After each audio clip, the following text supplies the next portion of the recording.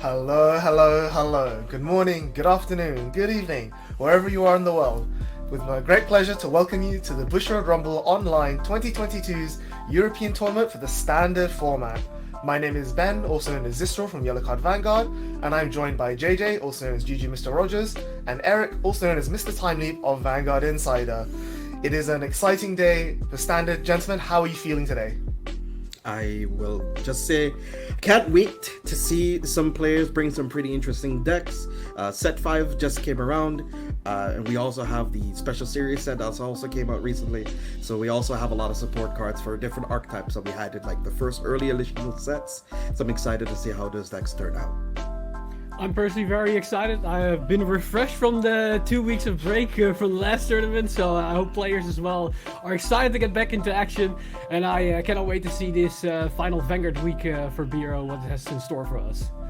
Definitely. I think everyone's appreciated the time off we've had. I was able to get my suit dry cleaned just in time for the weather to become too hot for me to wear the jacket.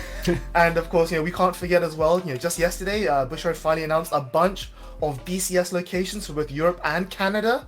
So very exciting stuff. If you guys haven't already looked at that, go check it out. But of course, we're still in BRO week. We still have a few tournaments to go through. And like you mentioned, JJ, the standard format is the one that I think everyone's been looking forward to the most. It's had the most changes between the most product releases, the biggest impact of the ban, of the restrictions, I would say. So yeah, I'm definitely excited to see what's coming up. But JJ, why don't you walk us through exactly what we're going to look at today? Okay, ladies and gentlemen, we are looking at a format of best of 1, 30-minute rounds of Swiss, with some extra turns if you happen to go into time, of course. Don't forget to make sure that your decks are properly slaved. And don't forget, it's also mandatory to register and pre-register. Hopefully you guys have done so. The cards are only English, sadly enough for our fellow JP players. You can only play with English at this event. Yep, that's right. And this week is standard, and it's, even though we're excited to see the end of Vanguard, it's not the end of Bushiroad Rumble Online. As you can see, we're only in week 3 out of 4. So starting next week, we'll have the final event of the Bushiroad Rumble Online series, which will be the Weiss Schwarz tournament, starting on the 20th of August, same time as before, rounding off our Bushiroad Rumble experience. Of course, we're still looking at Vanguard today, and as is always the case, Standard is one that most people are excited for. So Eric, why don't you walk us through the prizes that people will be competing for today? And just like the other 2 weeks, we again have a nice array of prizes, because as we can see here, we're gonna have once again certificates, booster boxes, as well as a special winner's promo card on the line here. And this week it's gonna be none other than Trick Moon. So if you're a Basragra main, get your game on, because this is gonna be very exciting. And what we see here as for the top 4 place, we see if you finish 4th place, you will get a nice certificate, which is always nice to hang on your wall, frame it, or even just brag it on your office workplace. But if we move up to the 3rd place, you not only get a certificate, you also get a booster box of the upcoming set for Standard, but also you get 1 copy of the new Trick Moon Victory promo card. Then if you finish 2nd, you get the same prizes, but instead of 1 Victory promo card, you get 2. And then if you manage to be the grand champion of this tournament, you get a full playset of the Trick Moon promo card, including, of course, the new booster box, as well as certificate. So a lot of very nice prizes and very exciting stuff to fight for. So I hope fighters are very excited about this stuff and cannot wait to hopefully get these prizes in the bag at the end of this tournament. But of course, that's talking about the end game. Let's first take a look at what players are actually playing and how the standard format looks like. So let's see an introduction video for anybody that wants to refresh their mind of what the standard format has in store for us. Cardfight Vanguard is a 2-player card game where you take on the role of a Vanguard and lead your ally units in a battle to victory. This video will explain the rules of Cardfight Vanguard. First, we have the types of cards. Vanguard can be divided into 2 different types of cards. Unit cards have power and shield values and can be called to the field. Order cards are a variety of commands that use strategies, items, or magic. Each type of card has different information written on them. First, let's take a look at unit cards. There are 2 types of unit cards. First, we have normal units. Normal units are the basic units that are called to the field to battle. Let's learn more about the 4 numbers written on the card. Grade, the level of strength of a card. Power, the attack power of a card. This value is used when it battles. Shield, the defense power a card has when it guards its allies. Critical, the amount of damage a card can deal to your opponent. Some unit cards have an icon at the top right corner and are known as trigger units. Trigger units can not only be called to the field to battle, but also activate unique effects when revealed for trigger checks. Next, we have order cards. Order cards do not have any power or shield values, but have various powerful abilities instead. Different cards have different abilities and activation timings. Some are used during your turn, while others are used in your opponent's turn. Preparing your deck. Let's prepare a deck to be used for the card fight. A deck can be constructed with a total of 50 cards, including 16 trigger units. Up to 4 copies of each card can be used. Choose 4 unit cards from your deck consisting of one of each, grade 0, 1, 2, and 3 to be used as your ride deck. Win condition. Attack and guard repeatedly, and the first to deal 6 damage to their opponent wins. Card fight setup. Let's take a look at the playmat where the card fight takes place. There are 3 types of circles where you can place your unit cards on the field. Vanguard circle. The unit placed here is called the Vanguard. Stack units on top when you ride. Rearguard circle. The unit placed here is called the Rearguard. Place units here when you call. Guardian circle. Place units here when calling them to guard. The areas around your field include your deck, ride deck, drop zone where you put used cards, order zone, and damage zone where you put your damage. Place the grade 0 card from the ride deck you had prepared face down on the Vanguard circle. Place the remaining 3 cards face down in the ride deck area.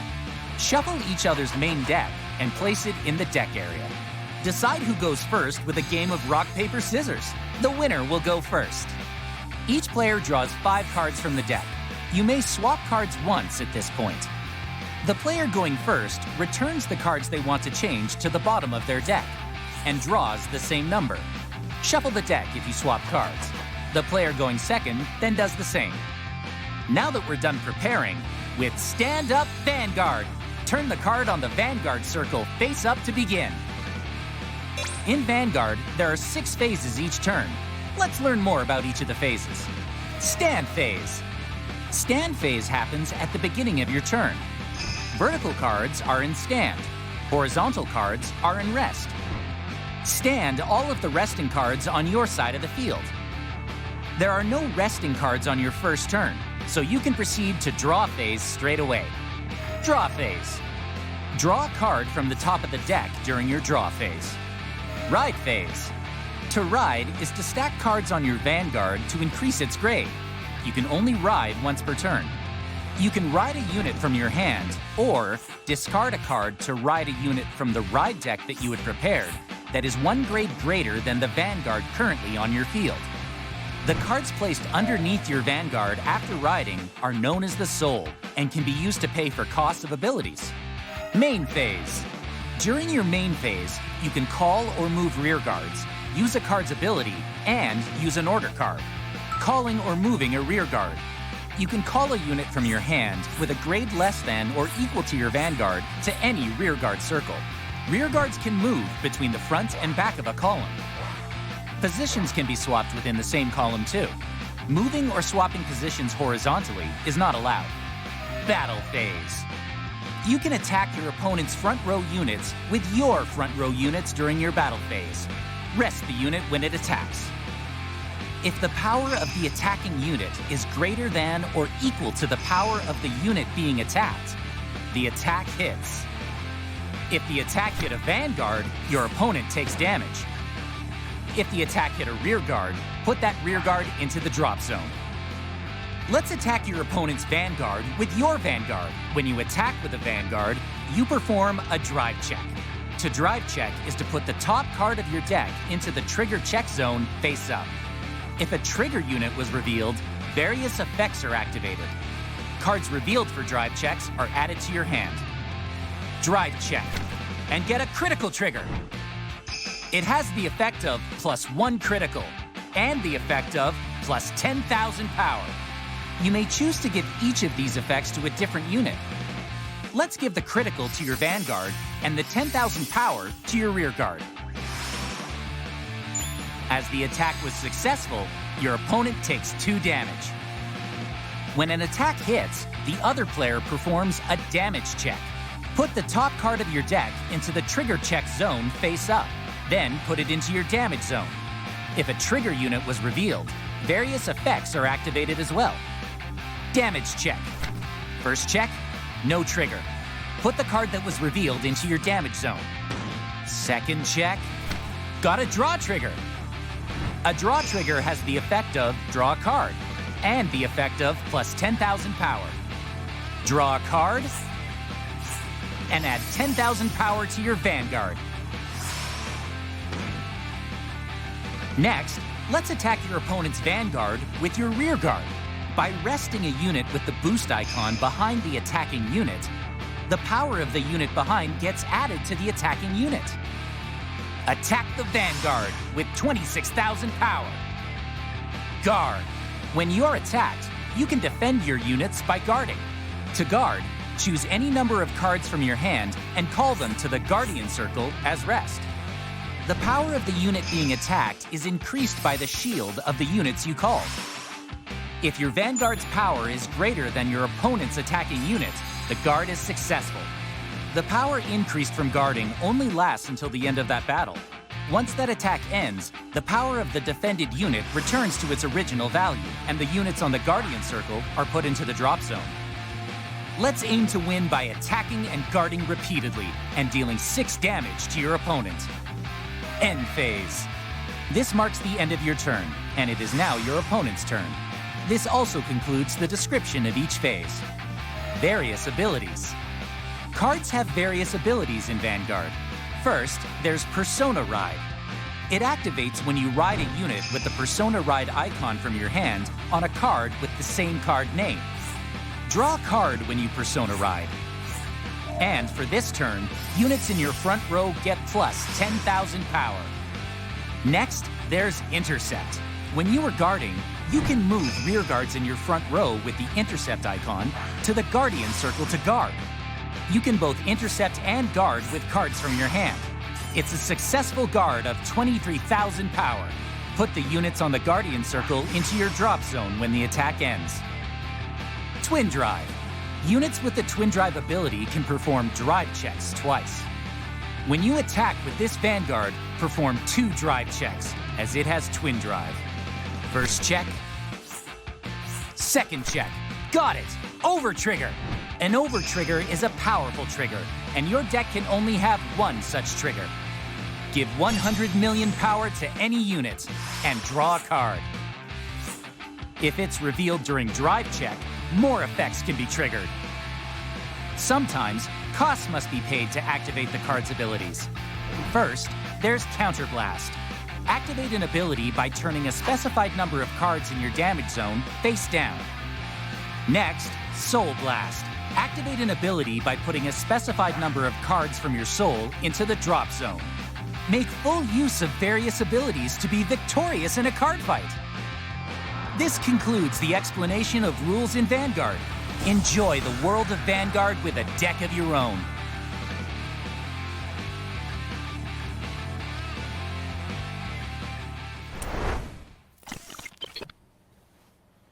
All right, everyone. We are well underway now with the tournament. Everyone is ready to go. Hopefully, for those of you who are new to Vanguard, that video was helpful and informative.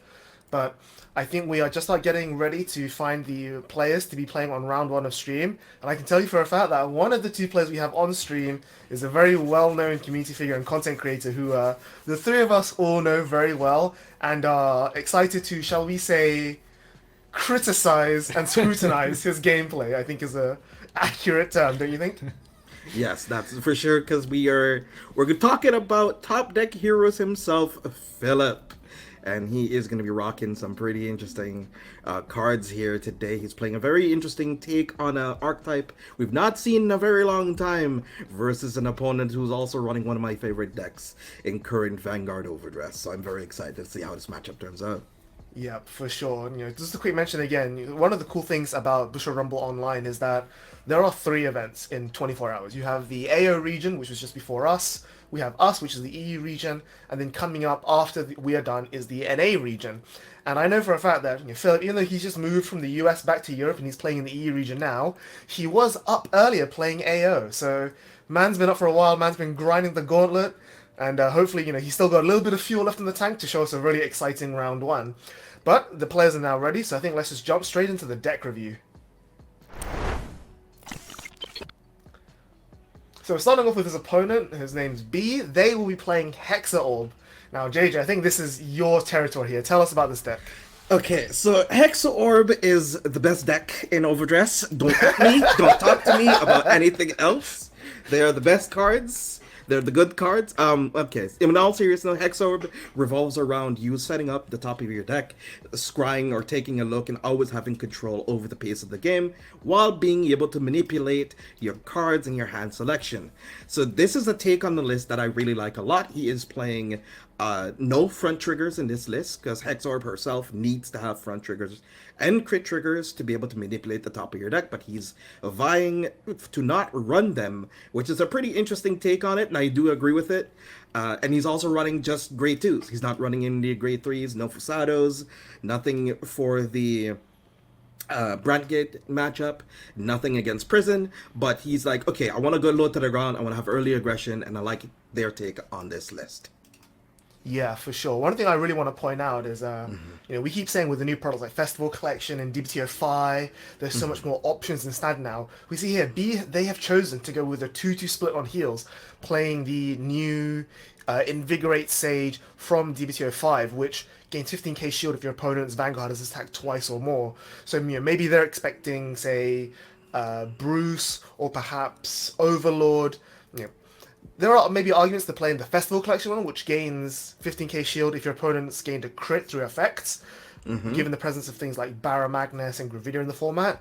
But the fact that they're running this 2 split of heals, I think is, that's such a viable decision, and I really love that Standard now has these viable deck building decisions. But speaking of Bruce, let's take a look at Philip's deck.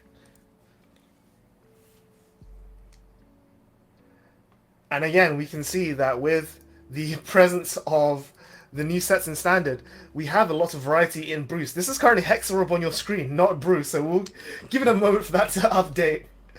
But I just want to quickly mention how we had Bruce was like one of the best decks in the format in the early Standard, and then as new cards got released and the support changed, the deck evolved a little bit, and to the point where now you have these 2 distinct builds of, do you play grade 4 Bruce or do you play Persona Ride Bruce? And again, there's all this variation in deck building because both builds are viable. Both builds have merits, and you can go either every individual which way. How many tech options do you want to run? And we can see when the production finally puts Philip's actual list on the screen, we can see some of his tech options and which build of Bruce he's going to be running. I mean, I guess we could just talk a little bit about it, though, right? Because we could talk about some of the options that they're running. They're running more of a Quenlu-oriented build, which is a grade 1 out of set 3, which has a bit of guard restrict, giving 2k to a unit, and whenever that unit would attack, if you have 5 more cards in a soul, it forces your opponent to cannot guard with any grade 1s or greater, which puts your opponent in a bind in situations where you can obtain crits relatively easy in those matchups. Yep, so here we finally see the list up on the screen, and you can see that Philip is opting to run the grade 4 Bruce.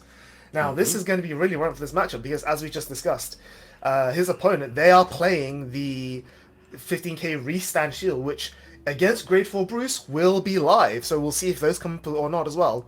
Very interesting to note that Philip has not chosen to play any of the cards from Festival Collection or DBTO 5. He's going with a very standard DBTO 4 Bruce list. Interesting you bring up the Quenlu, because usually when we see Quenlu, we see Regina as well alongside it, but he's opted to not go for that, and instead is going for 4 copies of Lyle, just to give him a little bit more resources with which to use the unrivaled Bruce. Another interesting tech card is the Helheim Fervent Rage Order. We don't usually see a lot of these being played in the deck, because it's usually very resource intensive, and for not that much pressure. But I think here, Philip is just going for like you say, very fast, very high power and just overwhelm the opponent as soon as possible. So we'll see how this goes out. But I think the players are ready to begin, so let's jump right into the game.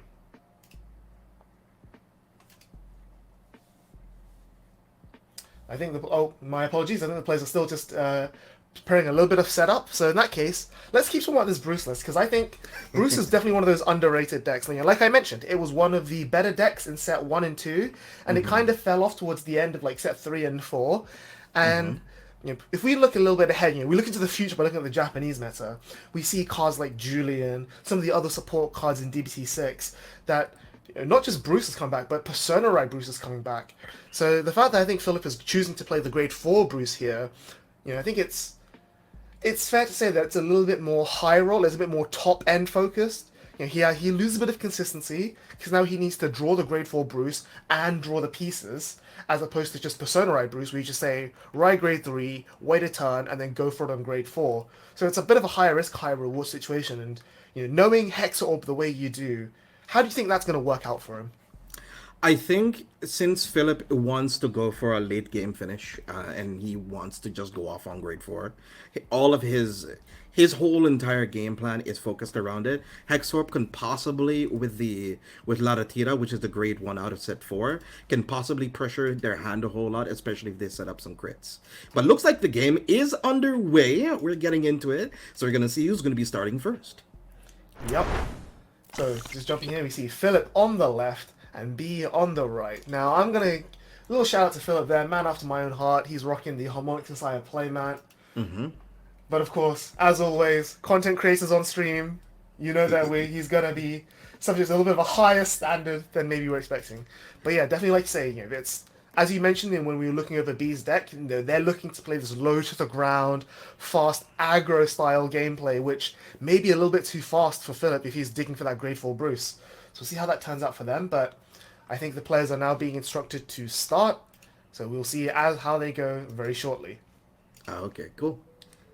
And again, I think it's something that we brought up during the V Premium tournament and the Premium format tournaments, but Standard is, I think, one of those game formats where the difference between going first and going second is really not that consequential. Like, sure, going first is preferable because you get to start doing your game plan earlier, but there are quite a few things that, there are Grade 4 decks that need to go first so that they can get the Grade 4 first, and you don't have to survive 2 of your opponent's turns.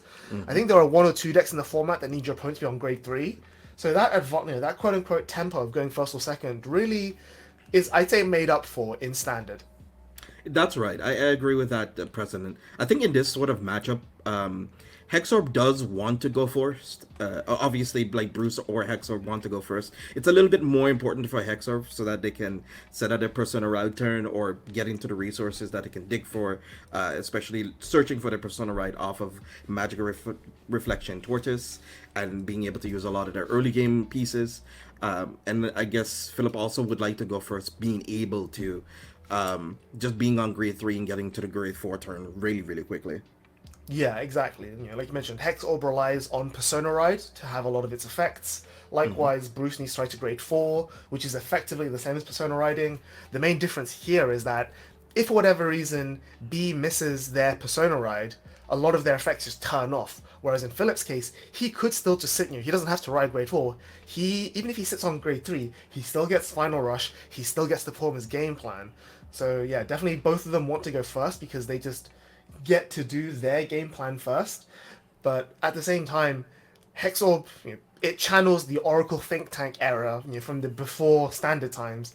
So that's a deck that is really going to be a lot of plussing, a lot of filtering for a lot of pieces, looking for a lot of its triggers, and therefore is going to be able to find a lot of shield value to be able to survive. Whereas Bruce, it's a combo deck. It needs to hold on to so many of its pieces. And he's playing a heavy count of Grade 1s and a heavy count of orders. He's playing 6 orders and 8 Grade 3s and 4. So that's 12 cards in Philip's deck that has no shield value. So even if B goes second, B gets the first attack, they're going to be able to swing at Philip maybe 3 or 4 times before Philip even gets to ride Grade 3. That could rip out a lot of shield from Philip's hand and deny him of his combo pieces. That's right, especially in a situation where you're like, oh well, fine. I'm in Philip's position. I finally get to ride in my grade 3 turn, and I'm already on 4 damage. It can be very, very scary in that respect, since you can always use your critical triggers of Hexorb skill, put them on top of your deck, gain extra drive checks, and then Hexorb skill gaining extra triggers. And if she has a booster, you can't like two to pass her. There's almost no way of two to passing Hexorb ever if she has a booster. Yeah, exactly. And it's not even like he wants to have that much damage, because Bruce is not a deck that scales with Counterblast. It doesn't need that much damage to go off. And even though he's running the Helheim Rage order to countercharge, there's only so much by not playing Regina, by not playing Marjorie, by not playing the I don't remember the name, but the grade 1 Gear Dog that Counterblast wanted to add a card from soul to hand. He's not turning. That's the one. Yeah. He's not turning his Counterblast into resources. Whereas if he's going to try to match B, like toe to toe in terms of aggression, Hexorb is a deck that wants to use all of its Counterblast every turn. Between Hexorb herself and a lot of the, like I say, the grade 1 that searches for other Hexorbs, every single Counterblast Philip gives B is more cards that B is going to be able to win with, and that's, again, very dangerous for him. Yep. And I do say, though, like, even though as much as they were trying to prop up Hexorb and how aggressive it could be in the early, like, if B cannot get any of that early game pressure going, or if they somehow stumble at any point in the time, if Philip gets to grade 4, it's not completely done for, but they're possibly going to be ripping out all the cards out of their hand, because Bruce is a deck, in combination with Quenlu, and in combination with Ryan being able to give Bruce crits, and Bruce being able to be a restanding Vanguard, can be really devastating to an archetype that also wants to try to keep pieces to push it next turn. Yeah, for sure. But it's also worth mentioning, by looking back at their lists, a lot of the cards in the Hexorb deck require you to have a Hexorb Vanguard. So there's not a lot that B can do on turn 1 or 2. And at the same time, while Bruce is known for having lots of turn 1, turn 2 plays in the form of, say, Derek, Leonard, and so on and so forth, Philip's not playing these cards. A lot of the cards that he's playing are all final rush restricted. The only real piece of early aggro he has is the Brainwash Swirler, and we see here that he does get to go first, but there's no early Swirler, there's no sort of early setup, because all of his stuff is final rush restricted. And B there, again, not committing an early aggro, just riding up and swinging, and just taking this attack. Maybe he's going to give Philip this little bit of time he needs to find his pieces and set up. So this does look like an overtrigger to pass here. Let's see if they hit it. Nothing. It's a blank. So I like this plan from Philip, where he knows that he's weak in the early game, so he's just going to burn some extra triggers now just to stay on low damage, so that he can afford to comfortably guard these massive Hexorb columns that will be effectively unguardable later on. Yeah, that's right. So it looked like Philip himself is going to be swinging here. And you think Quenlu, very good piece to have here for the late game. Yep, so B there, they've damaged a copy of the Esunono, which is one of the new cards from DPO 4 for Hexorb. I'd say a huge bump to the deck's consistency, and the fact that it becomes a 20k beat stake 30 with Persona Ride also gives the deck just that little bit of extra bite, which was missing previously as well.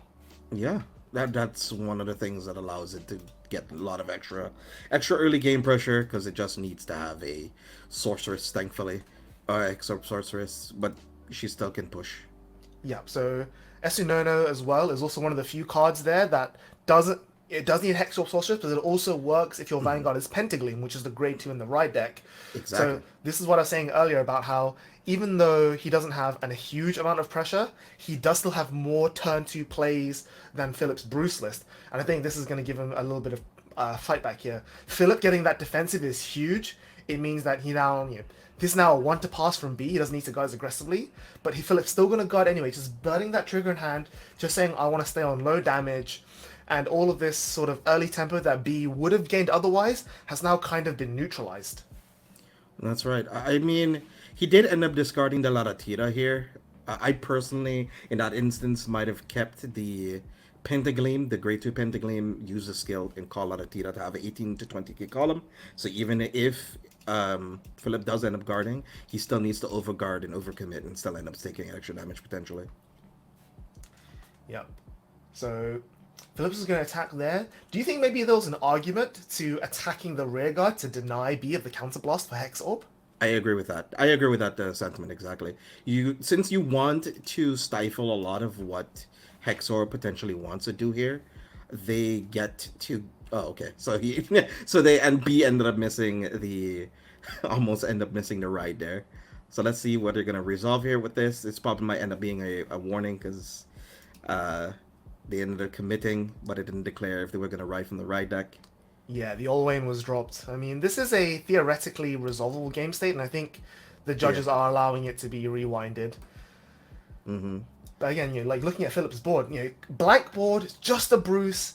It kind of goes back to what we were saying about by not playing the Marjorie, by not playing the Doba, he really he's just all in on this turn 4, and I think that's maybe one of the reasons that he chose to attack Vanguard is that, by not having this early pressure that we're so used to seeing Bruce do, he wants B to be on as much damage as possible so that when he rides grade 4 and goes for his big combo turn, it's going to be a lot closer to being lethal. So right now, okay, so I like this swing here from them. They're going to go with Esunono, skill, discarding a draw trigger here. Going to be looking at the top 2. It's going to be able to manipulate it a little bit and gaining plus 10k. No defensive.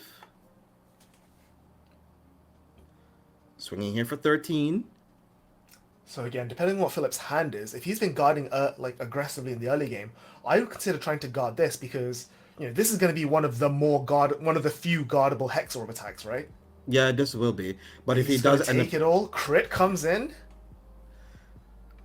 So I now think he's probably chosen to no guard this because he saw that B looked at top 2 with the Esunono and left them there. So he's like, okay, this is going to be 2 triggers. I'm just going to take a bunch of damage and hopefully get some good pieces to crack back because he doesn't want to give up. Maybe he doesn't have triggers in hand to guard with. this is actually a very devastating turn here. So this is going to be 3 damage here from Exorb, and then an extra 40k goes to Esunono, and since Esunono also has plus 10k until end of turn from her own skill, and plus Ladatita, that's going to be a 60k rear guard on the restand. And I don't know, but I think Philip does probably have enough. If he has a perfect guard, he could possibly guard this, or over trigger in hand, he could probably survive this here. Yep. So only 1 defensive coming in from Philip, so he's stuck on a 23k. So he still needs 40k shields to guard this Esunono. That's a pretty big ask. Yeah, so right now he's currently contemplating, do I have enough here? She is a once per turn skill, so they cannot resolve that skill again. I think that's... Were they just doing that, or are they... Okay, so they're being told to shuffle now because, yeah, they... They have information on their deck now. Yes, they have accidentally resolved a skill that they shouldn't have resolved. Yeah. But to be fair, though, one of the cards they already had information of legally. It's the second one after that, I guess. So I guess you would still, I guess what you would do is maybe take the card that you did see on top off of Pentagleam, and then shuffle the rest, no? Perhaps. The judges are just currently deliberating, so we will update you once we get information from them. Mm-hmm. But in the meantime, let's look at the situation. He only got 1 defensive, he's already on 5, and as we discussed, Bruce is not a deck that scales with Counterblast. So that implies to me that Philip didn't have the PG in hand with which to guard the the Hexa Orb, which is going to be real concerning. Which means that he has to have either the Overtrigger to guard this Esunono, or he has to drop at least 2 cards, both of which are going to have to be the 20k shield fronts. If he doesn't have those, he's going to need to drop 3 cards. But he does have the PG, discards the Brian, and so he does barely survive this turn. And there's the grade 4, he did have it, but it's definitely make or break time for Philip here. Yeah, so he needs to have Swirler, Brian, Quenlu. Yeah, so there's a Swirler. Yeah, so it's step 1, Swirler. Okay. Yep. So I think Brian, Quenlu. So that is going to be Lyle. So this is one of the few quote-unquote counterblast uses that the deck does have. Mm-hmm. He's going to pull out the Quenlu, which is very useful. Quenlu goes in, effects to assume the Swirler, yep. And then Swirler saw some more cards go into Soul, so it gains an extra bit of power. Mm-hmm. So he's definitely going to be all in on this massive combo here. The question is, does he have enough to break through what B's been doing? Because again, the other great thing about Hex or relying on triggers is that we did just see B add 30k shield to their hand, and Bruce does get a bunch of numbers, but they're not what I would call mega scary numbers, right? No, not at all. But now this can actually potentially become a little bit scarier now, since he did find the Brian. It's gonna be with Soul Blast 2, giving 5k to the van and a critical. Yep.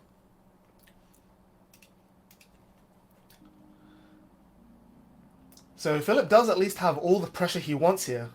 But I think that's it. He's just gonna start attacking. He's no more piece of push. He's just trying to conserve hand to guard, banking to survive this turn.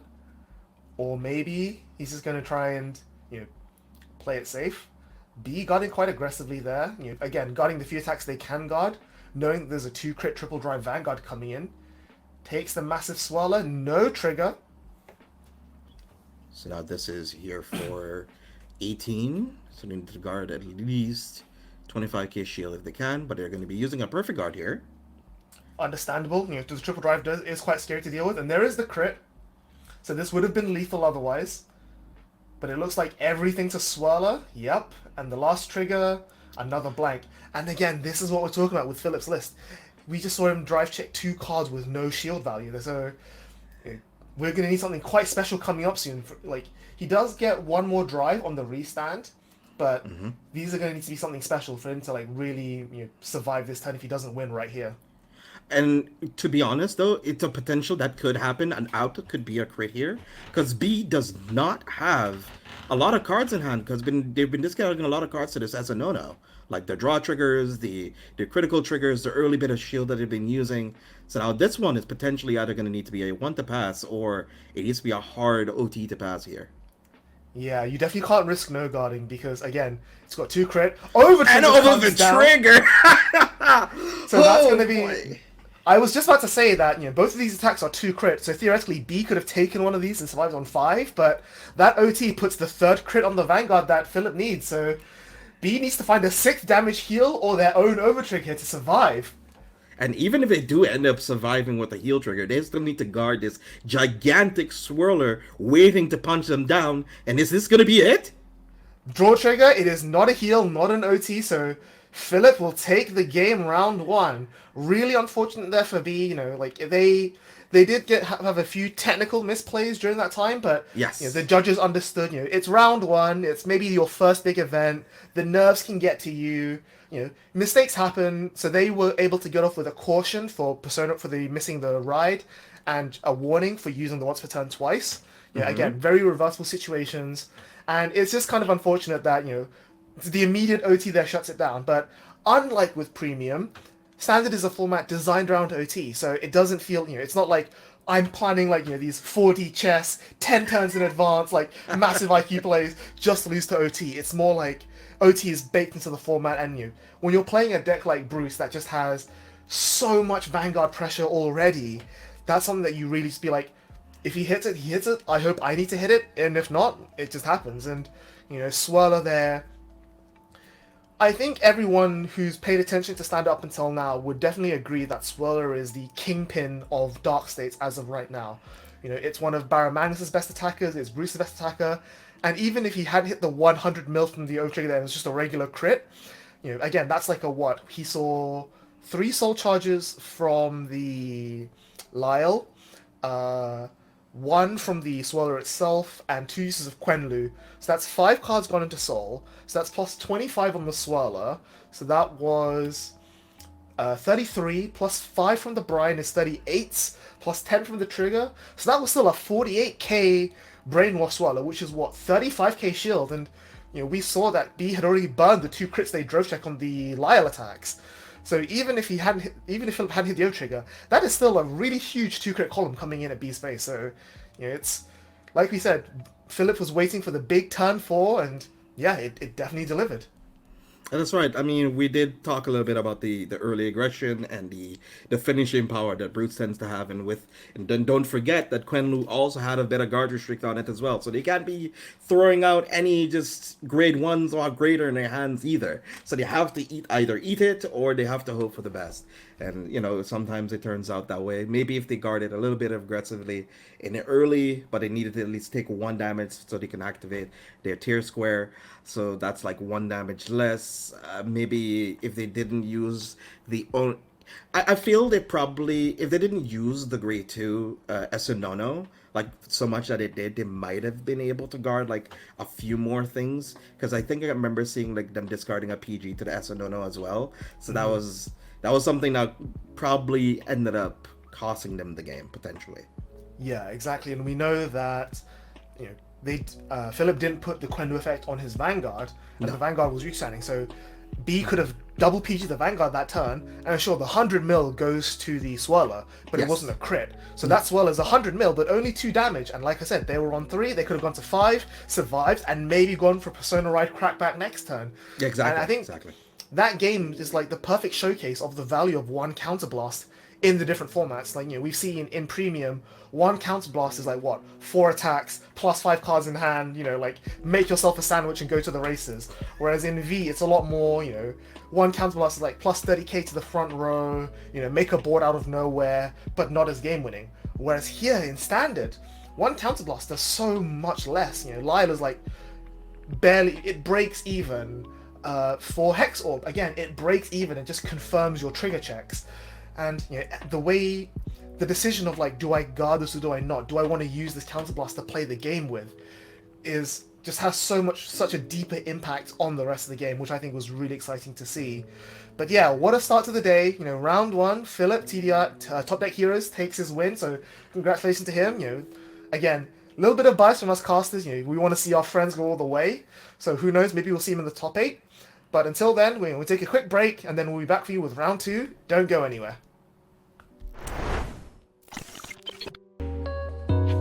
Welcome back, everyone, to the Bushiroad Rumble Online 2022 Standard Tournament for the EU side. So we've just finished up round 1, we're heading into round 2. We had a great start to the day. We got to see Bruce versus Hexaorb, played by none other than Top Deck Heroes as Philip, one of our fellow content creators. And yeah, we're just jumping straight into round 2 now, and if there's one thing that can be said for Standard, JJ, I think you'll agree with me on this, is that Standard is probably the most varied format right now. Like, when you look at V, when you look at Premium, you can name like 2 or 3 of these top tier decks. But when you talk about Standard, it's like, oh, hang on, there's this, but there's also that, but there's also this. And the gap between like tier 1 and tier 2 is so small. Like, you can imagine like any of these other decks, like, winning an event. And I think the 2 decks we have on stream for this round 2 is definitely no exception to that, right?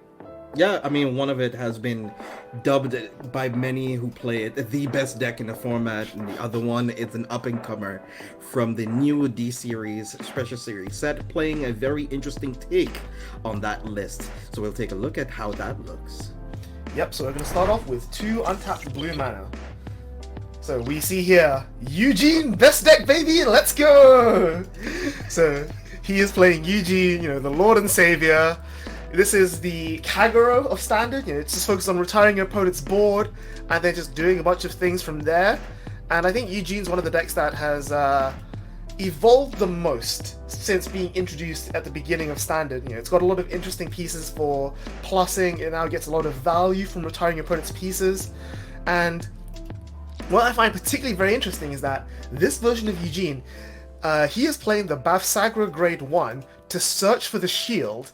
And even though he can't equip the shield because he's not on Bavsagra, that shield is still a card that he can then discard for other pieces later down the line. So it's a very nice, solid form of plussing, which I think that's a very creative deck build, and I'm a big fan of this. It's basically you're filtering for your deck for 1, so you're playing with 1 card less. Yeah. So it's going to be really cool to see. Oh, but talking about that, sadly enough, I don't think we'll be able to see it. Sadly enough, the opponent is not showing up, but we can talk a little bit more about the format itself, talk a little bit more about Overdress. So Ben, how do you feel about like Overdress right now? What are some of your best, like some of your favorite decks you've been enjoying a whole lot? So since Overdress came out, I was playing Orphist. Oh, sorry, just an update from the judges. I'm being told that apparently 2 untapped blue mana's opponent has a no-show, so that's why we are looking for a new round right now. So bear with us just a few minutes while we find a new, equally interesting matchup to show you. But yeah, to answer your question, like, I've been playing Orphis since it came out, and unfortunately I was priced out of updating Orphis because Regis is, to me, just a little bit too expensive to justify. But I have picked up Gravidia, which I've been updating, and I have picked up Kyrie. And these are 2 decks that are, you would agree, I'd say Gravidia is definitely one of the tier 1 decks. But Kyrie, again, like tier 1.5, tier 2, you would not be surprised to see it win. And it's really easy to pick up, really easy to build. In my opinion, fairly easy to pilot. And it doesn't feel like, when I'm playing, say, Kyrie into Prison or Magnolia, I don't feel like I'm playing a tier 2 deck versus a tier 1 deck. I feel like it's a very evenly matched game. And of course, like I said, Overtrigger being baked into the format, it's not something that when it comes up in a game of Standard, I'm not like, oh, Overtrigger. It's like, oh, it just happens. Like, like we can just move on to the next game. Games are pretty quick, they're pretty simple. Again, I'm not like putting tons of brain power into getting Overtriggered. It's just, you play the game, you go through the actions, you move on, and it's still pretty exciting. So, I think, in my opinion, I think Standard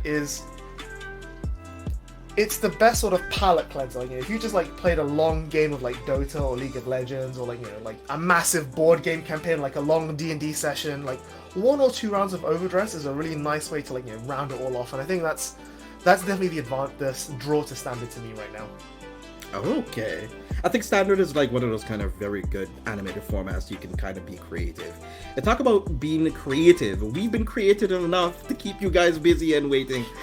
Right now we have another set of awesome players that we'll be able to talk to you about. We have Gansu, who's going to be rocking a pretty interesting take on an archetype that we like, just playing that good old MLBs. Would you walk us through it? So this is one of the new sets from DPCO 5. It is the quote-unquote nostalgia bait, but I can't complain about Royal Paladin Blasters too much because the other half of Yellow Vanguard, Tony, he is a big fan of Blaster Blade, so I can imagine he's like watching the stream right now, very happy that someone is rocking the secret rare MLB. And of course, like with all the other MLB incarnations, it pulls in a Blaster Blade and a Blaster Dark, gains power, gains crit, and it's just a pretty much giant beat stick. And the cool thing about Standard is that up until now, MLB has always been very quote-unquote low consistency because you need all these pieces to go off.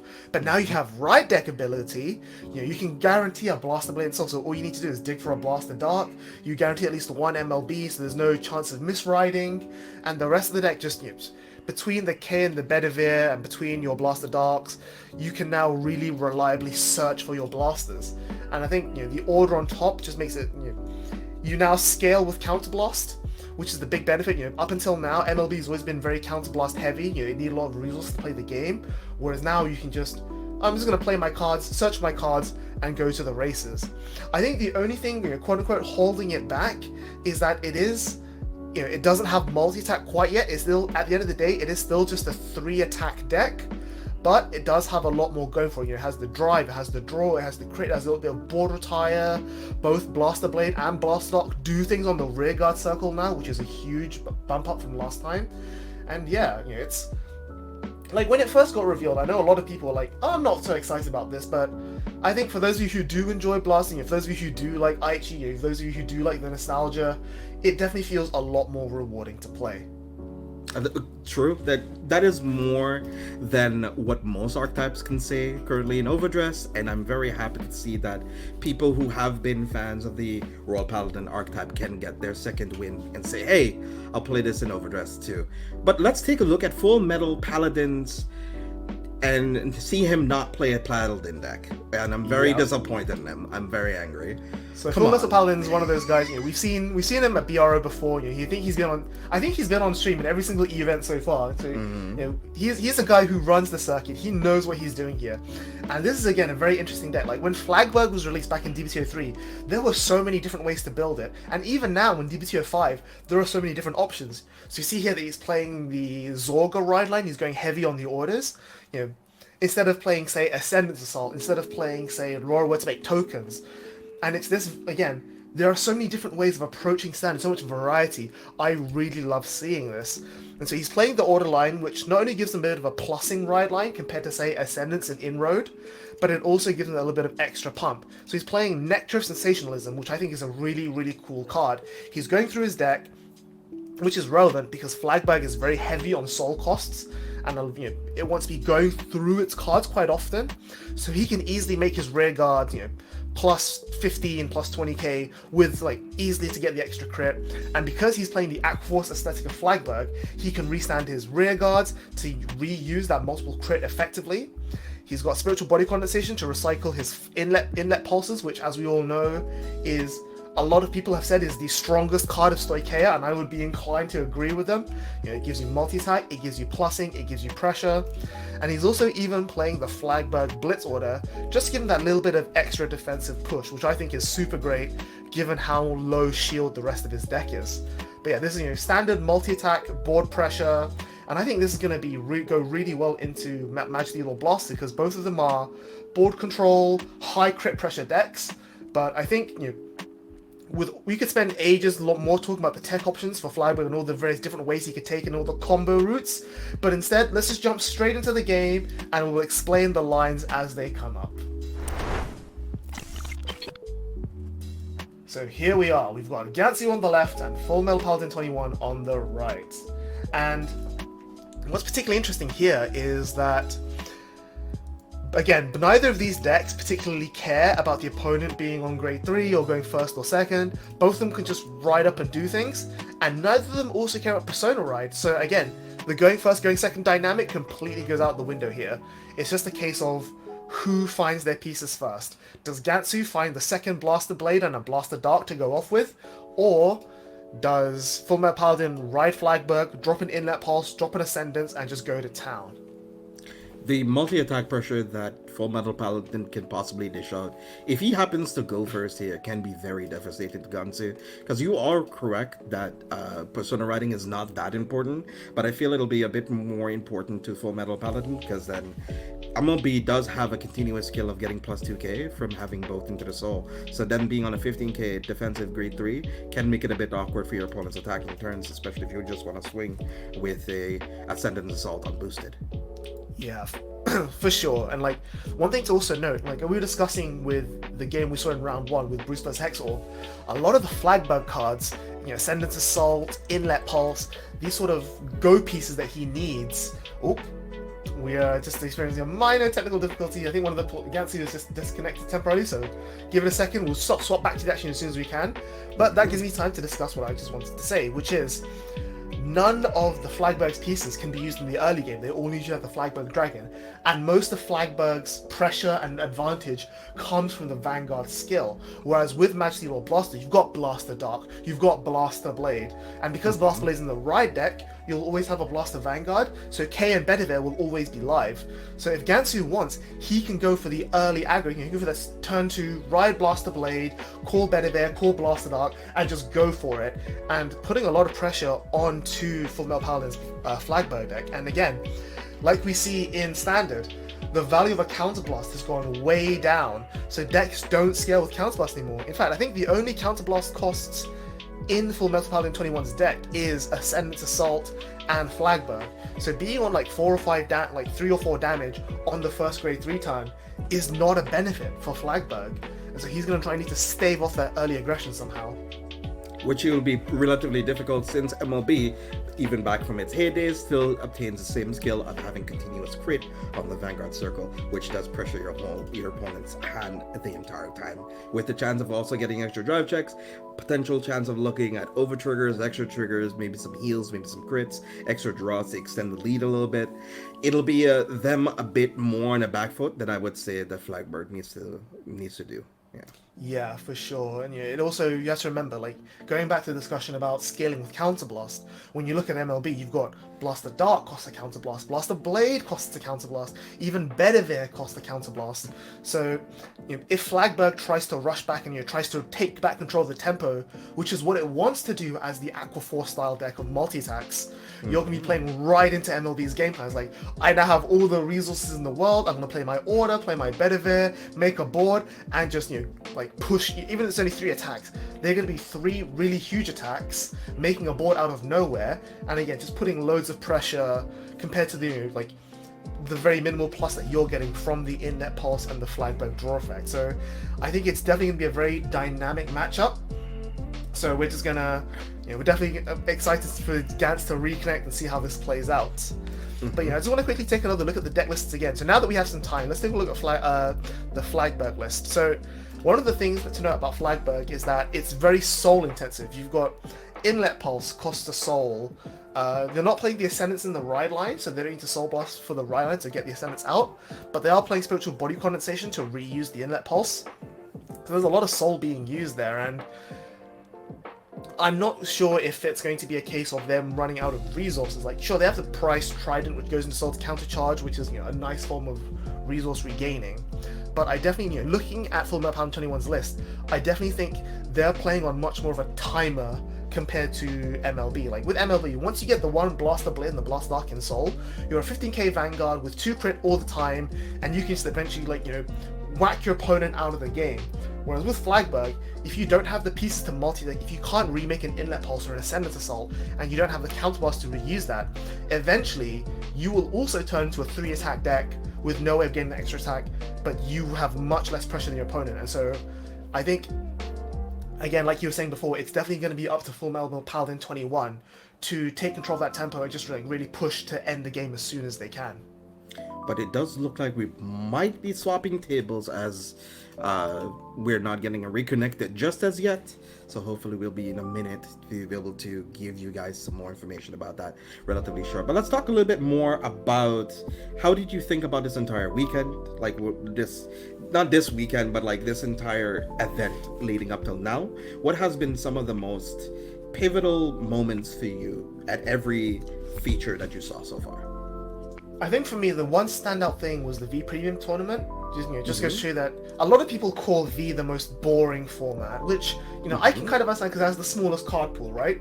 But at the same time, you know, people are saying like, oh, V is solved, you just play like Prism, you just play like Gurgit, whatever, and then obviously Prism will hit by restriction.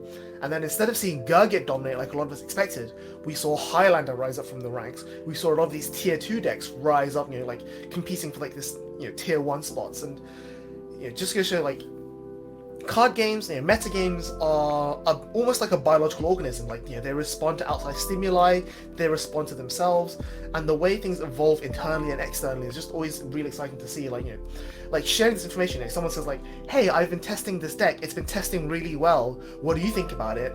And then some other people try this and it's like, "Oh no, I agree. You know, at first I wasn't convinced, and then I tried this deck myself. I agree with you. This, you know, this could be a good pick."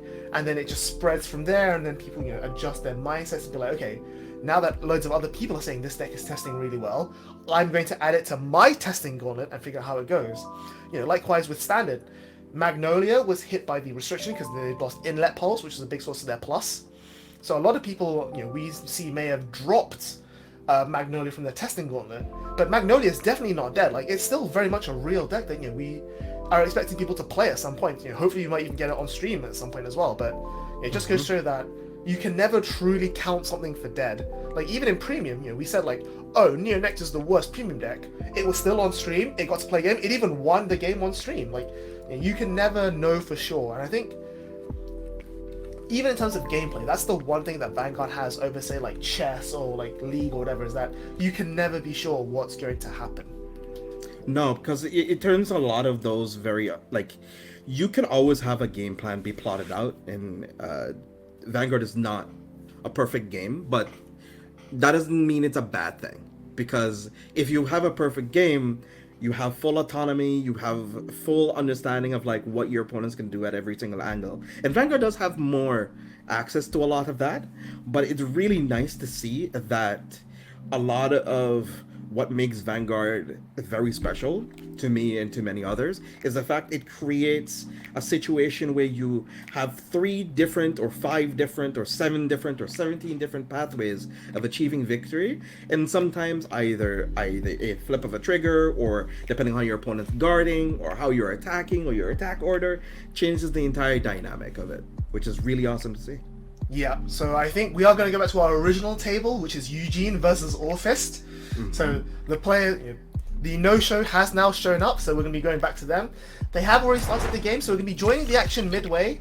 So you see there, Orphis has rimmed to grade 3. They've got Orphis Regis on the board. They've got 2 orders in the order zone. Oh, actually, that looks like 3 orders. So they are on the Abyssal Dark Knight. And it looks like one of them is the Overcoming in Eternity, which is, a really powerful card in the Orphis deck. It gives you powers to your tokens, which combined with Orphis Regis's mid-battle token call gives you a lot of strength. So this is going to go throughout their turn there, and they have gone first, which is a huge amount of pressure going to the Eugene turn, and they're on a damage lead. So we're going to start off with the token attacking the rear guard. Okay, that's a very interesting choice there. I would think he would probably want to attack the van with all these attacks going in, but... Yeah, so they are choosing... So because they can't make the second and third token for the Destige to restand, they're instead just going for the multi-attack with the token, which I think is fine. It's like still 4 attacks. It's one of the more consistent forms of multi-attack for Orphis Regis, and it's got a lot of power coming in. And we'll see. Plus 5 since he can only make just 1 token for every 2 orders that he has, and that gets 5 for it. And Destige also has continuous plus 5, so that's going to be a 23k column. Since that's an 8k booster, it's going to be guarding for 20k, so this is going to be 2 to pass here. Of course, the important thing to note here is that Burrow only has 3 cards in hand after this drive check, one of which is the world that he needs to keep for his engine. Meanwhile, 2 untap blue mana, playing Eugene sitting there with 6 cards in hand. So even though he's behind on damage, behind on tempo, he's got all the advantage in the world. And when he eventually pops Burrow's board with Eugene, he's going to have a massive card advantage going into the next turn, which I think is going to be huge in this matchup. Oh my god, and that's very tough here. 2 tap for blue mana did end up hitting a heal trigger here on for their 3rd damage, so they're going to go back down to 2 damage. It's going to be discarding the grade 3 here, the one that gets a crit. If you have opponent has 2 or less rears, or when it swings, that's kind of nice. This is going to go into Eugene. Yep, Randor's effects is going to get a plus and get a soul, which is very good. Eugene wants a lot of soul for its effect to make a board out of nowhere. And we'll see how much of a board he can make. Down comes the Gibber Brachio, one of the premier pieces of Eugene, I think, coming out in DBTO2. Again, it helps retire, it makes a board out of nowhere, and it gets power, which is one of the things that Eugene's definitely needed. And I think the important thing for Eugene is that it's a deck that up until now has had to play very fast and loose with its resources. It can't again, Eugene's another 3 attack deck, and it has to rest its bodies, counterblast, soul blast for this, counterblast, soul blast for that. And now Gibber Brachio is just soul blast, rest this, and then it stands itself. So it completely makes up for anything Eugene could do. And we'll see how much pressure he can put on, because again, even though 2 untap blue mana's only got 3 attacks coming through this turn, Burrow Kuvaldovas only has 1 card to guard with. I think his drive checks were another Regis and the Order, both of which he wants to use next turn. So maybe we're going to see a bunch of no guards this turn, and Orphis goes up to 4. I could see that happening. This is going to be swinging in for 13. Let's see if he does anything. He could possibly intercept here to make it a 1-to-bat, but it's very presumptuous, I think. It's going to be 1 check and a 2nd check here. So Nothing. 2 blanks is definitely good for Burrow. That's what everyone sees. Defensive as well, turns off the Tri-Bash. That's going to help him a lot. And because of Death's Jade being a continuous Abyssal Dark Knight, it's all going to be 15. So everything on that board is bigger than 2 untap blue mana. So those 2 rear guards aren't doing anything. That's just going to be a pass turn. That is a huge tempo loss there for 2 untap blue mana. He's still got tons of cards in hand. So I don't think Burrow Kuvaldovas' turn is going to be that threatening. We're probably going to see the Persona Ride, then down comes the Hollowing Moonlit Night from hand. And I think this is one of the disadvantages of Regis now, which is that if you don't see those copies of multiple copies of Overcoming, those tokens that you generate are going to be very big, and you're going to be relying entirely on Destige to carry triggers and restand here. That's right. So let's see, he's going to have his Persona Ride. He's going to choose to resolve something for free. He has another Overcoming. That's big. That's huge here. activating another order on his own. It would have That's been Howling. really nice if he had actually had another copy of Moonlit, but he only runs one copy of it, which I find relatively interesting. What do you make of it? Yeah, like given the fact that the new Orphis Regus can play orders for free, but has a really hard time spamming the board with tokens compared to the old Orphis, I would imagine you'd max out on Eclipse Moonlight because you can potentially play 2 of them in one turn, one from the ride and then one by Counterblast 1, make 3 tokens, and then you have the full 6 attack multi-attack combo turn with the double Desjade restand, but he doesn't have access to that. He's just now here relying on 1 token. He's going to call over it with 2. So if he wants to get the 5th attack here, the 4th attack with a token, he has to call over the existing token, or if he wants the multi-attack with Desjade, he has to give up that extra rearguard attack. So he's giving up the Desjade. He's going to swing with the Desjade, which is just going to be 15. And I think what he's probably going to try and do is call over the Desjade and the token with his 2 new tokens, which are going to be 25 because of the overcoming. So again, that's some pressure, but he's going to have to rip through a lot of these cards from 2 on tap blue mana's hand here. And yeah, 2 on tap blue mana has all the shield he needs. That's right. So that one is swing for 25. That's going to be swinging in for 33, since it is on a Persona right turn. So the tokens are going to be 35 apiece themselves. He's not going to be able to make use of the Desijade here, since he really just wants to try to close it out as quickly as he possibly can. So these are going to be 35k columns, very beefy boys, and they're going to be coming in themselves. Yeah, and this is where we, like I said before, like the fact that the overtrigger is quote unquote baked into the format. This is one of those turns. Like it's like looking at Gravidia, right? Like your Vanguard is swinging, your opponent has 2 really chunky stood rear guards.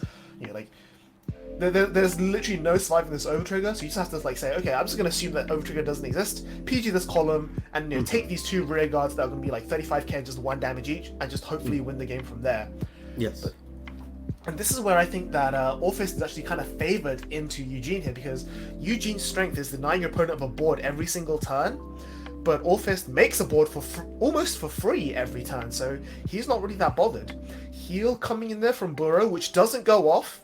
It's going to be huge, and again, it's just 2 damage. I think 2 on tap blue mana is going to be like maybe tempted to just take all this. So there's 1, no defensive. Is he going to take the second? I think he might. I think he has to, yeah. It's going to be 45k here. It's going to be difficult to guard if he wanted to. He's just going to go to 5. But again, we saw that Burrow didn't drive check that much shield. And that's the one downside to Orphis Regus, is that you have to play all of these wild cards, all of which have 0k shield and all of which you don't want to be guarding with. And so it's going to be really tough for you to like really make a board and can keep playing. So I think he's got like 5 or 6 cards in hand, which is not an awful number, but if 2 on tap blue mana, who I'm going to affectionately nickname Counterspell from here on out. If Counterspell has Best Harvest in hand, that's going to be a huge form of like even more resources for him to play the game with, and that's just going to be so much power coming in from this Eugene board. So now he's going to be using the grade 2 skill.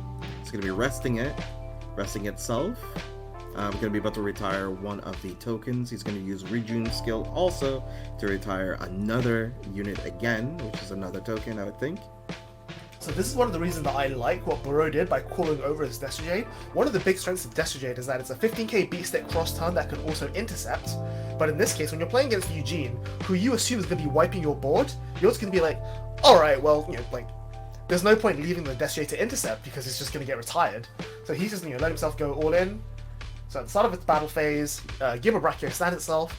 So no Best Harvest coming in, but still loads of pluses retiring the board. And Eugene's going to be coming in. This attack's going to be a lethal 3-crit swing. So Burrow's going to have to be really intelligent about how he guards this turn, because he's definitely going to need to PG the Eugene column, which is still really big.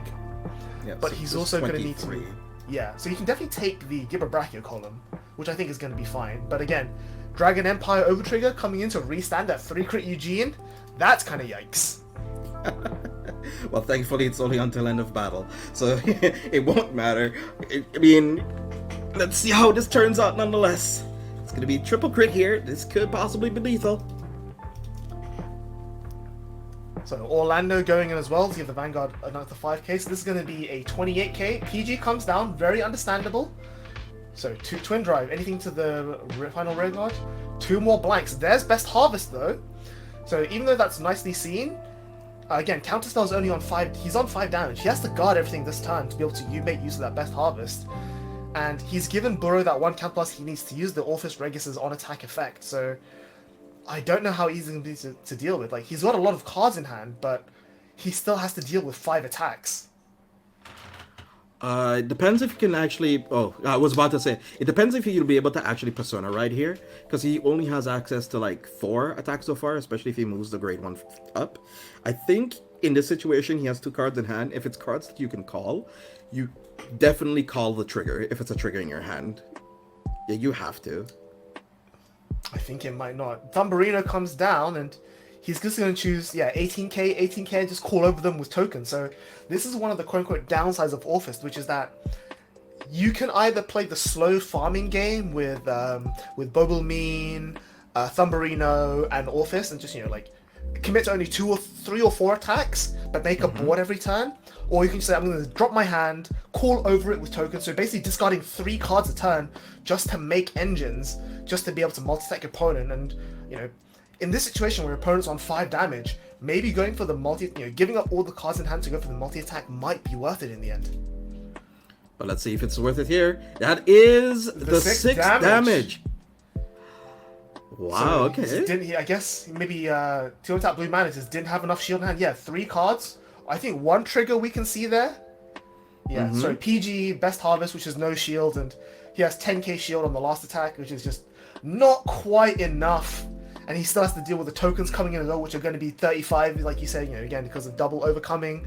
He definitely needed the defensive OT there to survive, and it just didn't come through. So, we see there, Orphis, one of the big complaints with Orphis, one of the reasons that to me, Orphis Regis isn't worth the $20 price tag is because you give up all your hand to do this multi-attack. You have to commit so hard just to play the game. But in that case we saw there, sometimes you get there. Sometimes it doesn't matter if you have no hand if your opponent's on 6 damage. I mean, if you have 0 cards in your hand but your opponent's on 6 damage, are you actually playing ineffective? Maybe. But at least you're closing out the game and you're doing it in style. But with that being said, ladies and gentlemen, I'm been here. It's been your boy JJ, and I've been awesome with you guys for a couple of rounds. I'll be seeing you guys in the next couple of rounds too. You'll be seeing Mr. Time Leap, who's going to be joining Zistro here, and it's going to be awesome. See you guys soon. Yep, round 3 starting very soon, and don't forget to use hashtag BRO2022 to share your moments with us on Twitter. But until then, that's going to be it for now. Take care. See you after the break.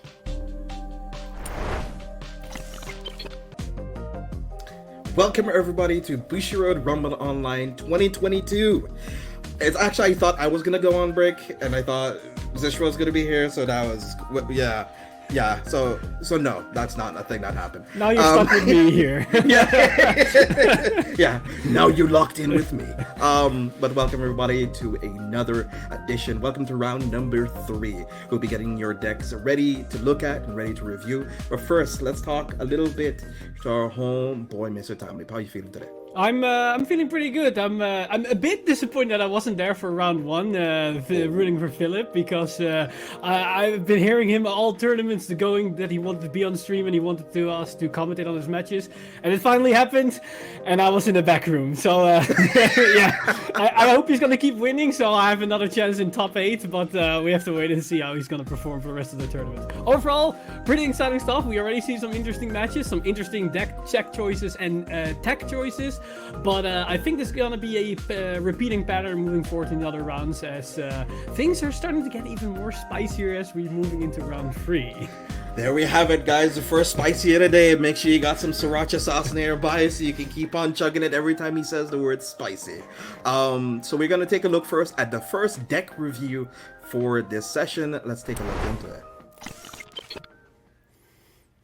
So we got ourselves a Phantom Blaster Overlord. That's a pretty interesting deck. What do you make of it? I've been hearing a lot about this deck, particularly by Orange herself, because she's been promoting this as one of the go-to decks in the current format for Standard. And at first glance, you might think to yourself, what does Overlord really brings to the table? Or should I say Phantom Blaster Overlord before people misidentify it with a Dragonic Overlord. But on first glance, yes, it feels like a pretty basic build, but this particular iteration of Phantom Blaster Blaster Dragon / Phantom Blaster Overlord is pretty powerful and can come out swinging out of the gates very quickly.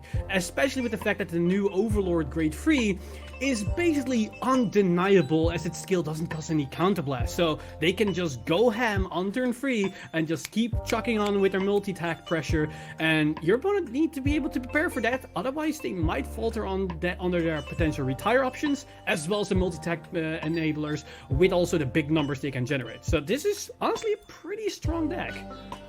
I will agree with you, especially with the Moth Girl Maple. You also have access to the main. Being able to set up the Phantom Blaster Dragons is relatively easy, or especially if you have to discard them, you also could put them into your soul with Drilling Angel. There's a lot of different ways of getting Phantom Blaster Dragon into the soul, and I'm very keen to see how it turns out. They're also running 2 copies of Heartiness Tier Sorceress, one of the new heal triggers that came out in the Special Series Set 2 recently for D. So I'm really happy to see how this is going to turn out. And of course, they're running some draw triggers really to refill any expended resources they were able to use during their entire match, which is kind of nice.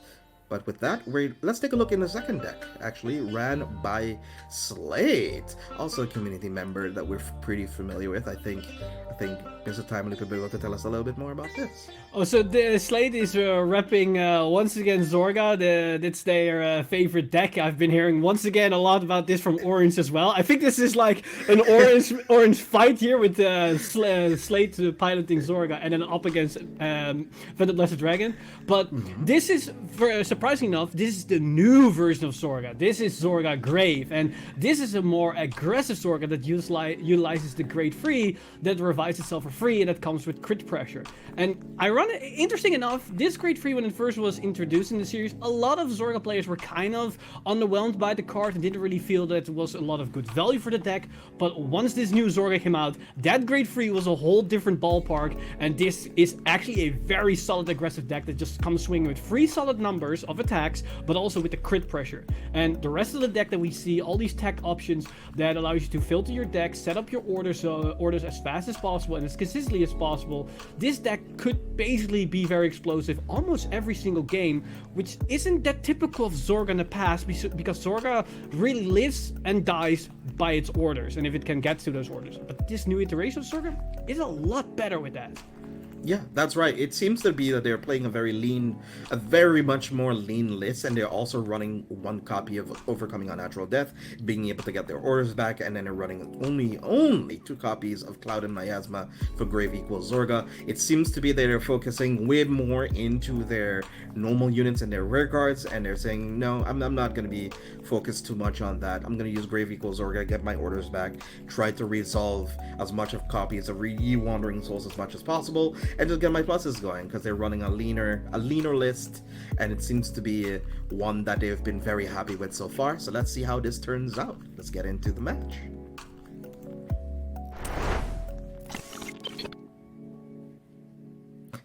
Let's see who ends up going first here. So who do you feel like is very strong going first or second? Because like we've been talking a little bit with Ben, and they're of the mind that going first or going second in most matches doesn't really matter that much anymore. But do you feel that's still relevant, or do you feel the same way he does? I think in this particular instance, it doesn't necessarily matter who goes first, as both these decks don't necessarily revolve around either a Grade 4 or particularly Persona riding. Both decks do benefit from Persona riding, as it makes their numbers better. I think Phantom Blaster Overlord can benefit more from it because of the multi-attack enablers, but it doesn't really mind if it doesn't go first, because keep in mind, Phantom Blaster Overlord does have the skill that if your opponent is already at Grade 3, you will get power off the called units. So actually, Phantom Blaster Overlord is more powerful on the first Grade 3 turn if they went second. So I think in this particular matchup, it doesn't matter who goes first and who not. They both have advantage either going first or second here. But we do see that the Zorga player is going first, which is nice in the fact that it allows Slate to just be very aggressive as soon as possible. So being that Krake is going first here, he already has a Blaster Javelin set up. He does look like he did discard Phantom Blaster Dragon to the drop zone, so he probably does. This does cue me in that he does have a Drilling Angel or draw trigger being driven by Slate here, that also end up discarding a Roman Prison Dragon, so that's currently set up for the future turns when they're resolving their orders. Now we do see the Phantom Blaster Overlord going to damage zone, which it does hurt a bit in the potential for the late game aspect for Krieg, but honestly, as long as that's the only one, he should be fine. But we have to wait and see. We never know what's gonna happen. Ooh, we do see a Phantom Blast Overlord being called as well, so that's already 2 copies out. Oh, that's gonna be kind of tough. So he only has access to 1 more copy of it in his whole entire deck, since he's running it actually in his right deck. He is gonna be using the Drilling Angel to put the Phantom Blaster Dragon, a really good 1-2 combo here, and he's gonna be able to search for his deck and see if he can find any more copies. So how do you feel about like Drilling Angel being added since BTO3 to a lot of these Keter Sanctuary archetypes? Because it's being played in Thiegra, it's being played in it's going to be played in Youthberg probably, since you want to hit more copies of it, and it's also being ran in Phantom Blaster Dragon. How do you feel about it? I honestly like a card like this, because when a card initially was announced, not a lot of decks could abuse this type of skill. It's very generic, but on first glance it feels like, oh, you're gonna get a soul. What's really the point of that soul? But now that we see these skills that work with specific cards in soul, that interact with either soul, with rewriting or getting extra right skills or getting a crit, for example, I really like these type of effects, especially this particular card, as we see decks more flushed out in tech choices or more lean engines that allows you to do things more consistently. So I like the fact that we see cards like this more often, and also feel like certain cards feel like pack fillers suddenly make spotlights in actual deck builds, which is very nice. I think like one of the best things here that I really like about Overdress, it looks like Slate is going to be guarding here for Yovo Trigger to pass, especially here going to be a twin drive from Krieg. That's going to be critical. That's 1. Everything's going to have to go to the Vanguard. That's their only target. Second check. Perfect guard. I mean, I think this is a good move for Slate. He doesn't want to be on high damage this early on, especially against Phantom Blaster Overlord being able to pump out as big numbers. And depending on his list particularly, I don't think he needs that many counterblasts this early on. So right now they're gonna be riding the Husk Dragon, gonna be getting back the Miasma back into their hand. They're gonna be calling down a Headhunter, which they only run like 2 copies of it. This is very interesting. They're going to be running it now. Let's see what they end up deciding to do. Going to be playing the Propodon Polypus. I can't pronounce it. I think it's called Propollen Rephilius, but don't quote me on that one. Alright, so gonna be using 2 tokens, getting 2 tokens out, getting to draw a card, and getting to counter charge, and putting the order into the soul, basically refilling most of their resources. It is, unfortunately, it is a 9k rear guard, so it cannot hit the Blasted Dark or the other grade 2, but it does allow them to at least get some free resources off of a Counter Blast, and also get another skill. So the Roaming Prison Dragon is gonna resolve its skill here. Yeah, I like this move a lot, because basically by calling that grade 2, yes, you don't necessarily generate any value, but what you basically did was you got 1 soul for 1 card in hand, but because you resolved the order card, you now resurrected that dragon and you have a crit pressure on the rear guard on turn 2. That's pretty good if you ask me. And Roaming Prison Dragon skill from the drop, for most of the people who are not initiated with a lot with Zorga. To explain the TLDR of Zorga, great, what's it here? The TLDR of Zorga is that you want to try to resolve as much of the mechanic of orders as possible by being able to Alchemagic, which is binding orders from your drop zone and resolving orders in your hand, by splitting both the effects of orders. And with this, it allows you to just get a whole lot of extra pluses, where you would only be able to get a plus only off of 1 activation, which is kind of nice. So I believe the dragon double crit column is, I think, 23, if not 33, if the trigger was put on that column. So that's... Ooh, another defensive coming down for Krieg, which is actually really nice here, as that means guarding is going to be very, very easy here. With a 30k Blasted Dark. Alright, so they're going to be attacking to that Drilling Angel. Sadly enough, it was not that much. I think it was, 23 or 18 actually, since Roman Prison Dragon has only 5k out of his own. And sadly enough, that doesn't hit over a double defensive. So now, Krieg here is going to be riding into Phantom Blaster Overlord. So let's see how this turn turns out.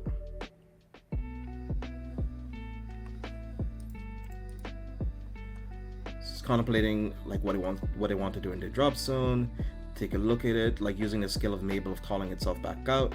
Going to be calling the Grade 1 Witch of Pandering Brunner, which counts itself as 2 rear guards if it were to be retired by your Vanguard skill. So you could use Phantom Blaster Overlord to retire it and keep the Mabel as an interceptor potentially.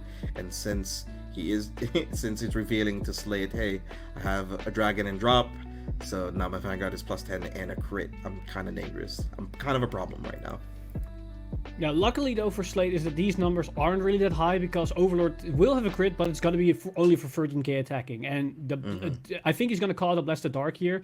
That's only going to be also just a 10k unit on its own. So Krieg needs to hit triggers to make this turn at least more threatening. Although Bless the Dark does get 5k power, I forgot about that. He gets 5k if something is retired.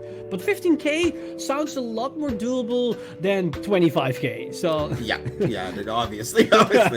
It's going to be kind of dangerous. So they're currently thinking about how they want to do this.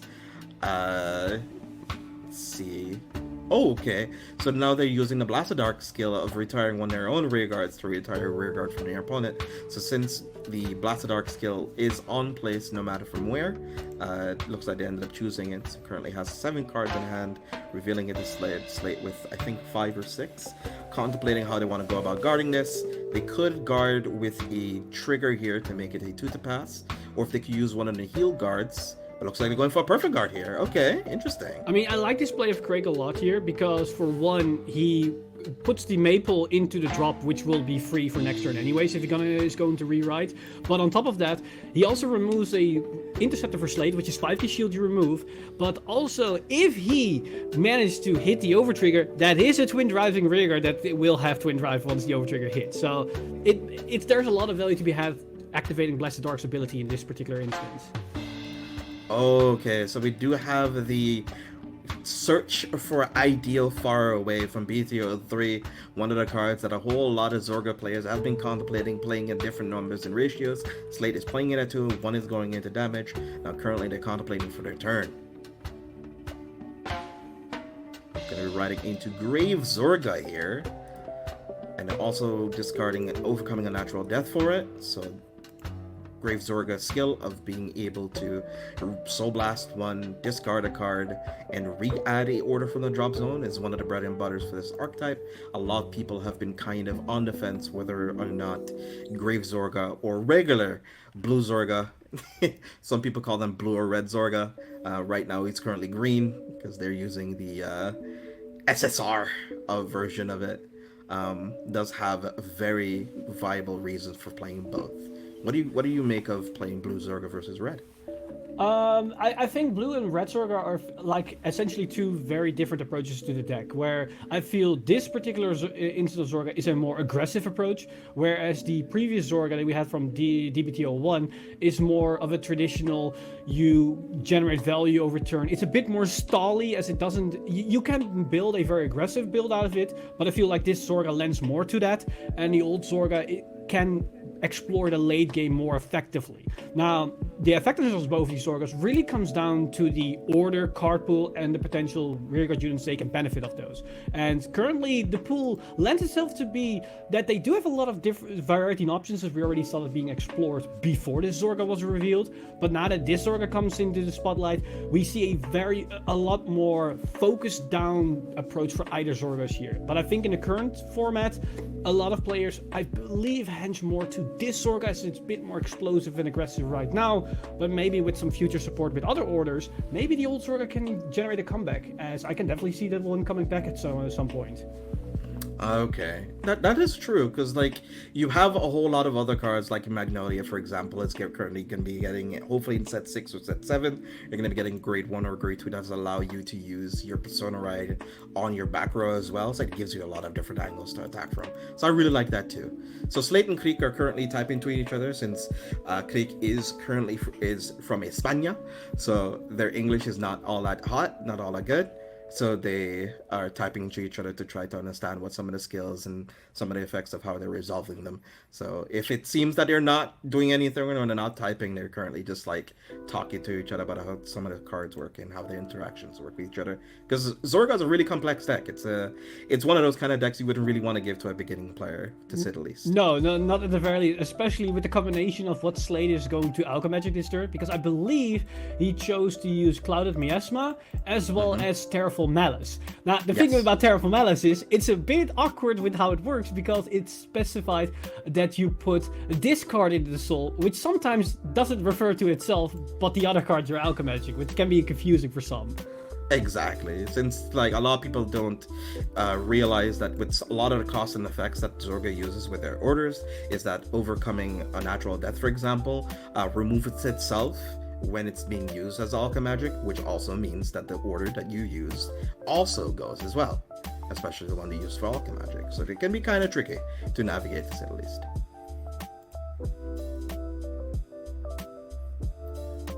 So Slate is currently just kind of deliberating and talking about how they're doing their cards. So they're using the Bell. Bell has the ability of being able to put your orders from your bind zone into your drop zone while giving itself plus 5k for it. Looks like the skill of Zorga is also going to be active, which is going to give an additional 5k since they Alchemy Magic this turn. So I believe every unit is 10k in this instance. Yes. Which basically mimics like a mini Persona right turn here. Yeah, that's right. So right now they're currently attacking, I think, for 22, if I'm not mistaken. If I can count, if I can do my math. I believe so. Depends on how I don't know if the Bell was placed this turn when the Alchemy Magic was already on the board from previous turn. Oh, it was used as the miasma. It came off of the miasma. Actually, it was part of the Alchemy Magic. Okay, so it's gonna be 22, which is fine in this instance. This allows you to also at the same time keep everything in the drop zone. So Slade's drop zone is gonna be a full utility box for every single turn if he can recoup these resources every single turn, which isn't that hard to do for Zorga at this stage. No, especially not for Grave Zorga, since every single turn, since they've been hitting a couple of draw triggers, they can just like discard any of the dead cards or the orders that they've gotten and get the orders that they'll need and be able to recycle all their pieces. I'm being sold every time I see Zorga in action. I get a little sold more and more about how Grave Zorga could be using in situations like this. Yeah, that's the interesting thing about Zorga. On first glance, most players will probably not give it the light of day, but the more and more people show what the deck can do, the more people understand, oh, this deck does actually a lot more than it shows. The only issue with the deck particularly is what a lot of Zorga pilots will say. It's very hard to pilot the deck consistently of every single game, as there's a lot of intricate things happening in the deck that you need to keep count of every single turn, which might melt your brains if you're gonna play an entire tournament with the deck. Yeah, especially like if it's gonna be for an event like this, it just can go to like 8-9 rounds and still a top 8 of another 4-3. It can just get very, very intense. I mean, so for Krieg's turns are actually pretty solid. Like, he keeps finding the grade 1 that counts as double retire, which means he doesn't lose out on tempo here. And now this particular turn is going to be more explosive, as the Phantom Blaster Overlord will get the additional 10k power, the Blast Dark will be 25k, and even though he cannot Persona Ride this turn, these numbers are still hitting for like pseudo Persona Ride numbers, which does put Slade in a more predicament here, as even though Slade's hand is pretty sizable, we do know about Zorga's issue with the hand sometimes, where it's actually a bit fake with all these order cards cluttering in the hand at some points. Yeah, effectively only having maybe 40k shield or maybe a PG at some given point in time. So this is 3. This is a 38k guard here. So this is to the pass, to the 23, critical. First check. I think it puts all the Vanguard. I mean, it's 3 damage. You could close out the game here. What's the second one going to look like? Second check. Oh, heal trigger! No way! Oh, Slade needs a heal here. Luckily, Craig does get the heal, so there's a bigger chance of him healing here. Is that a heal that goes off? That is a heal that goes off. That is oh my god, that's a heal that... It's that Craig drove check the heal that actually... Oh my god, the over trigger coming down as well. Bruh! Nice. Oh, that is very good here for Slate. It does keep them from using a lot of extra resources that they need. Bella's going to be getting attacked into. I will like to say, though, I do understand the reason why Krieg is maybe getting rid of the rear guards to maybe eat away at some of the resources that Slate has. But the funny thing is about Zorga is that it doesn't really need much to go off. And you sometimes help them. In essence, getting rid of some of the rears. Yeah, especially now that Slate called the other copy of the card that we cannot pronounce. Basically, Slate is basically done with prepping. The only thing you need to do is just Alchemagic, probably choose the... maybe gonna use the Terraform Malice, but other than that, Slate can just pop off here. He has everything ready, I think. I think it's going to be probably a Terraform Malice turn into Headhunter plus another booster with Bell or something, or just maybe extra drive checks potentially, if they have any of them. It's a possibility. So going to discard an order, farm up another one, see what they pick here. I will say though, Slate hand is looking kind of lean here and there. It does look like it might have a lot of cards in it, but obviously, as I said, cards can be kind of fake, especially with orders in that regard. Whereas Krieg's hand, since they don't really play much orders or any at all for that regard, their hand is like really fat right now. I think like close to 10 cards or more.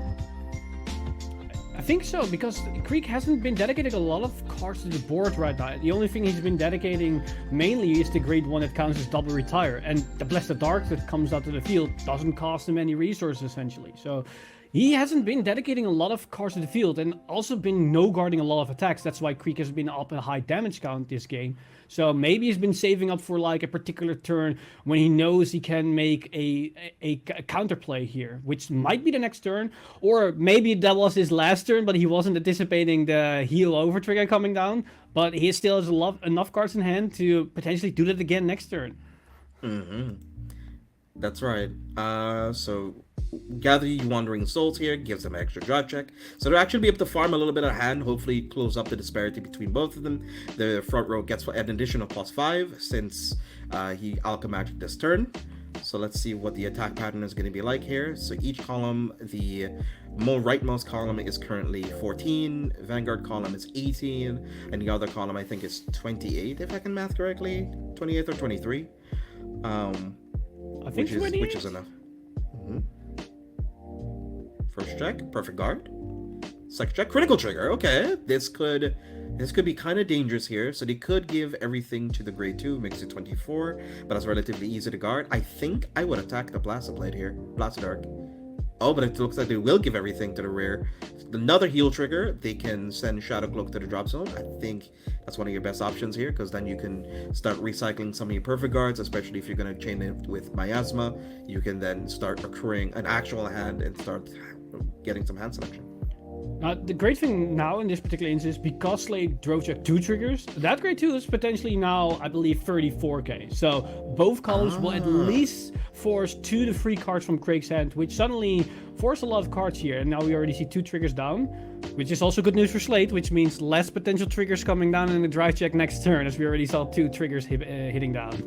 You're right, actually, since it's actually 2 columns with 2 crits. So you're right, actually. You're right about this one. So we 2 heals here. Yeah, because since that's actually attacking for 34, and the other one is also going to be 23 or 28, so that's an additional extra cards too as well. Unless they're saying, hey, I'm just going to guard. Okay.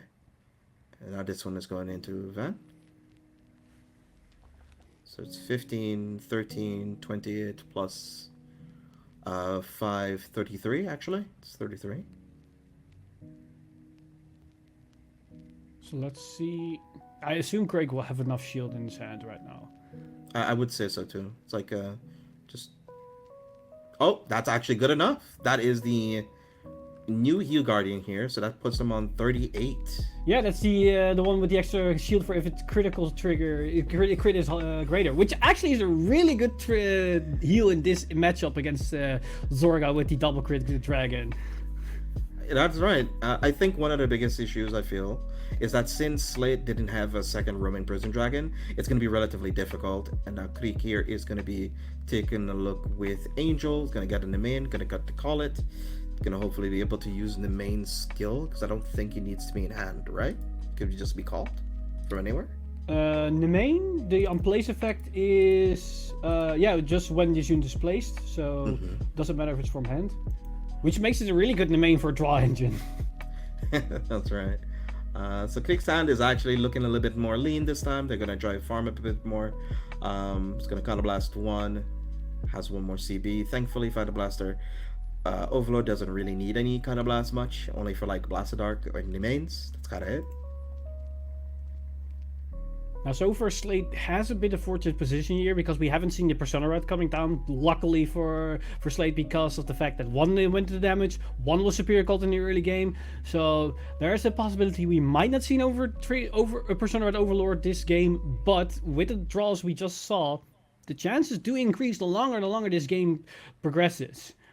So the rear guards are being retired here by the attacks. Slate doesn't really feel that they need to even do anything about this right now, since it doesn't really help anything. Krieg is mowing down Slate's board.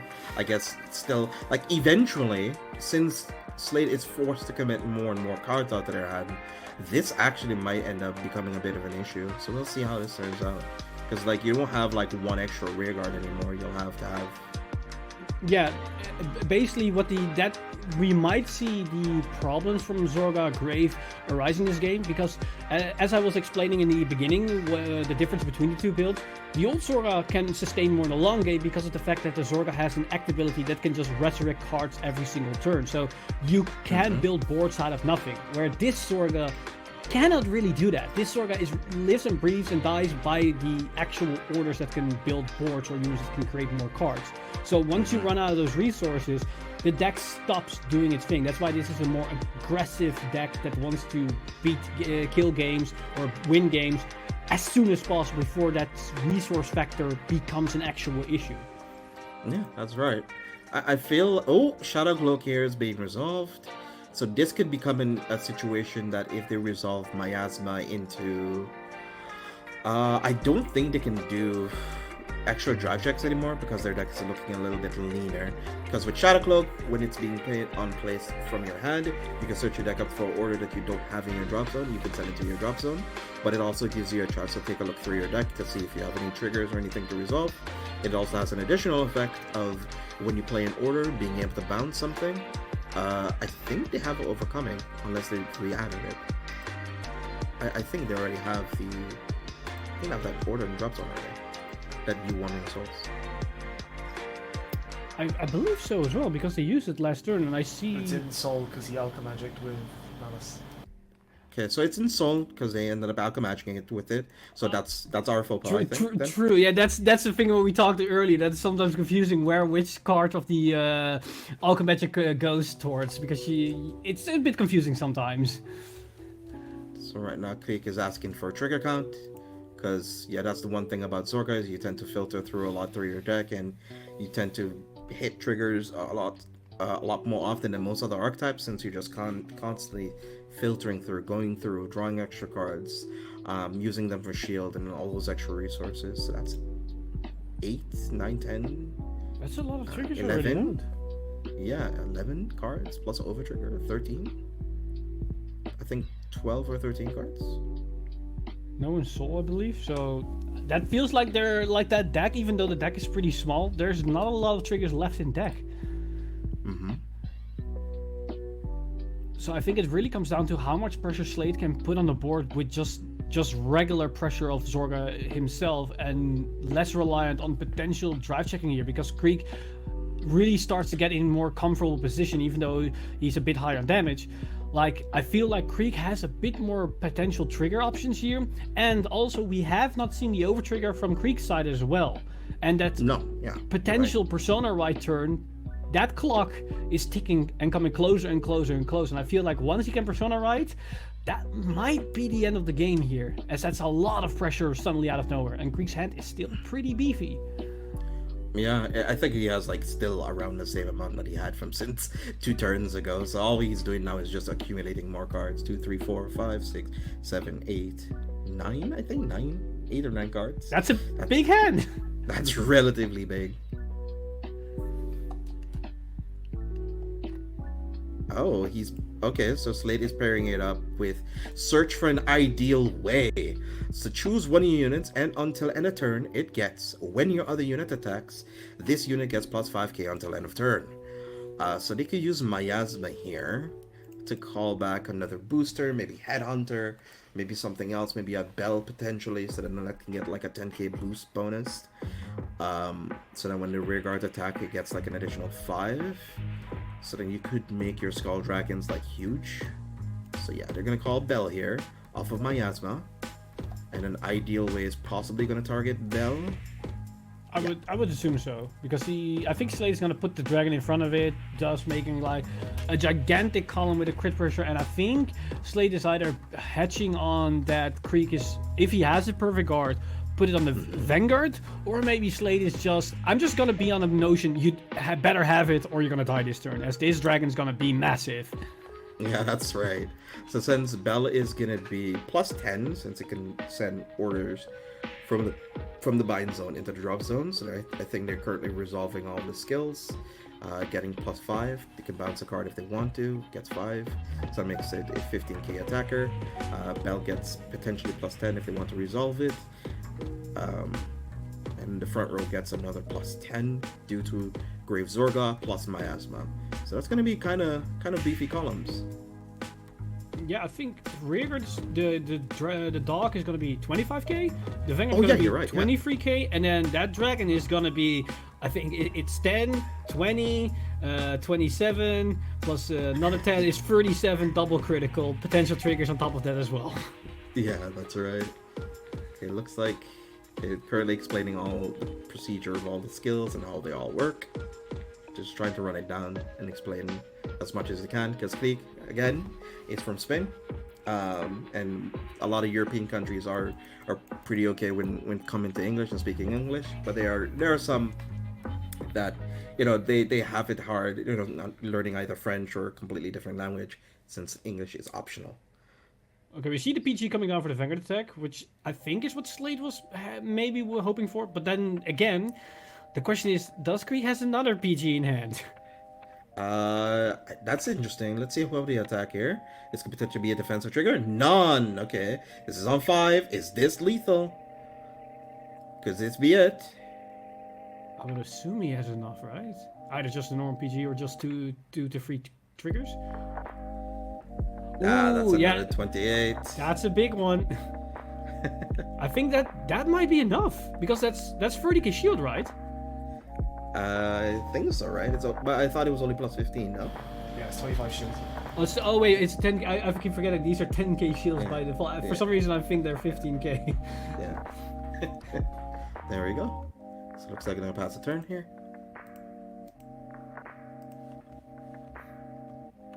I mean, so far, Krieg has been holding it out. Like most of these attacks, even though they're big numbers coming from Slade, it's only been like 2 cards every single time. 2 cards per attack. But again, although it's only 2 cards, those were all triggers. Krieg has been guarding non-stop with triggers at the same time. So I think Krieg's trigger count is also starting to get really, really small here. That it is. Right now his hand is currently, I think, 3 cards left, 3 or 4 cards left now. Especially after drive check. I will say though, even though this has been a 4 attack deck versus a 3 attack deck, in Krieg being the 4 attack archetype, I still feel like it's been relatively close, no? It's been relatively back and forth here so far, because interesting enough, neither player has been, I think Slade maybe Persona Ride once, but I think that's it. Neither player has just been stuck on their grade 3 and just been chucking through this entire game and just doing their game plan and trying to be very aggressive. And we see the value of Zorga, because I know a lot of players really want Zorga to get some type of 4th attack option, but even though Zorga is a free attack deck, it can still manage to hold up against 4 to 5 attack decks because of the consistent value it can generate and the consistent high number pressure it can generate. Yeah, and even though we do have the current new archetypes that have the new heal triggers that gets, you know, plus 15k shield, which makes them 25k shield to block with, it's still like, you still have to have them. You need to like have them specifically in this kind of matchup, or if you don't even run them, it makes the deck a whole lot more dangerous. It could be one of those silent decks that can kind of hit you hard if you're not expecting it. So heal trigger here. That's Defensive. That's pretty good. That's a nice defensive. Okay, coming in the, I think next Blessed Door coming down for this 4th attack here. So that's going to be plus 15. And Krieg's deck actually is also looking kind of low, so it might end up, if both of them hold out long enough, this might end up being a whose last card is it anyway left in their deck. I mean, that could definitely be a situation where we might end up with a game that wins not through damage, but I'm gonna be honest, if it comes to that, I think Krieg is more favored here because of 2 important factors that we don't know about, and that's the potential Persona right turn, but also the overtrigger that has yet to come from his side. Oh, that's so true. That's so true. So this is defensive. That is also plus 15 since the Vanguard has extra crit. There we go. First check. And second check. Nothing. Complete blanks. That could be a bit worrisome for Krieg, as he needs a defensive to keep up, because also important note here is that he already uses 2 heal triggers that get the additional shield for the critical. So that means his extra defensive options are now gone. He just needs to rely on raw shield value at this point. And he already has used a lot of triggers so far. And now that we see 2 blanks that are basically just 5k shield, this could be a bit painful, especially on 5. So Slate isn't really in the need of getting crit rearguards or getting critical drop checks. He just wants to establish 3 attacks, big numbers, and just go ham. That's right. I like now calling the Akatisiki, being able to retire the Bell and the Roaming Prison Dragon here. It allows them to draw an extra card, see if they can filter for something that they'll need. It looks like they'll be adding something. It does also get 5k, so it's 13k on its own too as well. So they're gonna use this to get additional drive checks potentially. Still gather your Wandering Souls, discard a card. I feel that's a bit dangerous though, getting a drive check this late in the game. I mean, they gotta try to close it out, or try to at least accrue enough advantage to try to make it a closer game. So like right now, Krieg is on only 4 or 5 cards, I think. So they have to try to get the last bit of damage in as much as they possibly can. I can see why. Yeah, true. Like his hand is finally getting a bit smaller, and we know he has less shield than he used to have. So I think you're right. I think Slade sees this small opening and just wants to just jam through that opening as hard as possible to hopefully break through the wall here, which I can respect, especially if you know that next turn is going to be very. You feel the pressure coming along here. So now Roman Prison Dragon is going to activate the skill. The columns are going to be a bit lower here. It is still plus 10k to the front row. Effectively a Persona right for the turn, which is kind of like one of the cool things that I like about this archetype. Especially even it being a 3-attack deck, it still can push out a decent pressure, and now it has triple drive. It's going to be 23 plus booster, 28 triple drive. And now Krieg has to bank on either a heal trigger or OT this turn if he doesn't have enough shield.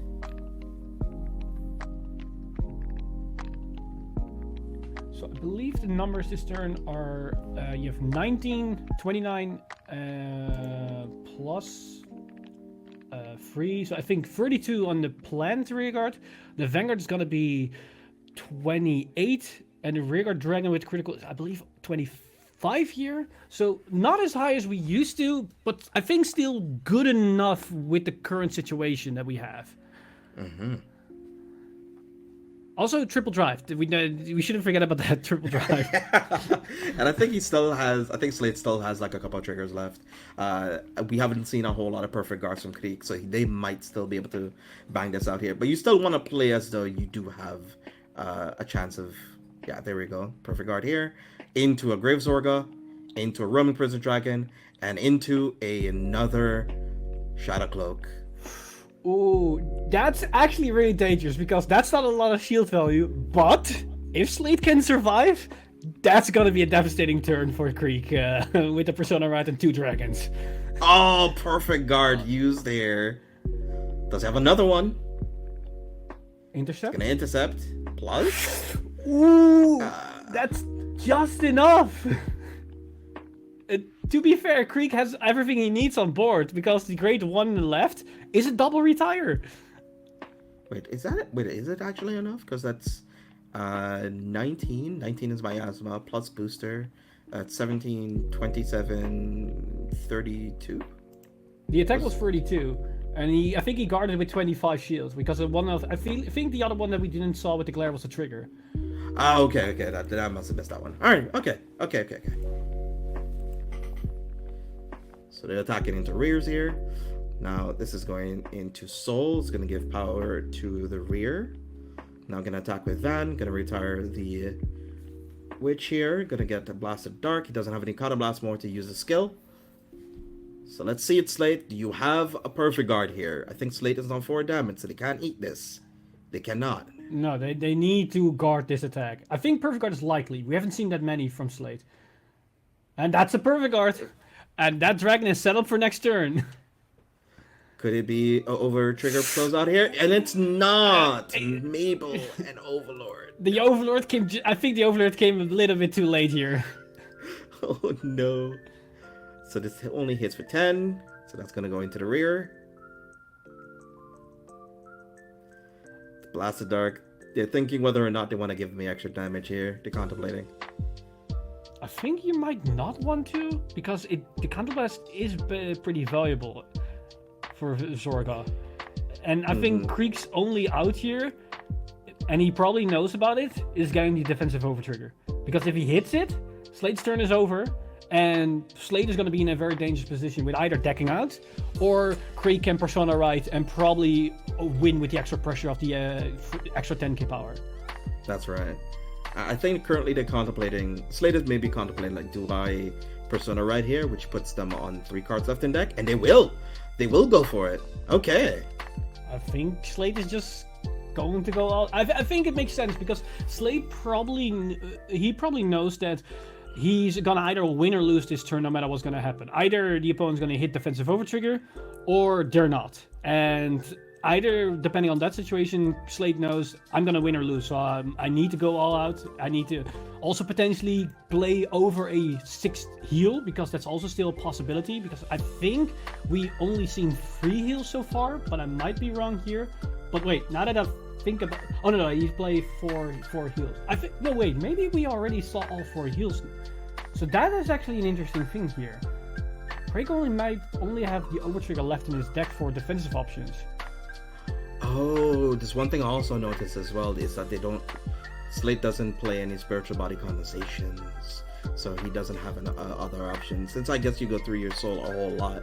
So this is going to be swinging in with a crit. This is not that much, but this is still 2 damage, and he doesn't have enough to guard here. That's the overtrigger, but it's not enough! It's not enough!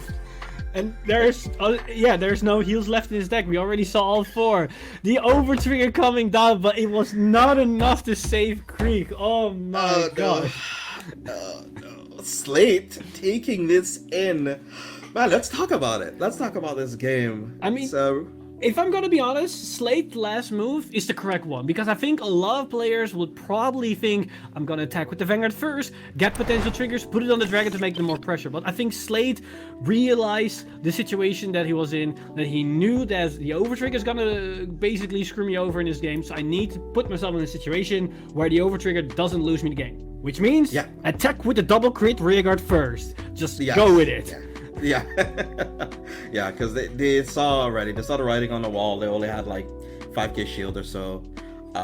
They only had maybe 1 intercept in the Blasted Dark and a Mabel, so that's like 10k shield. That's not enough. That is nowhere near enough. But I really liked this matchup. It was both of them basically scrabbling for resources. I did feel that Krieg blew through his resources a little bit too quickly by trying to retire Slate's cards. I do get his idea of trying to trim down the board to make sure that the Zorga commits more out to their hand to force more shield. But they were already in a situation where they were parrying, right? They were like, you draw cards, I draw cards. You draw cards, I draw more cards. Like every action that Slate took and every action that he took, both of them were drawing a card for it in response to it. Like, sure, Slate didn't retire anything, but he drew 2 cards for every 1 card or 2 cards that Krieg drew into. Yeah, so that was interesting. at the same time, it's always a bit of an awkward position to fight against. Like, this was back in regular Vanguard before Standard was a thing with Grand Blue. It's always a hard issue to know, should I go for the rearguard? Should I force resource to retire the rearguards? Like, yes, they need to invest resource to get those rearguards, but unlike most other clans, they can get them back for less cost than effectively a dedicated card from hand. So it's always a tricky situation to know when to and not to go for the rearguards. And I think that's a situation that we saw here on Vil on the stream right now, where it really came into favor of Slate being able to still recoup those losses effectively better than most decks and just jog through and just keep going and going and going and just outvalue Craig, because I feel like this game wasn't won by tempo. This game was won by value. Yeah, it was basically two good value, good stuff archetypes within each other, and they just kept on going at it. And it was really fun to see. So with that being said, guys, thank you guys for joining us for round number 3. We'll see you soon in round number 4, just right after this break. Don't go anywhere. Welcome back, everyone, to Bushiroad Rumble Online 2022. It's your boy here, JJ, and joined with Mr. Time Leap. That was a very sick game, last game. What do you think of it, man? How did you feel? If any game would be decided by a grind fast, that's basically what that is. Like, no fast pace, we're gonna win on turn 2, turn 3, and just gonna win that. No. It's like, we're gonna take it slow, steady, I'm gonna win by outvaluing opponent. And some players, they say that's the peak of card games. And I think that might is what we saw today. Talking about peak content and peak cards, we do have round number 4 for you guys underway. Let's get into the list and we can talk a little bit about it. So we have Barrow Magnus, ran by Heater Fire and Charmer from the Netherlands. So they're running Barrow Magnus, which has not been improved too much. It's set out of the box, set 1. It's gotten a whole lot of support via Dark State, since Dark State is an archetype that is homogeneous. It can add a whole lot of things to make it a lot stronger. It's one of those very auto-include archetypes. So you're like, man, I'm just gonna put in all these pieces and resources and make use of them all throughout the archetype. I do see that they're running a decent amount of tech options in their list. They're running like 1 extra copy of Sonicer, and they're also running 1 copy of Goemon. That's a very interesting way of going about it. Not even as a ride deck unit. They're running it straight up, just as is. So what do you make of that? I think this is probably a build that was started as a pure Barrow Magnus build from set 1, and just looked at all the support cards around it and just put them in, just try to make it work, and just utilize every single option Barrow Magnus got over this year of Vanguard. And I think this could be a very interesting deck that has a lot of potential, because although only 1 Goemon, we do have a lot of options that potentially can grab cards from the soul, have a lot of aggressive options, multi-attack enablers, as well as resource options. So this is a pretty good deck that has a lot of variety to it. No pony is interesting. Yeah. They're also not using any Flame Pony either, which usually the Flame Pegasus does tend to allow you to soul charge too by binding itself in the soul, which is pretty intense. And they're also running extra draw triggers, like where a lot of people would say that's kind of standard. I still feel that's a lot to me. Like, I feel it's a bit a lot. It's only 5k shield. You have the other one that gives you a 10k shield bonus, but I do, with best of ones, I feel that crit is the way to go for myself. But I would like to see how they do it, because of course pieces, if they get their swirlers and selfish engravers relatively easily, then that's fine with me. Let's take a look at the second list. And Mr. Tomlin, you could take the reins on this one. I mean, and what a list it is. We already said Eugene's best deck. Now, if I'm going to be tuning in, this is the best lyrical / Bermuda deck ever created, because nobody really minds Fish Girls. Cat Girls is where it's all about. I've been praising this deck from day 1, and I'm going to praise it till today, and even beyond it, because this is Lore on the Roll, and probably most players already know what Lore on the Roll does. She grabs orders, sings orders, get value, put a lot of numbers on the board, and just restand and have a massive Vanguard attack with card restrict. It's very powerful, it is very aggressive. The only downside to this particular deck is that the early game is a bit lacking, like what we saw with Bastion in the early stages of the Overdress, and that's what a lot of players have been exploiting about this particular deck if you up against this deck. Now, Barrow Magnus is an interesting matchup because Barrow Magnus can be aggressive, but usually it tends to wait till around turn 3 to really start exploding, where that gives Lore on the Roll a bit more breathing room.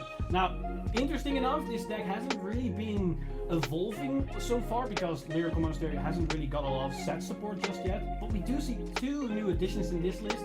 We see the addition of the Grade 1 Helene, which is an insane generic card that gives Oracle Fang Tank effect in Lyrical Monastery, which is really good. And we have the one-off Grade 2 Tech Choice that puts on hit pressure that allows you to search for your orders, which is very important. Which is very important because this deck really needs its orders to put out a lot of value, because you need to put those song orders in your order zone to get the restand, to get the multi-attack as strong as fast as possible, and those numbers. So it's going to be a very interesting matchup. I think the early game what we're going to see is relatively mild, but I think once these players are hitting their Great Freeze, it's gonna go fast and it's gonna be explosive. So don't blink, guys. This can go over very fast. Yes, that's right. So with that being said, Mimi from Dual Dimension from the Italia versus Hita Fire Charmer from the Netherlands. Let's get into it. Let's take a look at this match. It's like the players are getting ready. So I didn't really explain too much of like what Barra Magnus has done over the last couple of years, or like last year, or I guess now it's been. Like Barra Magnus revolves around getting a bunch of soul charging active.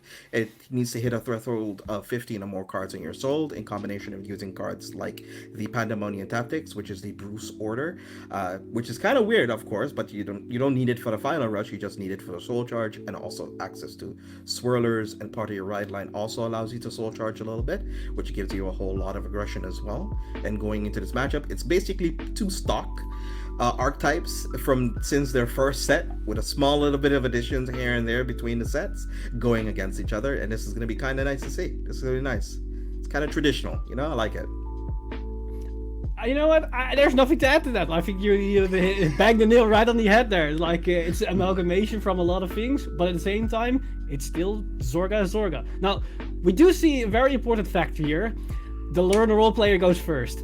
That's huge, because that's really this one of the decks that needs to go first to be very aggressive. Oh, why so, actually? Because this deck really doesn't really do anything once before it goes to Grade 3, and you want to have enough turns to set up your orders as soon as possible to get those. The magic number is 3 orders in your order zone, so you want to be there as fast as possible. And from what I recall, this deck doesn't really matter or minds your opponent being either the Grade 2 or Grade 3 to really start to put up the pressure. So they can just go off when your opponent is still at Grade 2, which is very important.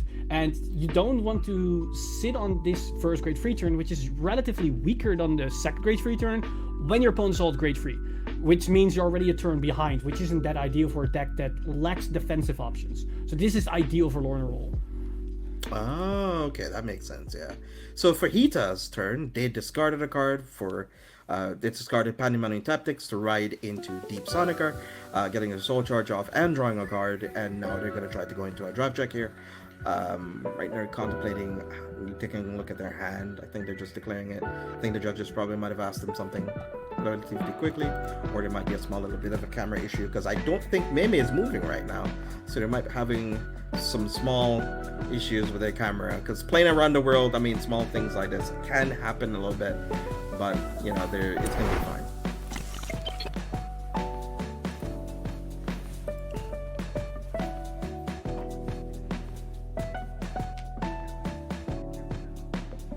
Oh, okay.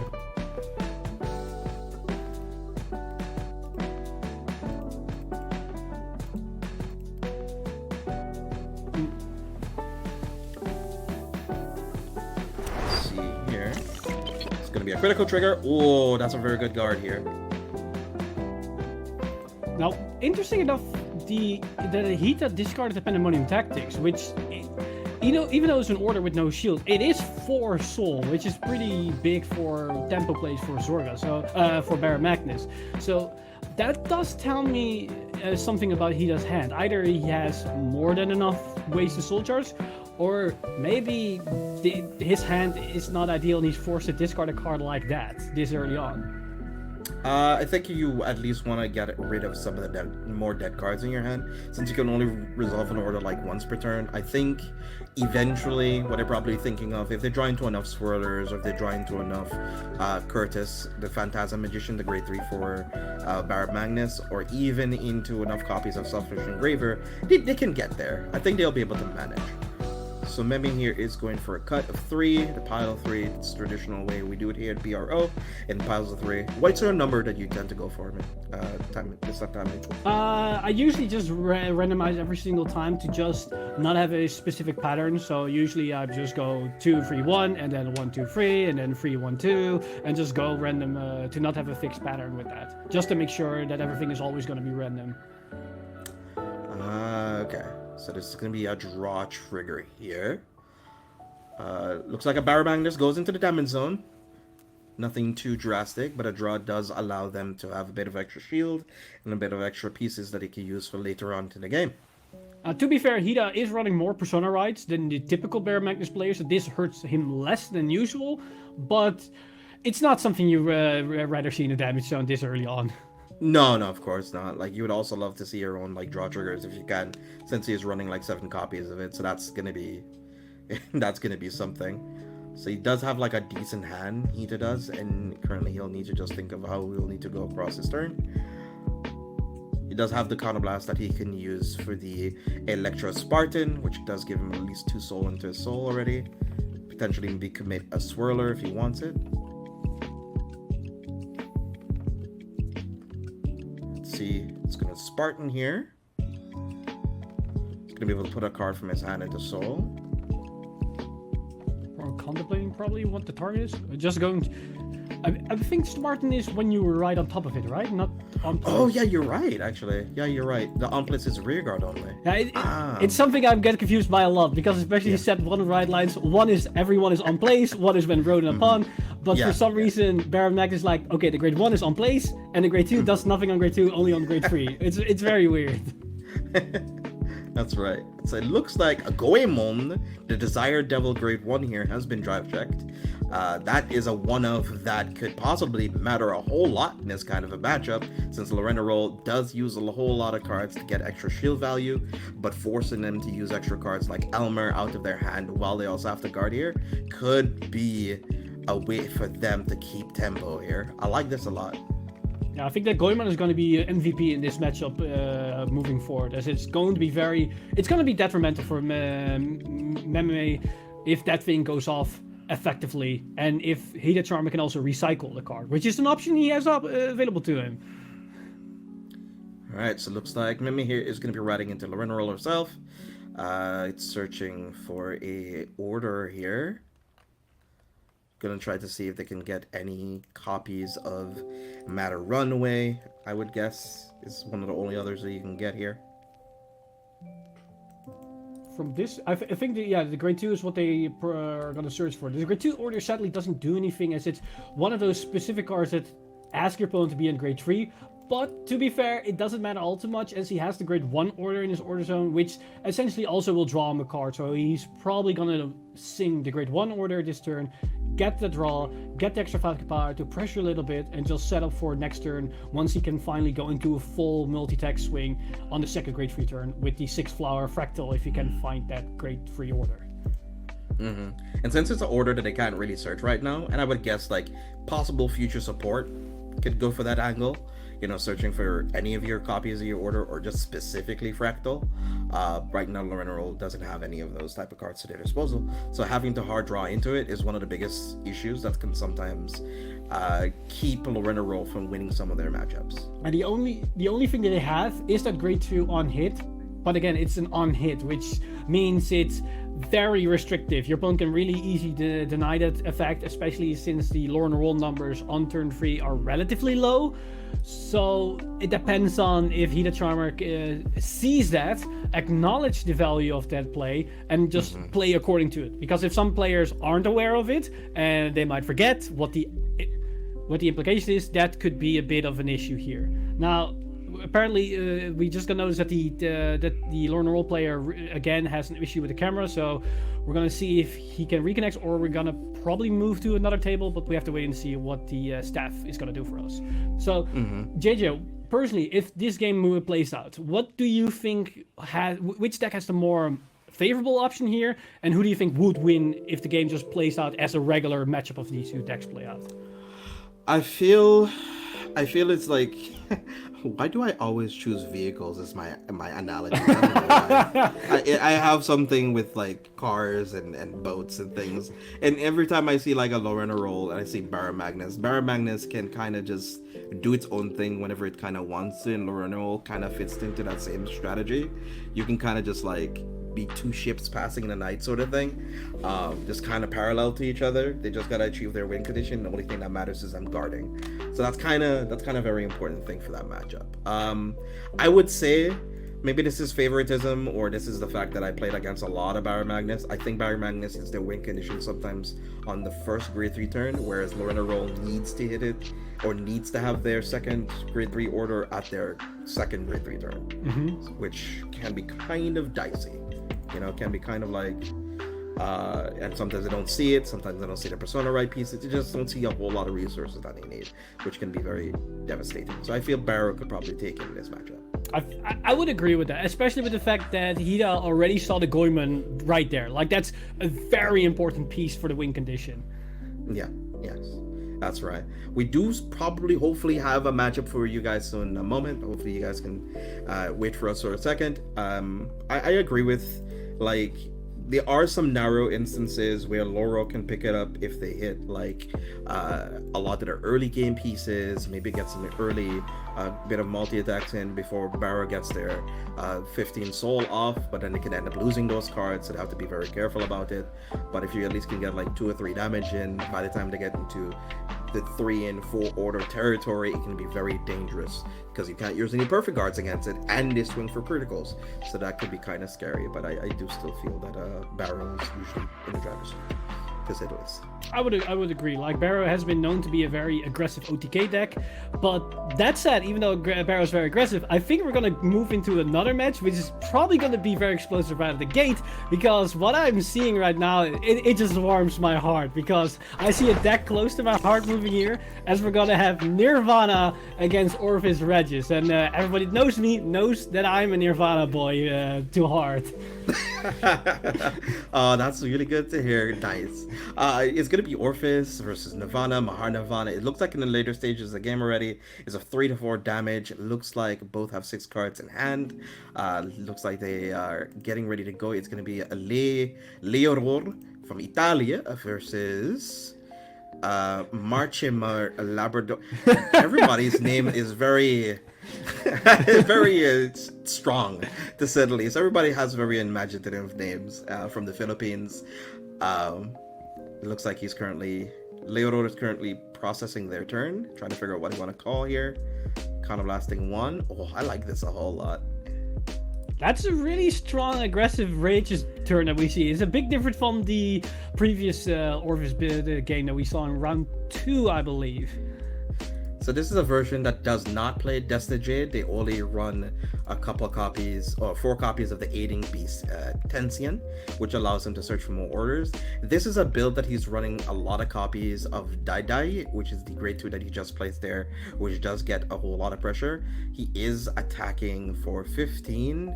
He has like 4 copies of orders face up already. And since that can actually get a token, it allows him to have 2 rear guards on the board, 1 to attack rear, 1 to attack face. He's going to be able to discard a card here off of Orpheus' skill and replace them with tokens, which is really nice. And it gets an additional plus 10k as well. So this is going to be so good. Would you in this instance either try to go for full force, or see if the opponent is going to guard and then maybe damage Nahir? Because the counterblast for Nirvana this turn, that's actually really good. The opponent is at 4 damage, so that's a free damage, and it sets up a potential new restanding in the form of Esper Dea here.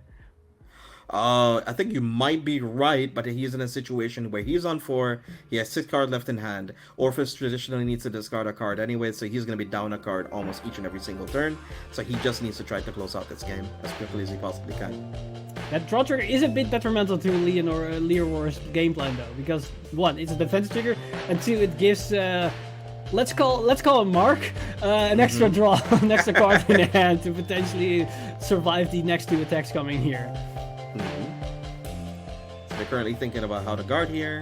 Did he get a second defensive? It is over trigger. Oh my god! Effectively heal 1, draw 1. Is he going to be able to swing into the rear guard? This is gonna go for it. Yeah, I believe. Yeah, because the Expecta is one of those cards that sadly doesn't attain the defensive power, base power. This is going to be an interesting turn for Mark, because he doesn't have any Overcharge units on his board. He does have 1 Counterblast, so he can get 1 Trickstar. Now the question is, does he have another Esper Rodea? Because that's going to be huge. But then he most likely won't have a second Trickstar. Although we do see the Searcher here. This great one is insane because it allows you to get any card from your drop. So I would assume, yep, the Esper Rodea, because now it's a free Counterblast, because he's gonna get it back. He can then use the Vanguard skill to resurrect a Trickstar, shoot a damage, and then get an insanely buff Esper Rodea on the board, as we just saw 2 Overdress units with a couple of original dresses being retired and sent to the drop zone. Right now, it is currently a hand of 6 to 6 at the moment. 6 to 6 or 6 to 7. Well, he actually didn't guard with anything, so he's actually a lot more now. And he drew 2 cards off it. So I think it's like 8 cards now in hand. Oh boy, this is gonna be a tough one to climb out of, especially in a situation like this, and especially a matchup like this one. Being able to run like 8 to 10 orders in your hand, gonna be able to use this skill here. It's gonna deal them a damage. Ooh, no defensive. That's important for Mark. What do you do here in this situation? Do you think you just like eat one of the first attacks to hopefully hit a heal and maybe try to guard the rest later? Depending on the shield, I would 100% guard the first Asperia. That's just gonna be 23k. It's gonna be very easy to guard, or I believe 23. Let me double check on the passive power increase during your turn. If you have yeah, so the Asperia is going to be 23 on the first attack. That's an easy guard number in the grand scheme of things, because that second Asperia, oh, we see another one coming down, by the way. The second Asperia is going to be massive. Now, this Asperia is going to be relatively weak as well. It's going to be 23, and the restand is also going to be 23. So I would, personally, if you're going to hench on a heal trigger, you need to get it somewhere, but I think you need to potentially guard one of the weaker attacks. Now, the issue is, these attacks are all like 23, 28 realm, which still feels very awkward even if you get the defensive heal. And that last Asperia there is, I don't know exactly the amount of original dress stats, but I think it has like 7, maybe 6, 7, 8. So that's like plus 30, plus 40k potentially on that restand. So that could be like a 60 plus k attack. So even if he gets a heal, it's going to be problematic if he doesn't have a PG as well. So this could be like Mark's final turn here, depending if Leonor has PGs and potentially hits a heal trigger, or maybe has an over trigger to guard with, because from the board state that we see, I see no over trigger being out of play for Leonor so far. But it could be in a drop zone. We don't know. Yeah, so he's gonna actually go ahead and take this damage, because he did see it as such. Like I agree with you. Like he possibly just needed to try to guard as much as he possibly could, but I guess he had it in his mindset that he just needs to eat this. Even if it is a small amount of shield, he might have had a PG for the other Asperia. And one becomes a 5k shield, the other one becomes another 5k shield. Vanguard becomes maybe 15k shield for like, 2 to pass or something. Mm-hmm. And then the restand gets a PG, and the other restand gets another like 15k shield. And that's just about 6 cards in hand. But the issue, as what we discussed with in the first couple of rounds before, is that archetypes like Zorga, archetypes like Orphist, or even archetypes like Lorenerol, they tend to play a bunch of orders, and some of that can just be fake shield. Yeah. Right? That doesn't mean that it can block anything whatsoever. Like, that's a big dynamic switch that we have from standard, moving from V premium and premium in the old eras of Vanguard. Usually we're used to all cards having power and shield value, but with orders now being a instrumental part of the game for standard especially, there are situations where cards in hand don't always equate to actual shield value, which is going to be very important. Now, I do agree with his game plan here for what you just pointed out with the amount of shield value. Like, if he hits the first heal trigger, everything is going to be 5k, and he can use like a PG on the last attack to guard it. But I would want to point out, if depending on how much play experience Mark has with Nirvana and against these specific PGs, which can be guarded for 1 card, if he acknowledged the situation that Leroy was creating for himself, he could just say, okay, you just hit a heal, and the rest of your cards are probably going to be 5k shields for the rest of my attack, so you're left with like 1 card left in hand so you can PG for free. You know what? I'm not going to save my big number for the last attack. I'm going to move it in the middle, so you're forced to waste 2 cards for it, and don't have the card left for my 23k attack, which would have been 5k shield. Like, he can move around with that if he knows about these particular interactions, and he can basically negate the PG effect, and the opponent is still in an awkward position where they still will die if they don't hit a second defensive heal trigger or over trigger. Like, in those situations, like, it's very tough to say, obviously, since he ended up taking the 6 damage, and it didn't matter anymore. But at least that's one of the cool things that I like about Vanguard. You can kind of always talk about the what ifs, you know? Not talking about anime series, but like the what if scenarios of just maybe trying to find a different win condition, a different route to at least getting to victory. So with that being said, thank y'all for watching, and thank y'all for tuning in. It has been your boy JJ. I'm actually going to be going this time. He's actually gonna go away, guys. I'm actually going. I swear I'm gone. It's been really awesome casting the last couple of rounds with Ben and now Mr. Time Leap. I'll see you guys soon, relatively soon. I'll be in the wings. Mr. Time Leap, I'll see you soon. Guys, see y'all soon.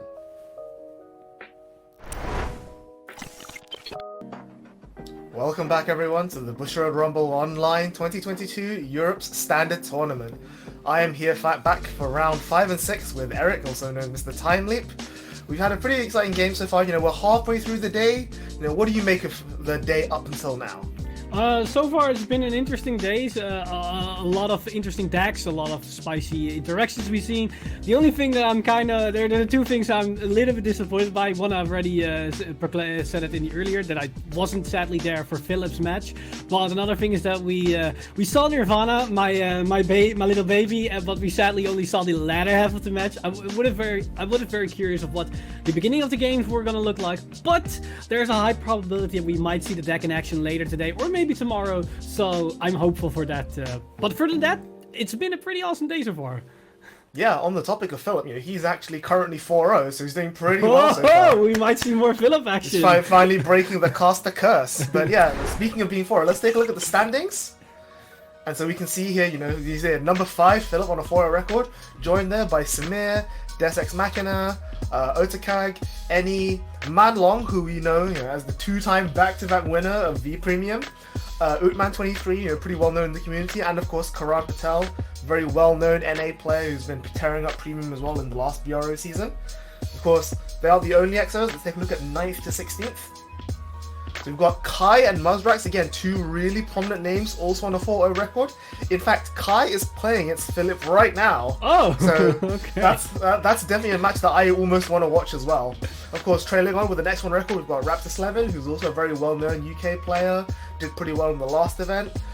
Link's Throne, Ares, Roxas VGC, Nils, and KG Kuma. Again, some names there that we've seen pop up multiple times across BRO. And in fact, KG Kuma will be our stream match for this round. So round 5, we've got KG Kuma versus Terrathrox. And I think let's just jump straight into KG Kuma's deck list.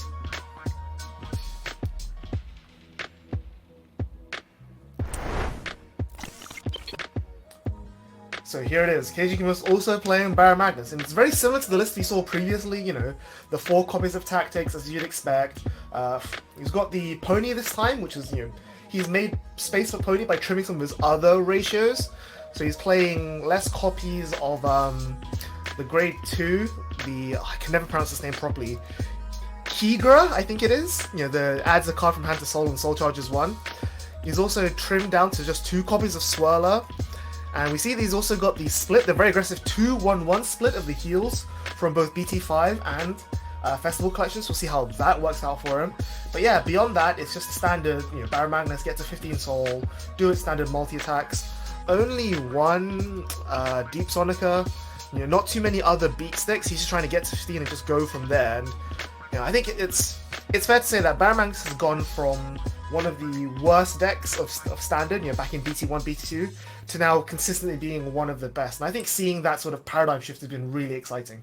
Yeah, Baron Magnus is quite an interesting deck because the deck will only become better and better the more generic Soul Charge options it gets, and that's what we're seeing right now. Now, one thing I'm kind of curious about is that most Baron Magnus players I know about do play at least one copy of the Desire Devil as a potential game winner, as a finisher with the guard restrict, but we don't see it in this list. So this is a more traditional approach where it's just Soul Charge as fast as possible and just start swinging with beat sticks and just don't really care all too much about the guard restrict coming into play here.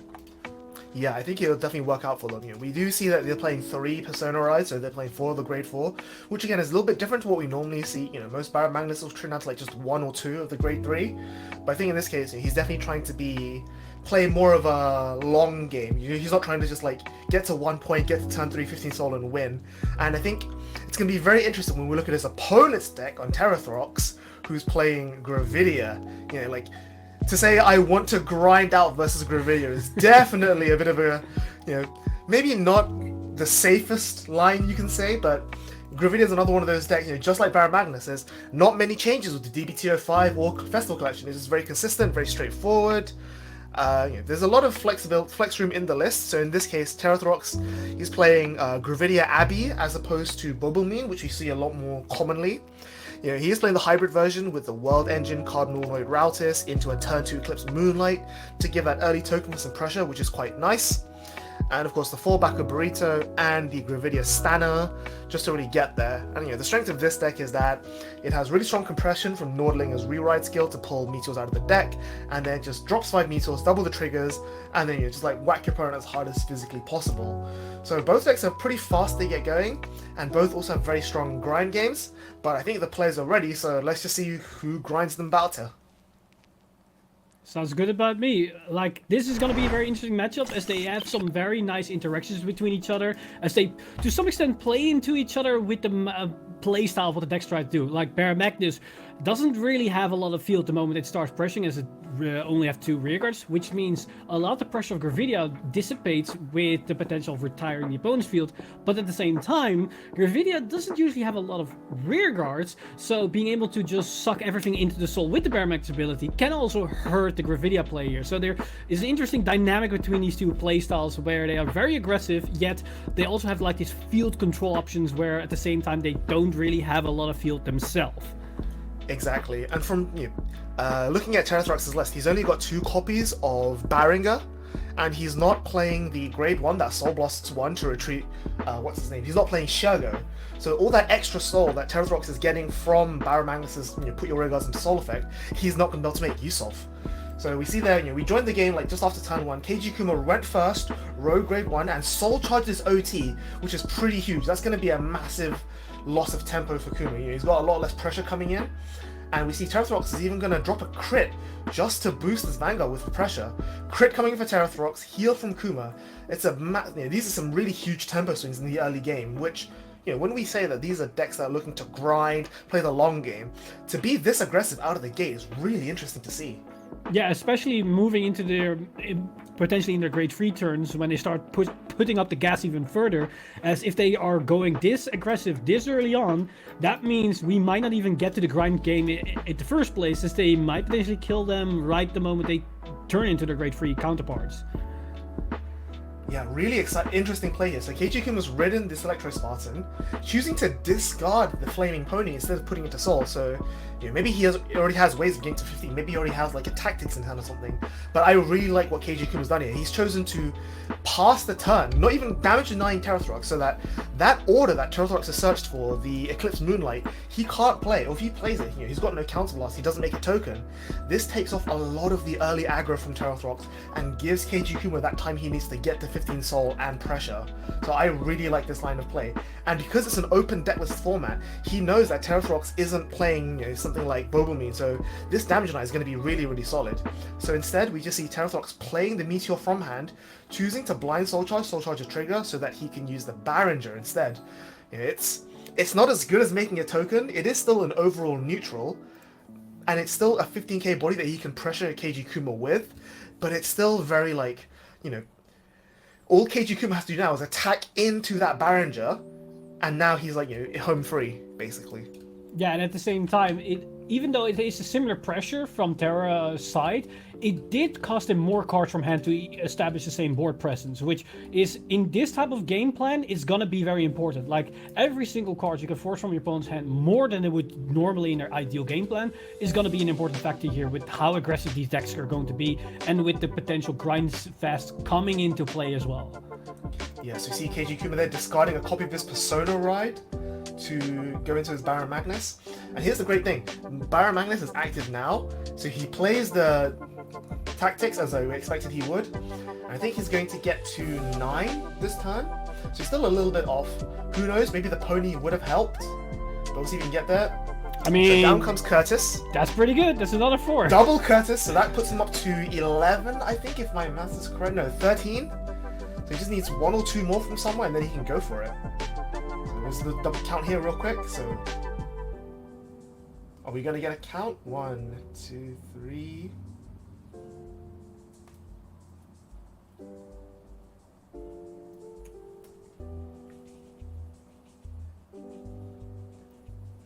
I count 12 right now, maybe 13. So he does still need 1 or 2 more effects to get to that 15. So again, we saw that he instead putting in with the Electro Spartan. Oh, the third Curtis comes down.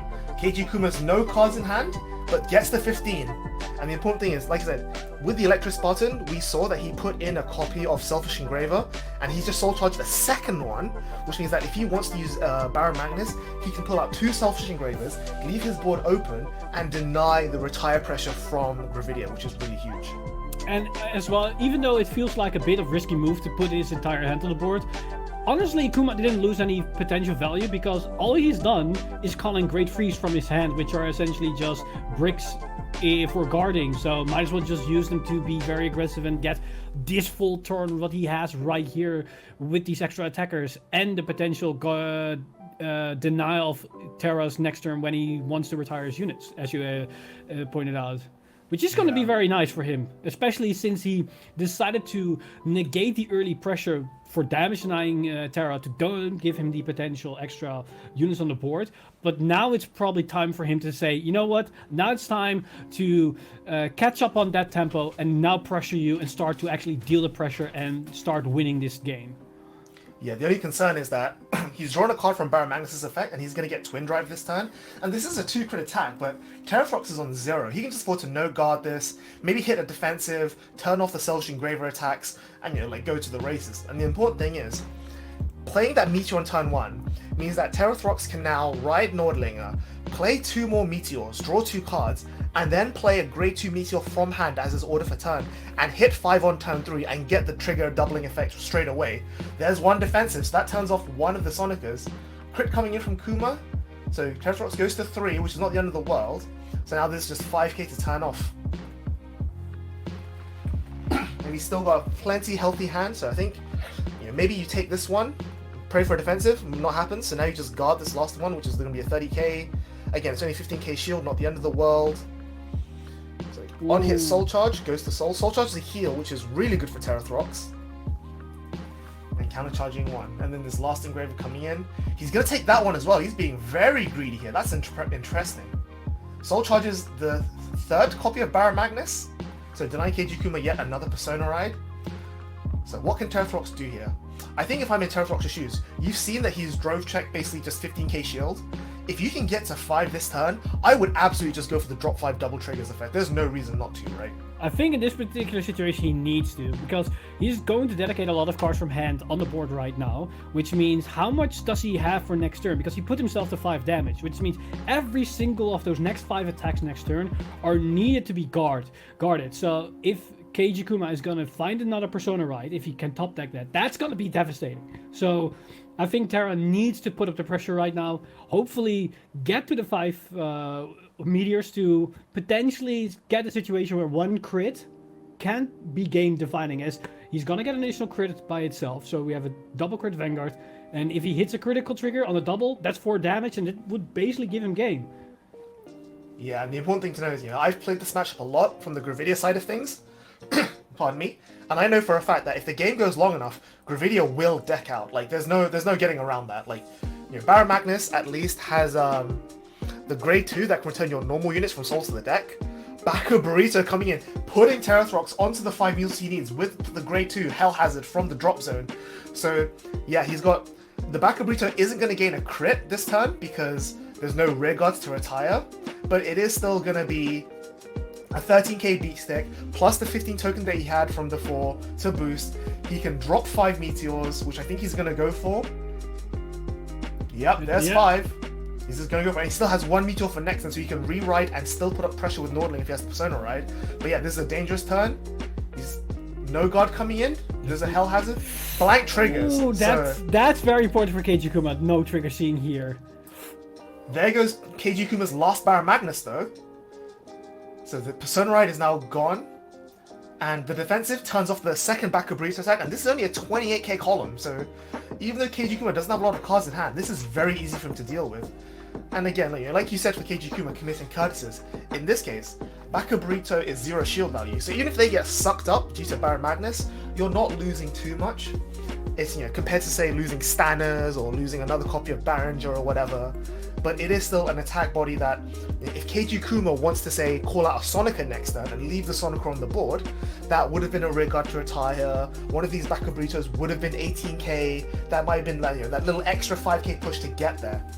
So we'll see if that comes back to bite him later on. But Keiji Kuma, the one thing about Baron Magnus compared to Gravidia is that once Baron Magnus hits 15, it doesn't need to do anything. It just puts bodies on the board and swings.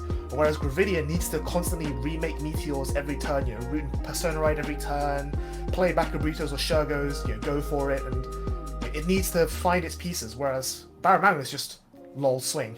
yeah. I mean, that's basically what the deck boils down to, especially once it establishes game plan. Which, at the same time, calling Curtis in this situation is nice as a 30k beater, but the skill Soul Charge 2 can be detrimental because you don't need that extra soul anymore. Luckily for Keiji Kuma, he Soul Charges no triggers, which is a nice added bonus, but sometimes once you reach that 50 soul with Baron Magnus, you probably just want to chill. You just want to swing cards and just grind it out till your opponent either cannot guard anymore, or in this particular instance, maybe they deck out at the time. But if you keep soul charging, maybe you will get to the situation where you deck out, because you drive check 2, draw a card, and if you can Persona Ride, that's another draw every single turn. Exactly, and Curtis' Soul Charge is mandatory, and we just had a deck count just now, which you saw earlier on stream. Keiji Kuma's only got 12 cards left in deck, so I don't think we've seen the Keenly Loodly in the Soul yet. Yeah, I don't think we see one in there. I've not seen them in it so far. Yeah, which means that if he doesn't Soul Charge one or draw into one very soon, there is the real risk that Keiji Kuma will deck out. Of course, on the flip side, Terathrox is on 5 damage. He has to guard everything here, and sure, you have lots of plussing from the draw 2 on ride of the meteors with Nordlinger, but these are the plus 5k to front row from Curtis' attack. These attacks aren't that easy to guard. Sure, Keiji Kuma doesn't have Persona Ride, but it's still 18, 15, 28 with the Baron Magnus, 28 with the Sonica if it comes out. It's no matter how healthy your hand is, these are still attacks you have to guard. Of course, if he wants to be really greedy here, there's an argument of just taking this, getting a 6 damage heal, and then forcing the Engraver Soul Charge to play towards that deck out game. But with only 1 ride of Nordlinger, you haven't yet compressed your deck that deep of meteors, so you can't guarantee you hit triggers. Sure, you drove check 2 blanks, so you're likely to see a trigger here, but it's not likely to be a heal, and that's a risk that I personally wouldn't take. Especially since we know that the very first damage he took was a heal, so 1 is already out of deck, at the very least that we know of. Keiji Kuma, I think, just realized that he missed the timing on Selfish Engraver. It's end of its battle, it goes and solves the countercharge. I think they're allowing it to go off. They are, so just a quick rewind there, it's not too much of a big deal. But yeah, now he's going to resolve the Baron Magnus attack. So everything goes away, and 2 things come out. So I personally wouldn't have allowed this rewind. I wouldn't have allowed the Engraver to go off. Sure, Keiji Kuma has a bunch of damage, so the counter charge isn't the end of the world. He doesn't need that counter charge. and he's got so much soul anyway that, you know, it's gonna go back and soul at the end of it. But yeah, instead of calling out Engravers, he's gonna call out the Kyurga and the Sonica. So he's really pushing for game this time. He's gonna swing with his two biggest beat sticks. You know, Kyurga's gonna be a 15k body, Sonica's gonna be an 18k body, plus the 10k makes it 25 and 28 with the Baron Magnus effect. And then obviously Baron Magnus itself is gonna be 23k with it, 23k with a crit. So Kyurga's going to add the PG to hand, which is really useful against the Nordlinger effect, and then soul charging a pony, which is again another non-trigger he's gone through. So OT comes down for Terathrox. So this is OT to pass for KG Kuma, and we see PG. Ooh, 2 PGs. And a heal. The heal doesn't go off, but the power onto probably the Sonica. Oh, the Kyurga, interesting. So that's 35 and 28. Both of these are really difficult to guard. So 28 is a 20k shield from Terathrox, and 35 is a 25k shield, so we'll see if he has, you know, enough of that in hand to go with. I think KG's in a very good position right now, because his hand is 2 PGs and the heal trigger that gets an additional 15k shield when the opponent is attacking with 2 crits, which is perfect against Gravidia this matchup. So even though his hand is only 4 cards, 3 of those cards can guard an attack on their own. Yep. So I think Terathrox may have just overguarded there just so he can use the PG. I guess he would have discarded the card anyway. But yeah, I think that Sonica should have been 28, which would have been 20k shield is enough. But so there's, ooh, no Persona Ride, has the Hell Hazard, has nothing else. So he doesn't get the trigger doubling, but he does retire KG Kuma's board, which is great. Drew the heal for turn apparently, so he just calls it as a body. It's only 5k, so he needs to put a trigger on it. But we know that KG Kuma has a second PG in hand. Gets a crit, which does go onto the PG. It's a 15k body, but again, we know KG Kuma has the last PG that he can safely burn. But he's just going to drop the heal instead. And I think this is going to be Terathrox's last turn, because, like we keep saying, because Terathrox didn't have the re-ride, couldn't get more meteors, couldn't get to 5, he wasn't able to play the game. Whereas KG Kuma just has to counterblast 1 every turn to make 3 attacks. And this is also the turn where we do see that counterblast that he gets now is basically being used here. So that Salvage Engraver matters in this particular instance right now. Yeah, so he's not going for 5 attacks, he's going for 3. But he's just saying, like, you know, I only need 3 attacks because I know that you have basically nothing in your hand. Like, we drove check a crit and that was basically it. Of course, losing the Sonica he means he loses a lot of power, so now he has to go for Electro Spartan, which isn't a huge amount of power. And that looks like the other Kyurga, but he doesn't have the Counter Blast. But he does have 13 soul, it looks like, so Kyurga... Does he have 13 unique names? I'm not sure if he does. So Kyurga might not gain its own 5k. He does, so yeah, Kyurga gains 5k, and then he's got the 10k power buff from the Baron Magnus onto both of them. Of course, Terathrox does have the PG in hand, but I don't know if he has enough to guard everything here. He's pretty much hoping for a defensive heal, because we know that Terathrox has already burned through his OT because he used it to guard earlier. So that's going to be 25k shield, because standard does gain shield when there's 5 meteors in the drop. I think that's... Is that his entire hand? It is his entire hand. That's 2 to pass, right? Because that's 25, so that puts him on 38 to Barrow's 23. Yeah, that's 1 to pass. So that means he's betting on getting double heal, because those triggers are 25k right now. And this heal does not come in, and that's going to be game, yeah. All of his triggers were too far away. That's really unfortunate from Terathrox. You know, like, again, Gravidia has the chance to play that really fast early game, and we saw that, you know, he rode turn 3, got to 5 meteors, went for it, but unfortunately was not able to find any triggers on the double turn. And so even though Kuma only had 3 cards in hand, Terathrox wasn't able to abuse that fact, you know, wasn't able to capitalize on it, and just, you know, fell behind in tempo. And at that point, Baron Magnus just did Baron Magnus things, and it was just off to the races. But that's going to be it for round 5. That's it's kind of weird, like, you know, you would imagine these 2 tier 1 decks coming up against each other, the matchup would be a lot more dynamic, but, you know, to borrow JJ's favorite saying, it really is just 2 ships passing in line. It's like, okay, I'm going to make a bunch of meteors, you're not going to give me a board to retire, so I'm just going to try and trigger you out of the game. Whereas Bad Manus is like, okay, you know, you retire my board, I don't care, I'm just going to keep making new ones from Soul, and eventually you're going to be unable to guard, you know, these 20k columns. And yeah, at the end we just saw that, you know, Barrack Madness was able to play its game faster. It got to grade 3 first. It went first. Rode to grade 3, did its thing, and Gravidia was never quite able to make up and equalize the pressure. So, I don't know. Do you think either player could have done anything differently there? I think this game boils down to the fact that Baron Magnus didn't need any cards from hand to build up specific board the moment he reached the 15 soul, because he can just call out 2 units and always have free attacks, because those units will get the additional 10k power.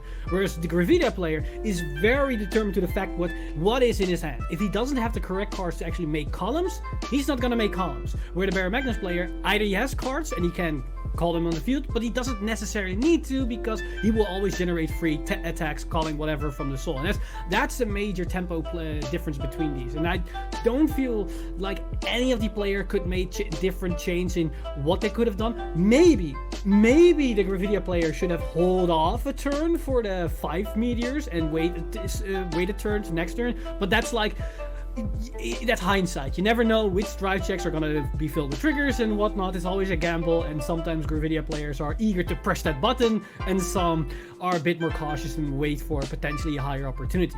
So that's the only thing I would potentially say that maybe the Gravidia player could have done differently here.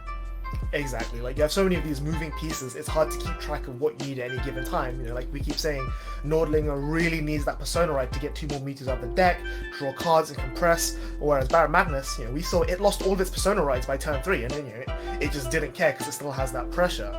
But yeah, again, I think that was a really good showcase of what the quote-unquote tier 1 of standard looks like right now. It's just these decks with like really super linear game plans, and just it can just actuate these game plans really efficiently. And hopefully, we see more of these players into the top cut, more of these decks moving forward. But that's going to be it for round 5. So we're going to move on to round 6 in just a quick break. We'll take a look at the standings again, and maybe hopefully some more interesting tier 1 matchups for you coming up very soon. But once again, don't go anywhere. See you in just a few moments. Take care.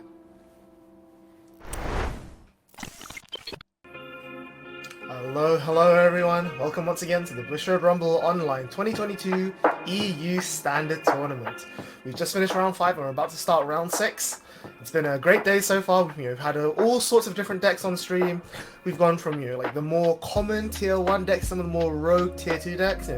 I'm personally very happy to have finally seen Phantom Blaster Overlord getting the representation it deserves. That deck's a deck that's been up and coming for the last few weeks. Of course, you still have Gravidia as well. I think still holding on to its throne as one of the top decks in the game. Of course, Barrow competing as well. What do you make of this, Eric? What is your comments from today so far?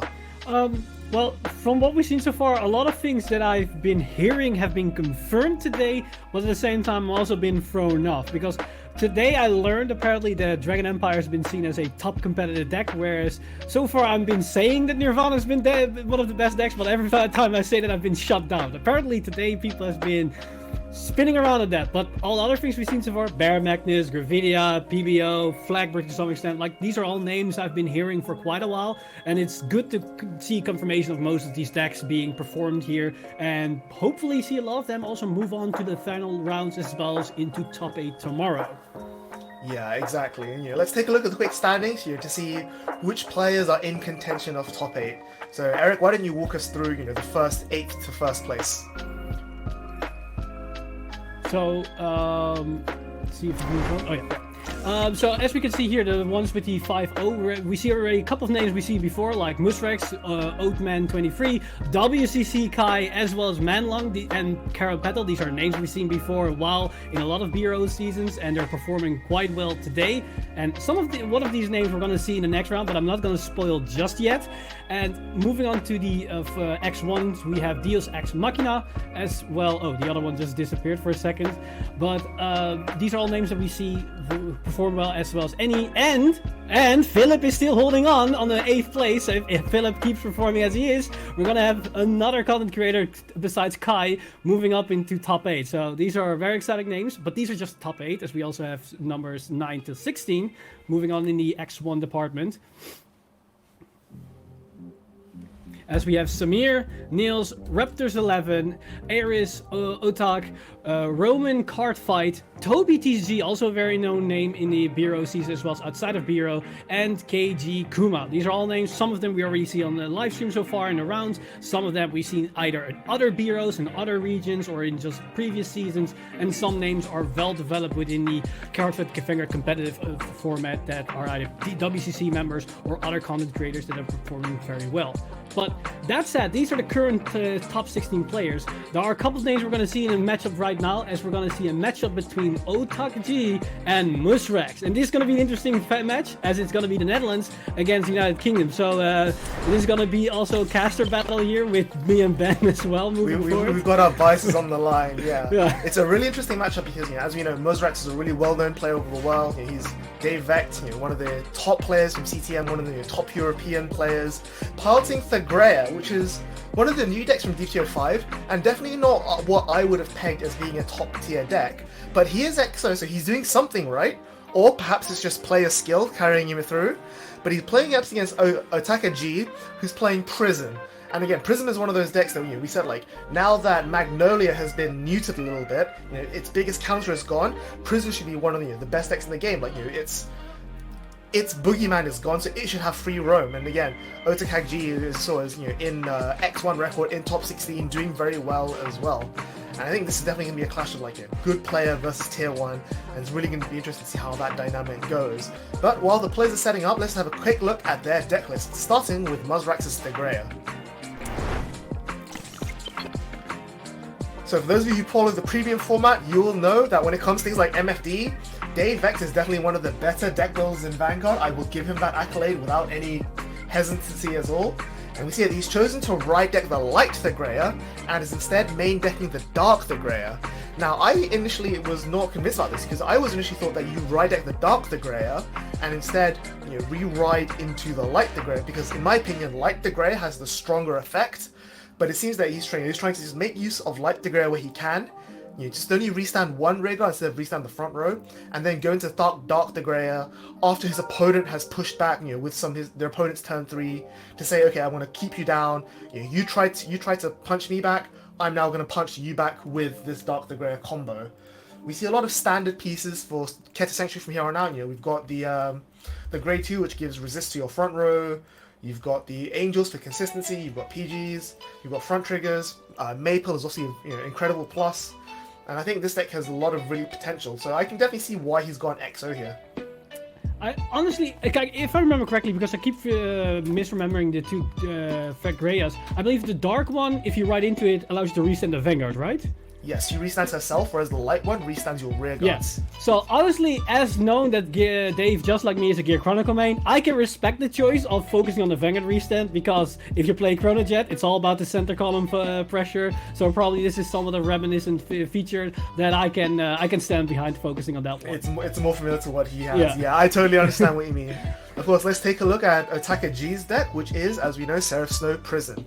And again, this is one of those decks that, from the moment Pure Light was revealed, which we can see he's running 4 of, from the moment Pure Light was revealed, everyone pretty much said, like, okay, this card is insane, this card is nuts, this is going to be the deck to play and the deck to beat.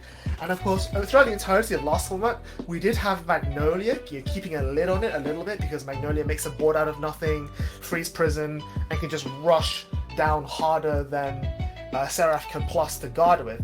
But now that that's gone, there's not much else that can threaten this deck. Like, you used to have so much plussing from the triple drive and from shredding your opponent's rear guards. You've got the Shovel Stud to draw you cards. You've got the Cuff Springs and the Macarites to hit the 10 Prison for your pressure as soon as possible.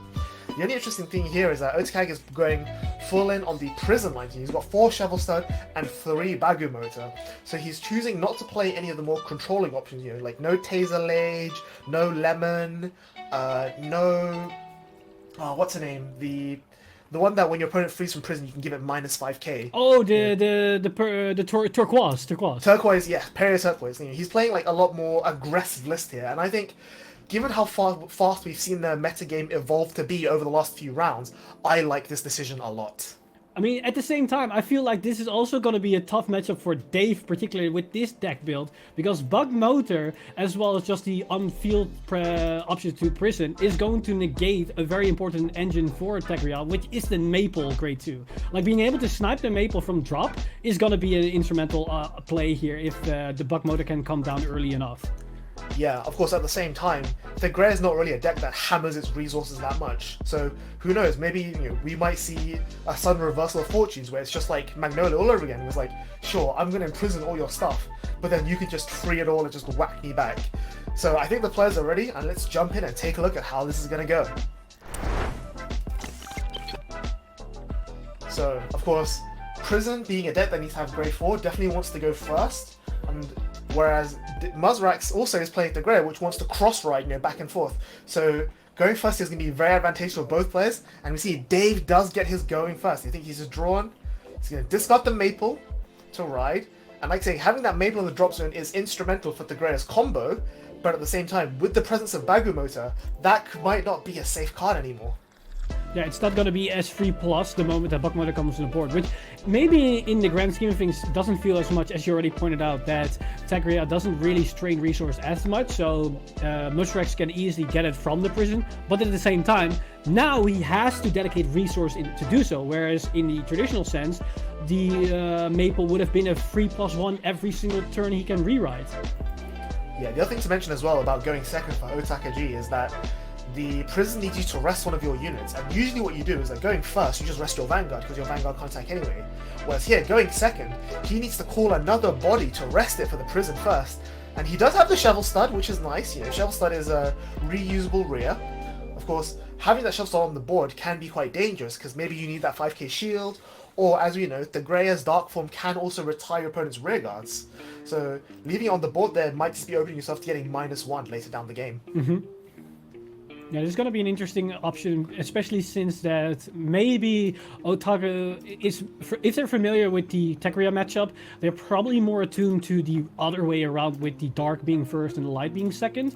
So that could be also a reason why Mushrex maybe decided to play the other way around, to basically flip it up on the opponent and put them in a situation where they might not be as comfortable if they ever practiced this matchup in the first place. Yeah, and I like what Otaka-G is doing here is that normally we see Prison players being very aggressive out of the gate, because eventually if your opponent's on high damage when they ride grade 3, it makes that pure light even more threatening. Whereas here he's playing a very slow game, maybe trying to wait and see what exactly Tegria can do, and maybe trying to see like if Dave has any more ability to do anything. But we see Dave just drive checked the Dark Tegria there, which is going to be instrumental to his engine, so Otaka-G knows that he's got that pressure coming in a few turns time. So he's definitely going to ride up Richard and imprison from hand here. There's going to be worth seeing what Dave lets himself get imprisoned from hand, and it will then be interesting to see if Otaka-G can burn his resources to commit any harder than he needs to. So that looks like the Drilling Angel going in. I mean, that's actually a pretty decent card to put into the Prison, because it doesn't have an on-place from hand skill, so it's just on place. So this does synergize with the Prison itself. So it's a card that doesn't feel like Mushrox is losing any value, as it just feels like it's gonna be called next turn anyways, and he's gonna get full value from the card. Exactly, like even if you pay Soul Blast 1 to free it from Prison, it puts a card from drop into Soul anyway. So he gets to maybe protect his Maple by putting it into the Soul, and then he gets to search for another cross ride in the turn after. He damages the second Maple, which is again very concerning. He's running out of those at an alarming rate, and he's falling a little bit behind on damage. He discards the Dark Tegria to ride, maybe telling me that he has more in hand. But of course, if I'm in the Otaka-G side of the field there, I now have two very juicy targets to imprison with the Bag Motor if I ever find it. So I'm curious to see if Dave commits here, because they're going first, he has a bit of tempo, but he doesn't have the full access to Tegria's skill, because it needs you to have Dark Tegria in the Soul, but it does still do something. What could be a possibility is that Moonstruck maybe is going to call the Dark Tegria and then use the Grade 2 to put the other one that he just discarded in Soul maybe? But apparently he's going to do something else here. So he's going to free the Drilling Angel. Yep, like you said, he's going to put that Dark Tegria into Soul. So now he can use the Grea's axe skill to call 2 bodies instead of just 1. But of course, he still doesn't get the board restand, because you need to have ridden from Dark the Greya to get the Bastion effect. Now He's going to search for... I think... Did he not search, or...? It looks like he put something back to the deck. It almost seems like it. Wait, let me do. Yeah, so he searched his deck and he chose not to add the Light the Greya there. So that tells me that the other 2 are either in his hand, or maybe he just doesn't need to add it, because in my opinion, there's no reason not to deny the 3+. But he's now going to resolve the Greya's axe skill to look at the top 5. And even though he has the Dark the Greya as well, he can choose 2 units to call. He only wants to call 1, not 2. And I like this a lot, because now he's playing around the prison effect. Because if he calls a 3rd body, that's another unit that Attacker G can imprison from the board, which gets value off of the Pure Light, gets value off of the Shovel Stud, gets Otacad closer to 10 prison, which he definitely doesn't want to do. So, I like this sort of very conservative line of play from Dave here. He knows, like, okay, I might be losing these pieces next turn. I just want to get some damage onto the board. I just want to set up for my big Vanguard restand the turn after. I mean, to be fair, I think the unit that he just called is the new Arfin, which does have protection. So he could have, I believe, called 2 units and still kept 1 unit on the board, because all cards within prison, I believe, need to target the unit, right? Yeah, so it only protects your other units. So all that happens is that when Attacker G rides into Seraph, because he's not Pure Light isn't on place and he's not on Pure Light yet, he can use Shovel Stud to target the Arthur, which then stops protecting the other units, and then he can use Seraph's Counterblast 1 to imprison the other 2 units. So it actually doesn't make that much of a difference here. Ah, okay, he gives it to the other units. I thought he gave protection to himself specifically. Okay, that makes a difference, yeah. So it's not ideal here. He does take Attacker G does take a bit of damage. He loses his grade 3s. At least is that the grade? No, that's the grade 1. My apologies. That is Wappa Plun, which is a piece of resource. Which is I'm surprised that not more people run this. Like the 2 copies of Wappa Plun gives the prison a lot of resource that you need to grind out the game and go late. Usually they play like Taser Lage, or as I say, sometimes the Lemon instead. But losing both of the Attacker G only plays 3 copies, and they're both in the damage zone, which is not ideal for him either. So Cuff Spring comes down. Nosrax will imprison a card from hand and then draw 1. I feel like that could be a dangerous card, especially for a deck like Moosrex, where you need your Persona Ride cards, and this gives Moosrex more chance and more options to potentially draw into those cards here. Yeah, I'm very curious about the sequencing from Attacker G here, because we saw... There you go. So he's finally used the Shovel Stud to bind the last rearguard, or imprison the last rearguard, now that the protection has been removed, and that gives him the draw. And of course, having 3 cards in the prison now gives Seraph Snow the 10k and drive. So he doesn't commit a third as another rearguard, so he's choosing not to be that aggressive here, which is very interesting. So there's the Macarite, and a PG, and a crit. Ooh, that is pretty good here. Even though he doesn't put a lot of attacks, that crit does help. There's a Dark Thackeray coming to the damage zone as well. So that's the second copy out of the deck, yeah. So Muzrak needs to have another one in hand here if he wants to have any sort of aggressive combo. And there it is. So the important thing about Thagrea is that Persona Ride activates in both ways, and Attacker G did not find a bag motor this turn, so that Maple does come out and gets to use its full effect. And so because Dark Thagrea rode off of the Light Thagrea, it will now have the ability to restand at the end of its battle.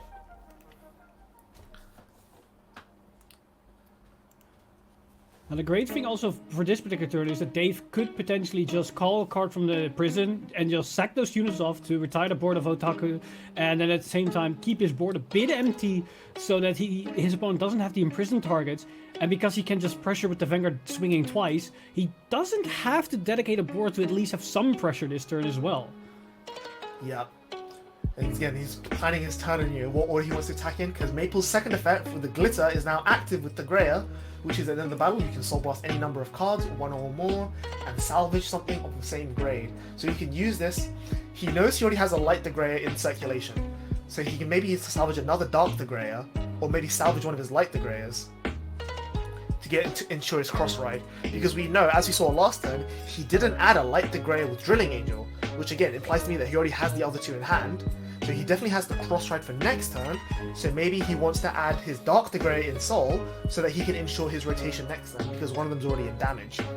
But he's going to counterblast one to free the Drilling Angel and the additional Angel, no, Painkiller Angel from prison. And again, Painkiller Angel takes itself off the board for a draw card, which is exactly what you want in this matchup, so that your opponent doesn't have that many things to imprison. Of course, he also does have the Arthur on the board, which protects self, but as we discussed, what Attacker G can do next turn is re-ride Pure Light, on ride, target the Arthur, bind 2 soul, 1 board, and 2 drop, and then they still have Shovel, assuming Dave doesn't retire his, Attacker G's board, they've got the Shovel Stud in play, they might have Bug Motor in hand, we know that they drove check the Macarite, they might even have an Aggro Rouge. There are so many pieces that Attacker G has to get to prison. It's just getting to 10 might be a bit difficult. But no, Dave instead chooses to retire the Arthur for the Degrayer, which is very dangerous. Another Painkiller. So in fact, I think Dave is trying to leave his board completely open. No, I know what he's trying to do. I think he's gonna use both the Painkiller Angels to empty his entire soul out, so that he has almost nothing on board, nothing in soul. So if the opponent rides into a Seraph Snow, into Seraph Pure Light, he can only potentially have 2 cards from drop zone and maybe from hand, but nothing from field, nothing from soul potentially, because he can clear out his entire field here. Yeah, I really like this line of play. Like this is where Painkiller Angel is like really pulling its weight here. I like this a lot, and it means that even if Attacker G goes into Pure Light, it's not as much pressure as it would have been. So, Twin Drive, heal coming in, huge heal there, it does resolve. Power to Vanguard, because Vanguard does get to restand. No defensive coming from Attacker G either. It's exactly what you want to see if you're in Dave's seat right now. Painkiller Angel draws a card, removes itself. And then the Grey to counterblast one to restand. This is a huge amount of tempo swing in Dave's favor this turn. I really like what he's doing here. Ooh, interesting. He's gonna attack with the Vanguard immediately, which does allow for a situation where Taku G can hit a defensive and the Maple doesn't hit here. And we do see the heal here. There it is, yeah. So the Maple does still hit because he Persona Road this turn. So I forgot the Persona Road 10k power is active here. Yeah, so it is a 28k, which is, one trigger is more than enough.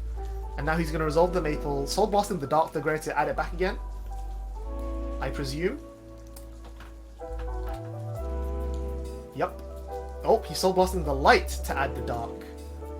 And then Maple goes into Soul. I like this play a lot, because field is empty, soul is empty, he can only rip 2 cards from hand with Seraph Pure Light, and that honestly doesn't sound too great for Counterblast and the Soul Blast specifically with the Grade 4.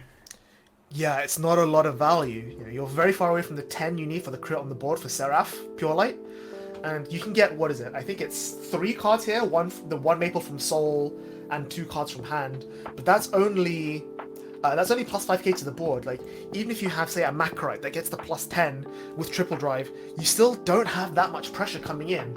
Whereas next turn, we know that Dave has the cross ride into Light Degrayer. He's going to be going for at least 4 attacks. Without at least another Shovel Stud for the plussing, I think Otakag is really going to struggle this turn.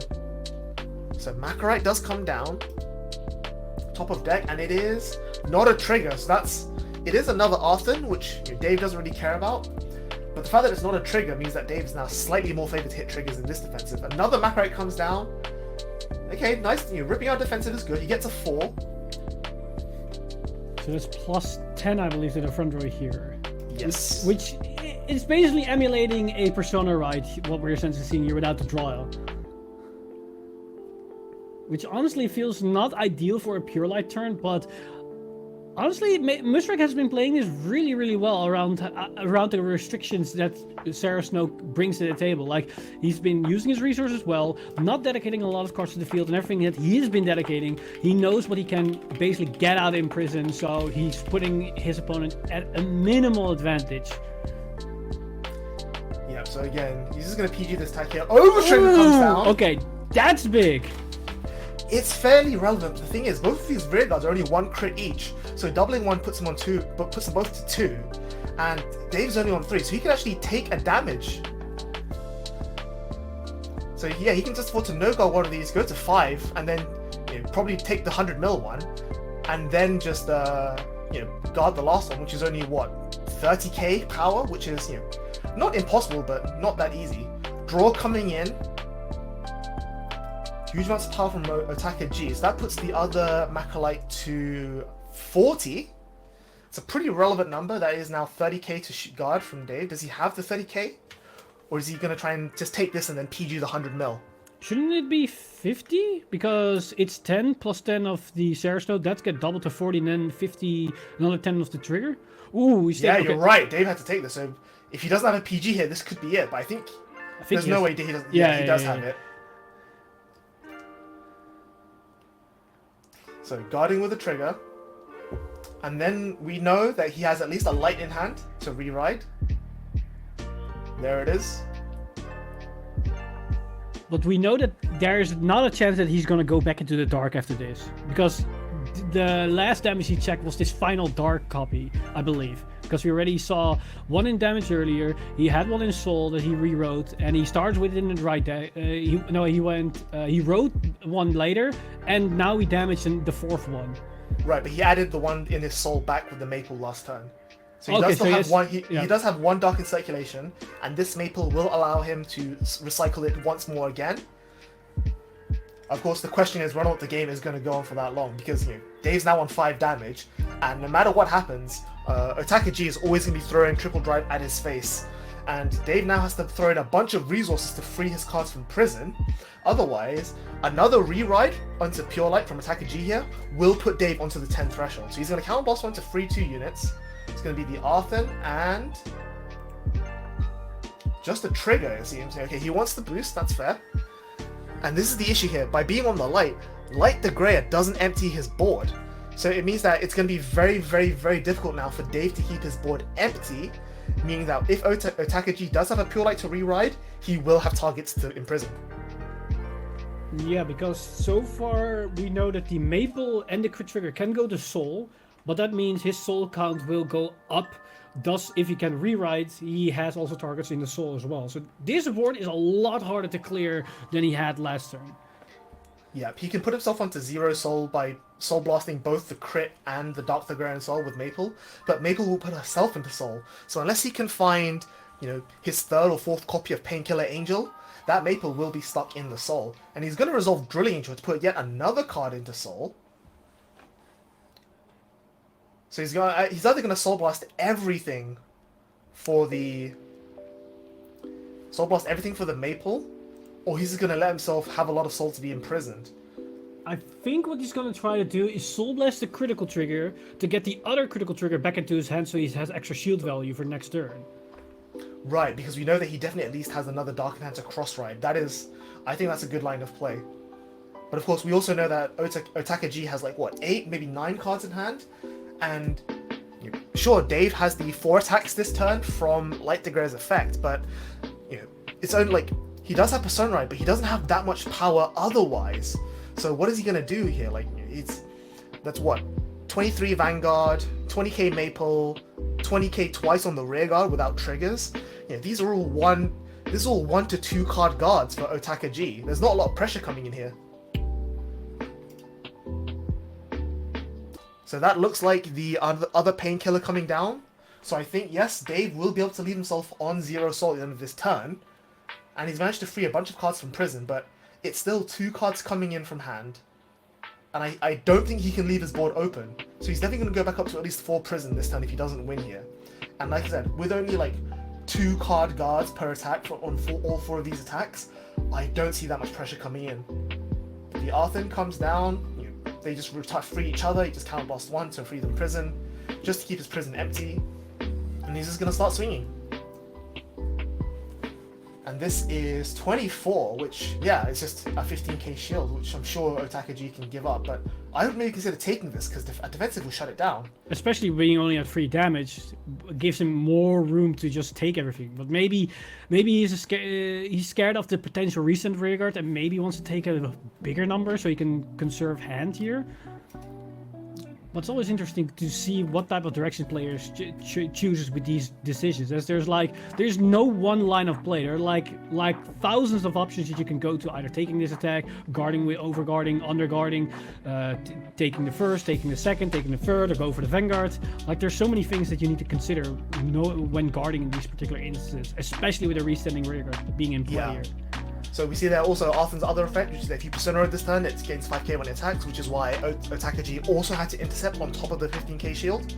And now he's going to perfect guard this Thagreia swing, which is still going to guarantee to stand the 15k Arthur regardless.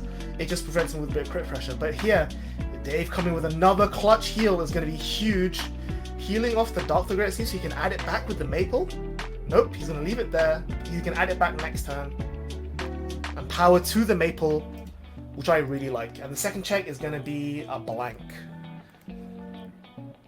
So the difference between Light Thagreia and Bastion is that Light Thagreia doesn't give any power to the board. So this Arthur is still capping out at 20k power. Which is essentially just 10k shield, which isn't really that hard to ask. But with 5k shields being the norm on cards, it's still potentially 2 cards from hand if you don't want to dedicate the trigger.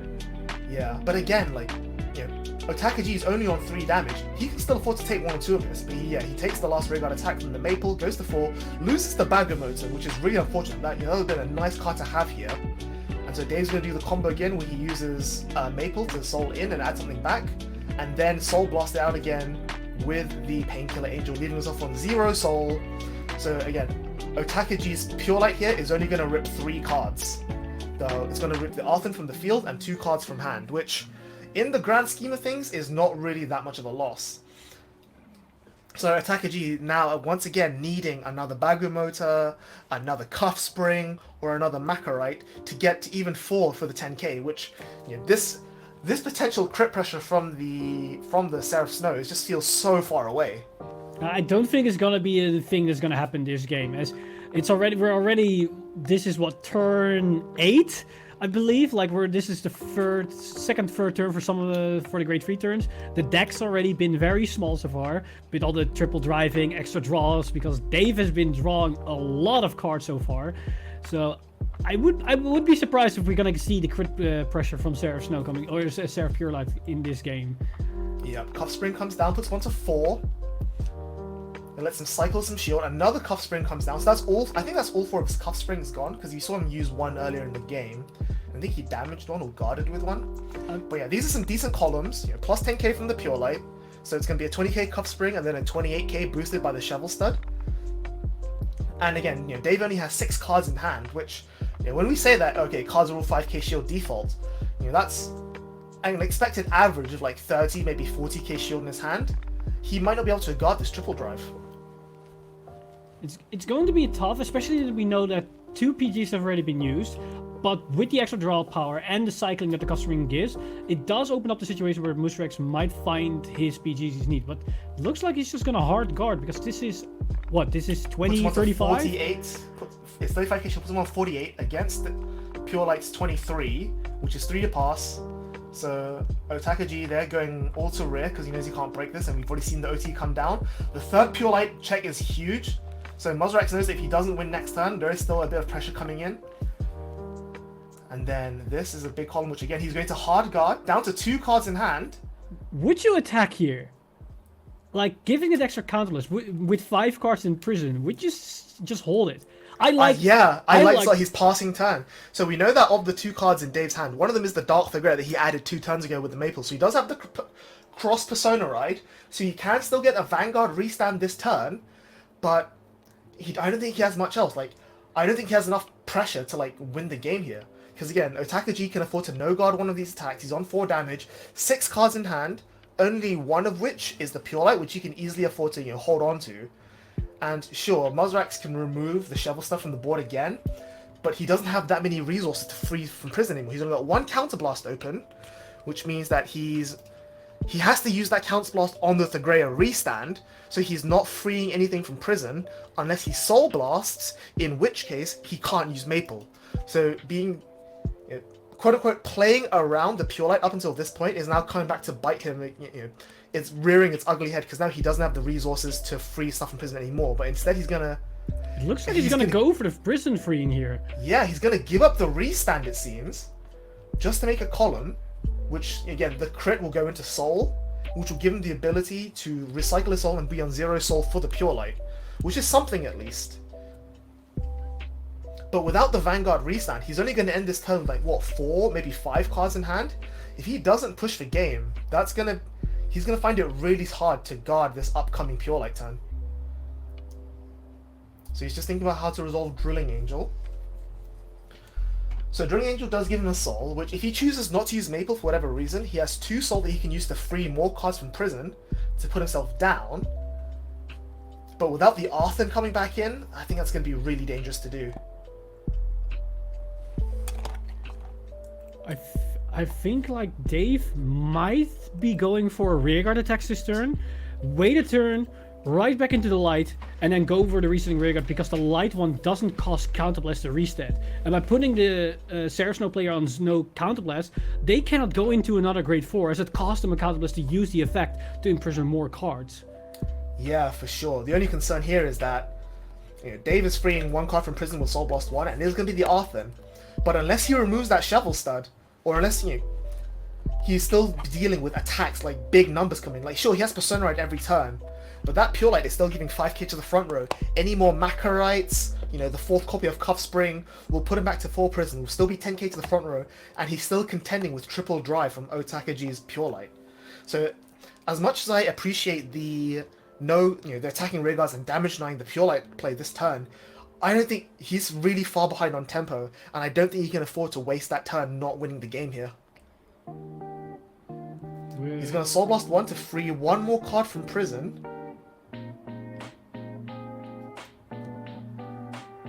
It's going to be the other Arthur. Nope, it's going to be the... It is going to be the Painkiller Angel. Yeah, so he's probably going to do the same play he's been doing so far, to just empty out the soul, draw more cards, and just deny the Seraph as much as possible here. The question is, if he's going to use the Gray's Retire skill to retire the Interceptors, he needs to call 1 more body, because that crit will go into Soul, that Maple will go into Soul, and obviously the Painkiller Angel will retire itself. So he needs to call 1 more card to retire the Arthur and that other card to wipe his board. So instead, yeah, he's just going to leave the Arthur on the board, everything else will remove itself from the board. We know that he does that on a play again, where he Soul charges in the crit, Soul Blast it with the Maple goes in, and then Maple Soul Blasts for the Painkiller Angel. So he's going to leave himself on 0 Soul, and I think he looks like he's attacking Rearguard here with everything. Or maybe he's going to try and see if his opponent's going to risk a no guard and drive check a crit. But if I'm in Otakaji's position here, I'm definitely risking the no guard. I would do it as well. Just, you need the extra damage to just win. If he gets the damage, he'd probably be in a very winnable position. But it is a risk you have to take. I think we're doing a trigger count for both players here, because, like you said, if Dave doesn't crit him here and Otakaji goes to 5 with open damage, he rewrites that Pure Light that we know he has, 1 card from the 1 Arthur from the board, 2 cards from hand. Dave goes down to 3 cards after the twin drive, goes up to 4 prison. That puts him up plus 10k on the board. If Otakaji can find 2 more prisons from like Macarite or a Cuff Spring or what have you, that puts him on to 15k. Dave will probably not be able to guard that, and that might be game. So I think he's really hoping for the crit here. But Otakaji might just play it safe. Yep, there's the PG. And I would consider intercepting here as well, because then you force the Maple to attack the Vanguard, giving you the 1 damage. Unless Dave chooses not to attack with Maple, but then he leaves the Maple on the board, doesn't cycle his Soul, and no longer has the, is unable to recycle his Thagreus. I would agree, because the only situation that gets punished by that play is if Moosrax hits a crit. That's the only situation. Because it's just going to be 1 damage. The other thing to note here is that with the timing of Painkiller Angel, because Painkiller Angel is at the end of the battle that it boosted at the end of turn, that's going to have to Soul Blast the crit immediately to retire itself immediately, which means that Nosrax won't have Soul for Maple. So maybe he's just not going to attack Maple into Rearguard here. But the other problem is that leaves a Maple on the board. So he's going to attack the rear, which is nice. and it means that Otakaji doesn't have any ways of removing either the Arthur or the Maple unless he finds the Aggro Rouge, because every other piece of imprisonment from the board costs Counterblast. I mean, so far we haven't seen any copies of Aggro Rouge hit the field. Not even in the damage zone, if I remember correctly. Yeah, so Dave on 5 cards in hand, and they're all going to be safe because there's no Counterblast for the Pure Light. There's one Aggro Rouge, which has to target the Arthur.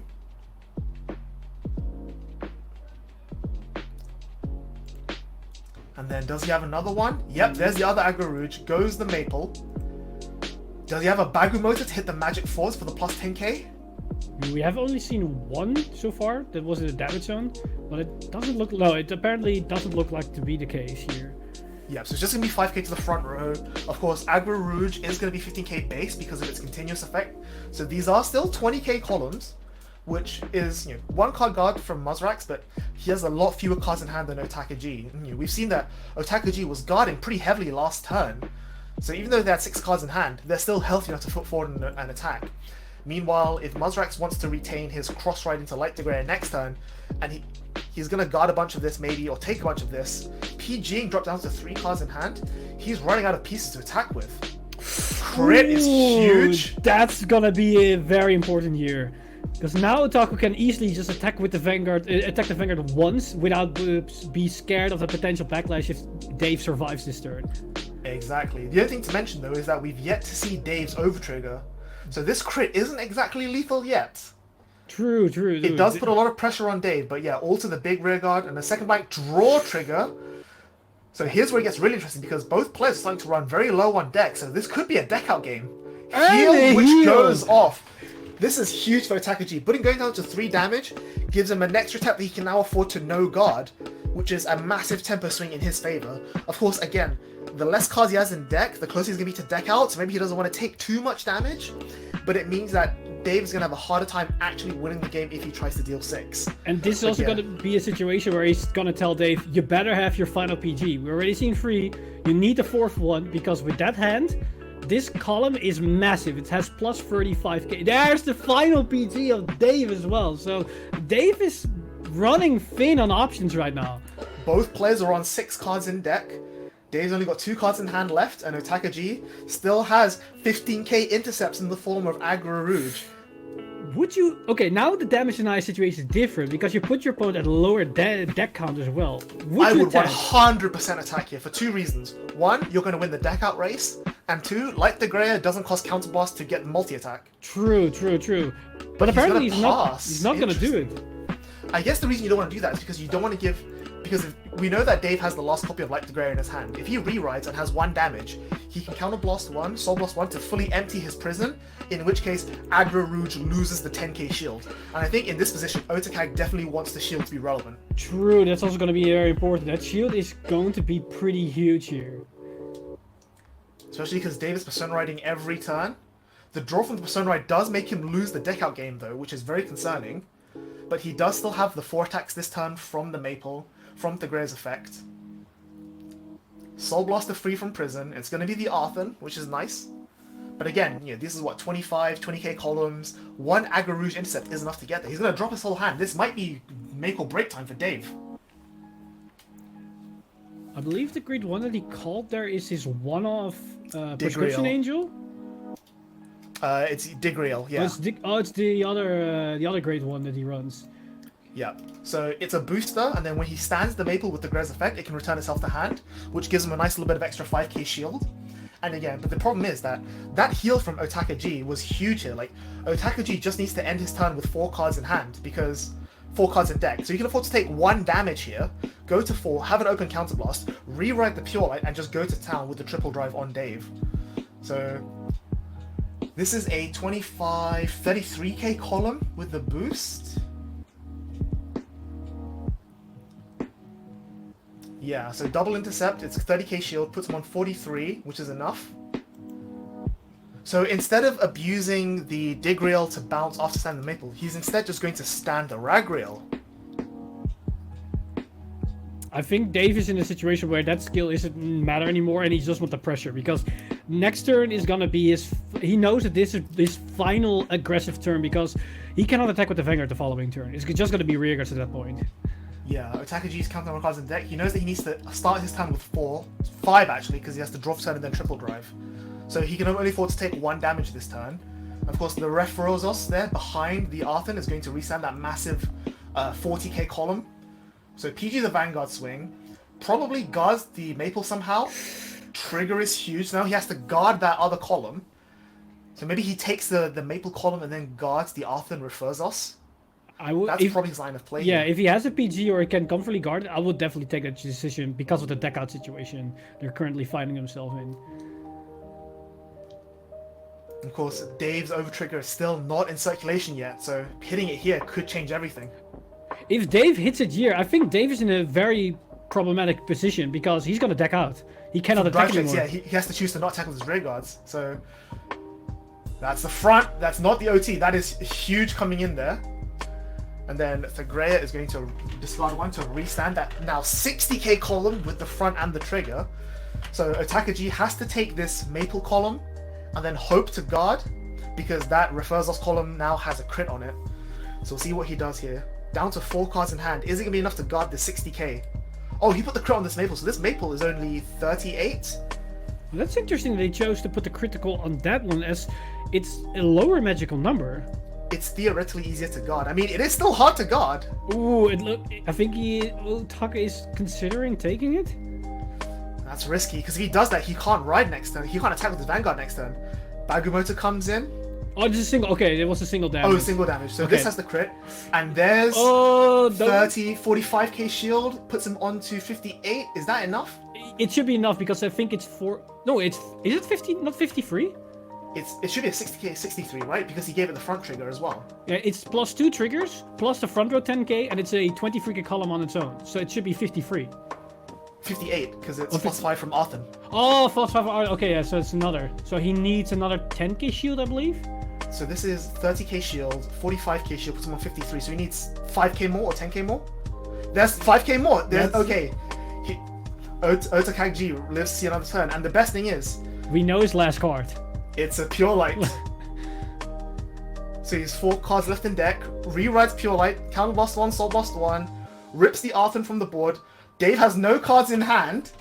And it puts him onto a 4 prison, which gives the board 10k. So Otakaji just now push his board forward and go for it. Counting his deck, 4 cards. He can safely triple drive as long as there's no draws left. And he can call whatever he wants to the board because it's gonna get plus 10k, I believe. Yeah, plus 10k. Yeah. Bonus if that last card in his hand is a way of getting like if it's a Bagumoto, because then it's plus 15k to the front row. The only problem is if his final card in hand is a Whopper Plume, because he cannot call that unit. Yep, because the mandatory is Soul Charge, which will cause him to deck out. But he only plays 2, and we see him both in damage. I think he's gonna make a big column here. Oh, interesting that he goes for that and not 3 attacks. I think maybe he's worried about playing around the defensive Overtrigger. But the Overtrigger would instantly lose Musrex the game because he needs to draw. Right, because the mandatory draw. We'll see. The damage comes in. There's the OT. Yeah, he draws the last card, and that is game. Wow, that was down to the wire. That was amazing play from both players there. Like, honestly, I have no words. Does he hit the last draw in his deck? Nope, it's all blanks. He was definitely safe from decking out. Unbelievable. That was... What a game. Like, massive props to Dave Vec there, Musrax, like, being able to play around the Pure Light effect, keeping his board empty, keeping his soul empty, saying, you need to work really hard to pressure me, but unfortunately, the positioning of that OT just didn't come up when he needed it to, and it ended up losing him the game. He ended up decking out, but at the same time, like, Otakaji, like, realizing, okay, you have way more pressure than me, you will get to play way more of a game than me, so I just need to, like, try and, continuously, like, play the game as much as I can, guarding really aggressively, which I like, because it meant that Dave had to push harder to win the game, And if the harder Dave pushes to win the game, the easier it is for Otakag to re-imprison his boards, make a comeback, and like the man, it's like a Metroid, right? The pilot's like, my advantage, my advantage, my advantage, and just like seeing those two players knowing that matchup in such well depth and like really grinding it to the absolute last card.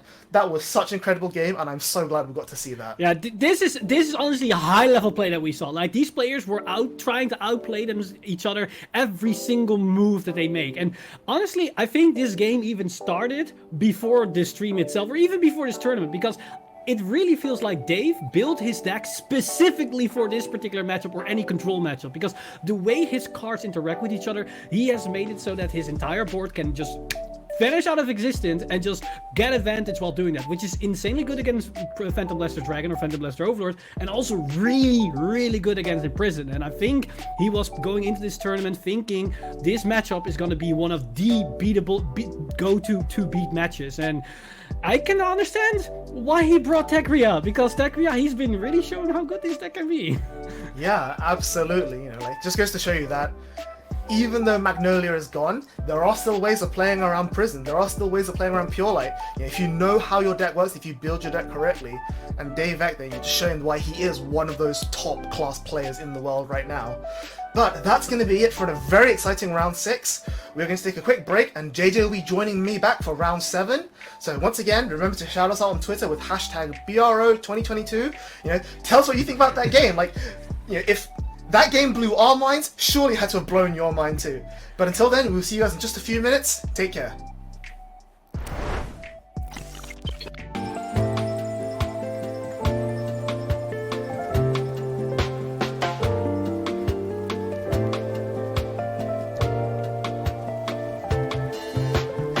Welcome back, everyone, to Bushiroad Rumble Online 2022. It's your boy JJ again, joined with Zistro. He's been here the whole day. His voice is going. How you been, man? Oh, we're reaching the end of the round. You know, we're round 7 now. We've got one more round left to go for round 8, and I'll tell you what, man, the action just does not let up. No, it doesn't. Like, that last match was stunning. Like, two very good players just going at it. Both of them playing to the barrel end of their resources. We've been seeing that a whole lot in Overdress. I feel like what you guys were saying earlier in some of the matches is that, like, in Overdress, there's a lot more scrabbling for resources, just fighting for some of your best options to play the game. And it's just really been exciting to see. Yeah, for sure. And of course, before we jump into the game, we once again going to take a look at the standings. So a lot of players are X1, X2 right now, but there's still everything to play for, you know. No one's out of top 8 contention just quite yet. Let's have a look. So Right. There's 2 XOs left. We got Kai and Karan Patel, 2 big names in the community. Oh, I almost want to watch that matchup, don't you? I would be so excited to see it myself. I'm very surprised that a whole lot of people, like, outside of playing in Overdress, like, if you told me a lot of these players who are also very good at the other formats would also be taking part in Overdress, I wouldn't believe you, because everybody's just been super into Premium, and being in Overdress has never been so good before. Yeah, I think it just says a lot to how playable and enjoyable the current standard format really is. You know, some other popular names on the X1s there, you know, we just saw Muzrax versus Otaka G on stream last round. Manlong, you know, our two-time champion, also still on X1, showing you that wasn't just a fluke, the guy really is all skill. And finally, Niels, Utman, and Des Ex Machina still in the top X as well. JJ, you know, there's still more X1s, why don't you walk us through 9th and 16th? Alright then, so let's take a look at page 2.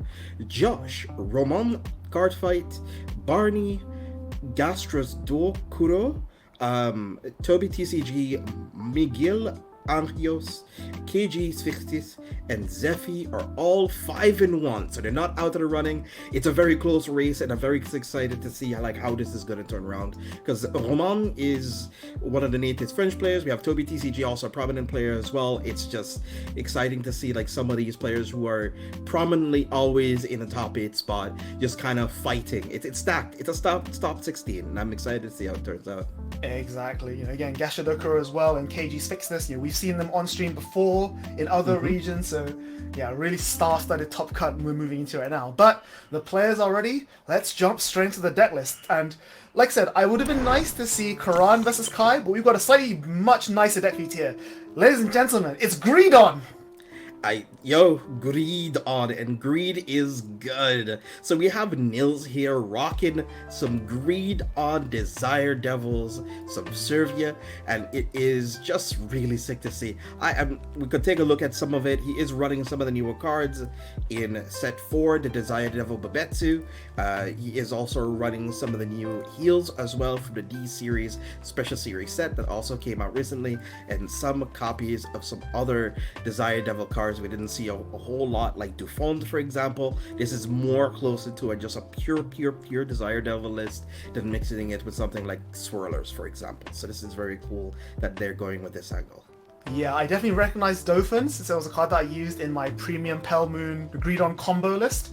But you know, like when I was looking through the Dark States like card list, just look at like cards for that deck, it blew my mind how much direct support Greed On has. Like, so many cards interact with Greed On in a positive manner, and I was like, man, if Greed On has all of these insane support cards, why isn't it doing as well as it should be? And here we see Nils is taking it to an X1 record. He's finally giving it the respect it deserves, and I can't wait to see him come off. Maybe get like 3 or 4 Vanguard restands. I don't know if that's possible in Standard, but I just want to see this deck explode.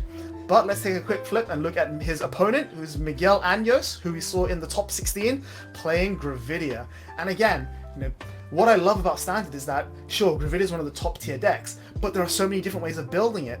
So here we see that he's choosing not to play any copies of Gravidia Stanner, but instead is playing Gravidia Rulyuk, which is the on-hit reset a Meteor, which can help you grind a little bit further. But then again, he's not playing Bobelmine, so he doesn't have the counter charge for said grind.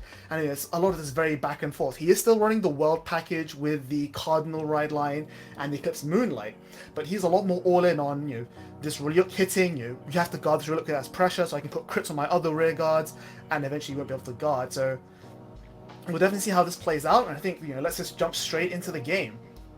That's right. So we can talk a little bit more about this matchup.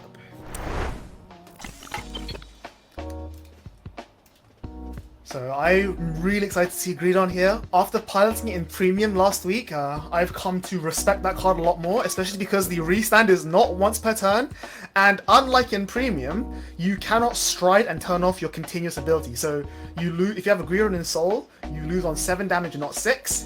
So it just means that Gravidia has to work that little bit harder to win the game. That's right. And in a matchup like this, it does still end up coming down to him hitting extra copies of Greed On. He does need to have an additional one, which is not like completely out of his reach. Obviously, since your ride line does help you draw a little bit of extra cards with the effect of Goemon and Bushoku, but it still can put you in a situation that you do really need to hit your second copy of Greed On to make it worthwhile. Yep, for sure. And so Nils here going first, which I think gives him the advantage. Neither of these decks are grade 2 restricted, neither of these decks care. Greed On can just restand when your opponent's on grade 2. Likewise, Gravidia needs time to dig for its pieces and deck in for its meteors. So we'll see if Miguel gets the tempo he needs in the early game, or if Nils is going to go for the damage null as we've seen people do against Gravidia. I think it's a safe bet to say that that's something you just try to go for, because you're not in a rush right now. You're a deck that you just want to sustain a whole lot of damage Greed On, and you do want to just put yourself opponent in a position yeah, sure, you're gonna probably be able to farm hand by swinging here, but it's not going to make a difference to me. I'm just gonna kind of swing twice with Greed On with my extra crits, and I do love the fact that Nils here is running 8 crit instead of the 4 draw line that a lot of other lists is running, because he does value closing out the game as quickly as he possibly can. Yeah, Miguel there, turn 1 Meteor, which is it's a fairly popular line. I've seen a lot of players do. He wants the Soul for his copies of Barringer that he's playing. Does Soul charge one of his Persona rides, which is a bit unfortunate, because as we discussed last time Gravidia was on stream, that is a deck that really needs to be hitting its Persona rides to get the deck fitting and the plussing every turn. Of course, Nils damages a heal, which turns that off, so it means that even though Greed On dies on 7, it's still one less piece of healing out of lethal he has access to. Alright, so he's going to commit the Dizito here as a booster to try push through damage of a defensive, of a 15k shield here. It looks like he really wants to commit the damage. I think this is... What do you think of that, actually? Is he not too scared of, meteors, for example? I think in the early game, Gravidia is not, because you're going first, you have a whole 2 turns of rush until Gravidia can ride grade 3 and start popping your board. So I actually would really like the early aggro here because you're kind of quote unquote baiting Gravidia to remove your board, which then gives you the more they commit, the easier it is for you to make a board and commit back. So I'm a big fan of this here. Yeah, okay. So he's going to use the Moonlight here to get himself a token, which turns itself into a 50k booster. So that column over there is attacking for 25. Center column is going to be also critical. Another 2 damage here to the face. Massive crit coming in. So this is now a 35k column. No defenses from Niels. He has to take this, which means Ryuk does go off, putting a meteor from his deck into his order zone. So the Hell Hazard goes in, which means that when Miguel rides the Nordlinger, he can get to 5 on the first grade 3 turn. This is huge. That will be. So right now, he needs to have a Greedon as a rear guard here, possibly. If he can get it at least, so that he could survive Miguel's following turn when he's going to go into Gravidia. Because obviously you want to Persona ride it, but I don't think he'll actually be able to manage it if he can. Yep, so Ruluk there, putting on a lot of pressure. So he does have the Greedon. Does he have another Greedon to keep himself alive with on the rear guard? Can he find it? He's resolving his right at the moment. So he's going to use Bushoku here. Bushoku's skill in your soul when you're at 4 damage or more. It gets plus 5k for every copy of itself in your soul. So that's a 15k extra boost already. Put him on 28 plus the extra booster. It's 46. It's kind of nice. 36 is pretty nice, yeah. Yeah, it is going to be huge. The only concern is that if he commits for a big turn here, Greedon takes 4 standing units off the board to get 2 more drive checks. So you are still technically -2, which when Gravidia swing at you with like double triggers and like plus 10k to the board, that could be very scary. So he's going to be calling the Desire Devil Cannon here. Going to be revealing top of his deck to get himself a unit from on top of it. Okay, he's going to be calling his Bullfoamed. So now he has a full board here just set up and ready to go. It's going to be soul charging too. I don't think he has another Greedon in soul yet though. No, he doesn't seem so. This is going to be kind of scary. Him being on 4 damage here without any way of maybe getting those PGs back that he ended up using and stuff like that. So this is going to be it's going to be kind of scary. 2 triggers, nothing. Ooh. So Miguel not hitting a defensive either is nice. Soul Blast 2, in goes 4. Gets the Vanguard restand. Jito's effect puts another card from dropping soul, but again, there's no Greedon in his drop zone. No. So we just put a card in there. I guess it'd be another Bushoku, that's fair. Of course, this does now put Niels onto 10 soul. So he does gain the plus 15k. So at least there is a lot of pressure coming in, but Miguel's only on 1 now 2 damage. He can still easily no-guard the rest of these attacks. Yeah, that's right. And the problem with the Dauphin as well is that Dauphin needs you to have 2 Greedons in the soul to gain a crit. So this is at most 3 damage coming in. Draw trigger is nice, but again, it's not more damage. Miguel can just comfortably go to 4, double triggers, and then just shred Niels on the swing back. Especially him being able to, like, if Nils has any copies of the Babarito, he'll be able to also get extra critical since he could be able to use the Meteor to retire the Dauphin. So this could be a particularly scary turn, so you can have 2 columns here with criticals as well. It is also worth mentioning that Miguel has lost a lot of his meteors already. He discarded 2 for Ride deck, has damaged 2 of them, and then 1 entered the order zone from Reluk hitting. And we know he only plays 8 copies of the Grade 1, so he's only got 3 copies of the Grade 1 Meteor left in his deck, and he's not playing Shergo. So his ability to grind this out and get repeated multi-draw Vanguard rerides is going to be difficult as this game goes on. But he's going to pass the turn, comfortably on 4 damage, he's got all the Count Blast he wants to play with. Right into the Nordlinger, and we'll see how much of a pressure he can throw. Down comes another Meteor. So Nordlinger to search the last 2 Meteors in his deck. He'll be able to draw 2 cards here off of this. He can also choose to soul charge it if he wants to. Which I think he might because he's playing 4 Barringer. Of course, those Meteors, he now does have 5 in his order zone. So he can go for the full double trigger if he wants to this turn. Maybe we'll see a repeat of the Nightmare on stream last round where the Gravidia player drops 5 and sees no triggers, but hopefully not. Oh no. There was also another one where he did see the trigger, but then it was like a turn later when it didn't matter anymore. Oh, it was so sour. Takes the draw. And this is something I really like about how Miguel set up his board here.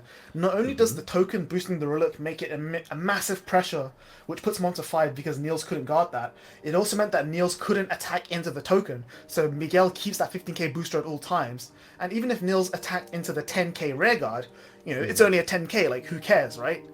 Yeah, that's right. So now he's going to commit a heal here to make the booster be for 20. So he's not making a third attacker, which is very interesting. And he's only going to drop 3. He's going to drop... There's drop 5. Here we go. Full send, baby. Let's go. Full on critical and double trigger effects. If he hits a critical here, we did see that 2 PGs are currently in the soul of Niels. So if a crit or an OT or anything like that gets hit here, nothing. Another double blank. Something about dropping 5 and getting blanks on Gravidia just seems to be a trend today. I would see, so yeah, like he could take this. Yep, Yeah. there Of we course, go. Niels does still get the on hit, so he gets to put another Hell Hazard from deck into Order Zone, which is pretty solid, and it means that next turn when Miguel Persona rides, he can deck search for the other Hell Hazards, and then use the Barbarito to put the Meteor from drop into Order Zone and still hit 5 again. But of course, we'll see. Maybe Niels wants to keep his hand and try and do a bigger combo next turn, especially if he has Persona Ride. But seeing Miguel commit the heal to boost there, that tells me a lot about Miguel's hand. Okay, so looks like he got his Persona right off. Now his life has been extended.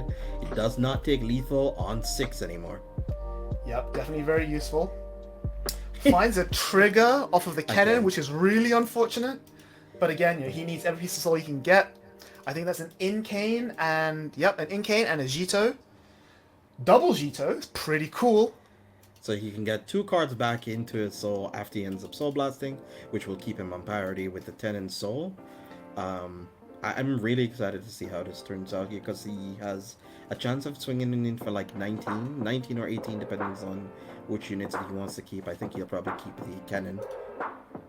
Yeah, the only concern here is that no copies of Bubetsu means that he's limited to 3 attacks this turn, and he has no other way of calling from soul, so he can only restand his Vanguard once, which we've seen Miguel drive check that PG, which is nice, but then the other attack is going to have like maybe 1 or 2 crit at most, which Miguel can afford to no guard because he's on 3, and it might, like, I don't think Niels has enough pressure to win the game this turn. I don't think so either. Now this is going to be drive of 1, drive of 2, into a draw trigger again. I think that's his 3rd draw trigger he's seen so far. Yep, and again, no crits means that Miguel can just afford to no guard a lot of these attacks. So now he's going to pay the cost for Greedon. I assume everything other than the cannon goes in. Yep. So he gets to resolve both the Incane, which will give the Greedon +1 drive to go to triple drive, and then resolve the Jitos to keep on 10 souls, so Vanguard gains the +15. So in Kane, its skill of when this is placed, if you Persona Road this turn, you have to soul charge 1, which was one of the reasons why he ended up doing that just now. And he ended up almost missing it. And it also has an additional skill that your Vanguard gets an additional +5k power and 1 drive if you put it into soul via its ability. But at the same time, we also see that there's 2 Bishoku in the soul and a Greedon in the soul. So that's another +10k onto the Greedon from those Bishokus. So even though there's not that much pressure, it is still a very big, 28, 38, 48, 58 with triple drive. Miguel might have to no-guard this, because we saw him burn the PG earlier. Yeah, and he's in a situation now where Niels has not seen a whole lot of critical triggers this game outside of Superior calling a couple. So I guess now Miguel is asking, hey, could you count your crits for me, homie, for a second, please? So 4 is what we see in total? 4 or 3? I think it's 4, because there's 1 in damage, and then he soul blasted the last one. But he hasn't drove checked much either, so again, if I'm in Miguel's shoes, like, blind soul charging isn't as good as a compression as like deck searching for meteors, but it's still pretty close. That's right, especially where you can You have Boshoku, which soul charges extra copies out of the soul for you already, and you also have the random soul charging of your own skills as well from Superior Calling. So now this is a crit. PG did come down there from Miguel, so he does have the extra crit, and then what looks to be like double crit there. So this is still a very lethal cannon. It's just a much more manageable number. And OT to guard, that's huge information being given up by Miguel there. Yeah, I think the cannon was like 59k, and he ended up being able to guard for 63, so now he doesn't need to worry about OT, and he doesn't necessarily need to also worry yet about dying, even if his opponent hits a crit. But still, this can be pretty dangerous. This is a Persona Ride turn. Yep, and we see that Miguel is out of meteors in his deck. So wow. He needs to have a Baka Burrito in order to get to 5 now. And even if he gets to 5, if he goes to drop 5, he's going to be unable to like drop meteors again unless he just drops 3 or just plays a conservative 1, which I'm not sure is the play here. Because Nils is on 5, but needs to take 2 damage in order to win, and he's got a lot of cards. That's a huge grip in hand. Like, I think it's going to be very hard for Miguel to push for lethal here.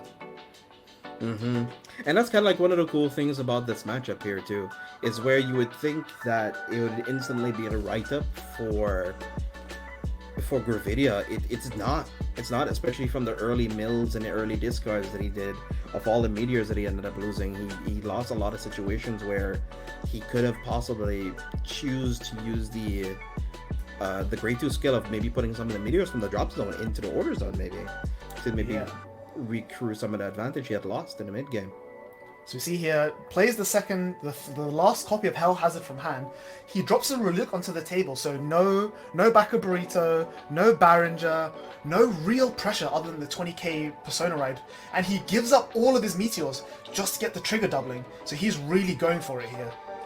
Yeah, I mean, he needs to try to close out this game. He realized that if Niels survives another turn, he can't close out the game anymore. He's on 6 damage to 7 damage lethal here, and now he needs to try to get the win in. So cost needs to be paid first for Niels' effects. He's currently contemplating how he wants to discard here.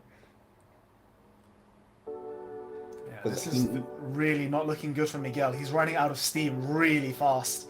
First check is a blank, another double blank. Oh, something about dropping 5 and checking blanks.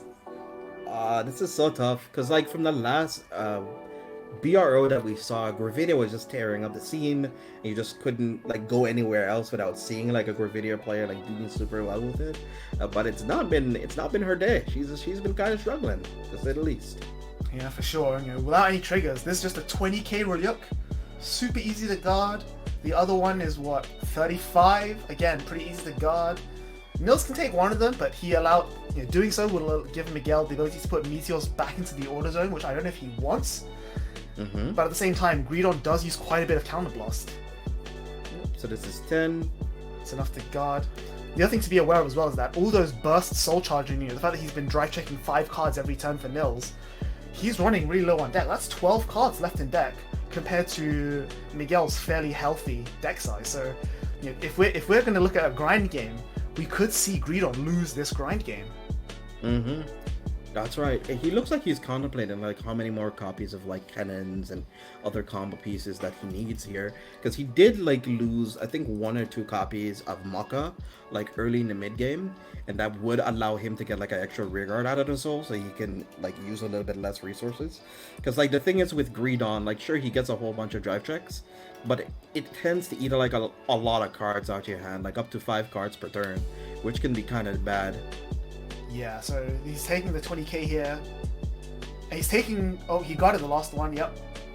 So he guarded the first one, took the second one. Miguel managed to put a Meteor back in his order zone, so he still gets the 15k from Nordlinger, which at this point, now that Nils is on 6, 1 damage is enough. You don't need the crit. Like, just that 28k Nordlinger alone is plenty threatening. So we'll see what Nils can do, because I think this is now the final hour. It's do or die time for Nils, I'd say. So he's going to be able to use Maka here. Soul Blasting 2.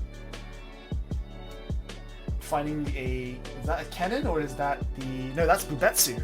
Oh, that's actually really, really, really good here. So now he's going for the extra attack. He can't use Counterblast for cannon because he has to save the counterblast for Bubetsu. This will also give him the extra bit of card draw that he could use to cycle, since Babetsu's skill does allow him to counterblast one, call a card from hand, and also that unit will also get 5k and he gets to draw a card. Yeah, and what I like here is like he's just willing to commit all his cards from hand, drop a full field. When Babetsu goes in and makes a new rearguard, he still has 5 attacks this turn, 2 Vanguard swings and 2 rearguard swings. Because he can leave the Dauphin on the board, and he can replace the Muka with some other body from the Soul, which will still hit numbers. So this is looking really threatening for Miguel here. And again, we've yet to see Nils' overtrigger. So if he hits it here, that crit could make all the difference. Yeah, could be scary though too, since as you were stating before, deck out is a possibility. Oh dear. There it is. Oh, and that is permanent too. So when the Vanguard restands, that's going to be +10 and a critical. Plus a Dauphin also gets that heal off, allowing him to heal here. 2 damage. Yep. Front is nice, but I don't know if it's going to help against that massive Dauphin. His heal goes off. Oh, that's really good. No, it doesn't, because he was on 4 and now he goes to 5. Because Nils was on 6 and going down to 5. Wow, so that heal not going off is shattering for Miguel. That would have been his chance to stay alive, but now he still has to deal with this gigantic Dauphin, as well as the crit pressure Vanguard coming in. I mean, we know that Miguel has a PG in hand because you saw him drive check it last turn. That's but right. Like, do you burn it on the Greedon or do you burn it on this gigantic Dauphin? I think you still burn it either way, because you still want to be able to just force more cards out your opponent's hand. You could possibly try to get a booster. No, but Dauphin's already 100 already. I guess you would try to get... I still feel you get like a booster for your Vanguard maybe, but no, he's huge too. No, I don't think you spend the CB. I think it's Dauphin, yeah. I think you do Dauphin. Just crit on the Dauphin for lethal? Yeah, I like that. Yeah. I like that play, because this Vanguard is what? 23, 38, 48, 58, I think? Yeah, that's right. No, 68 with the overtrigger. So yeah, 68k on the Vanguard, 100 mil, 2 crit on the Dauphin. This is it is. I hear Miguel's fat lady singing for sure. It could be pretty scary, but let's see. How many heals are out of the deck so far that we did see? 2 or 3, 1 on the board. 1 on the board, 1 in damage, and he guarded with 1 earlier.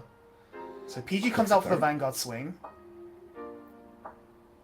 Does he have the 4th PG in hand for the Dauphin? If he does, he might. This could be a game-winning turn here.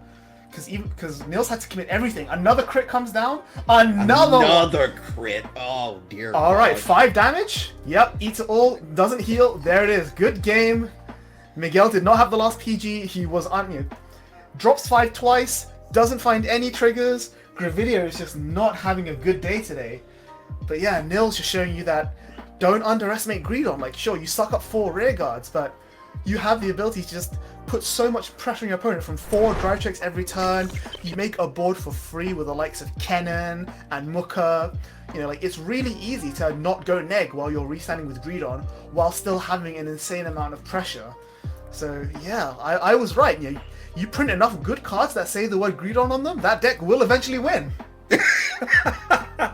I mean, we did get to a good timeline where a whole lot of cards or new cards came out, like Zito, for example, being able to give a lot of good resources back to the archetype, because oftentimes the archetype did have an issue of you didn't have enough Desire Devils, and B, if you end up using some of your Desire Devils that did end up soul blasting for you, like Greedon, for example, you just couldn't accrue back the resources that you spent into it, right?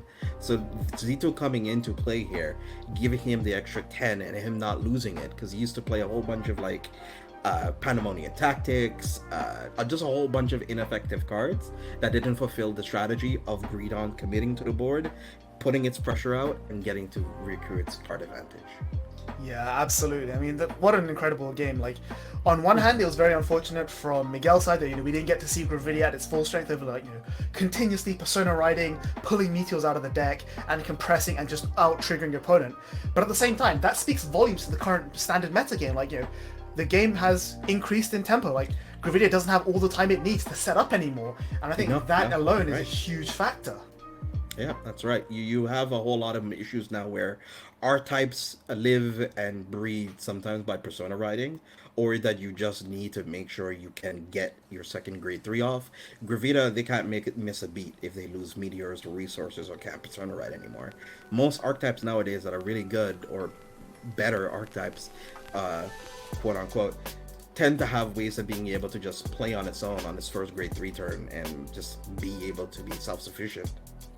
Yep, exactly.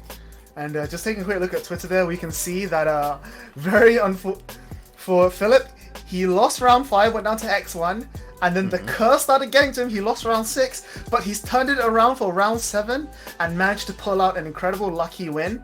So he's currently on X2 going into the final round. So fingers crossed for our boy to make top cut.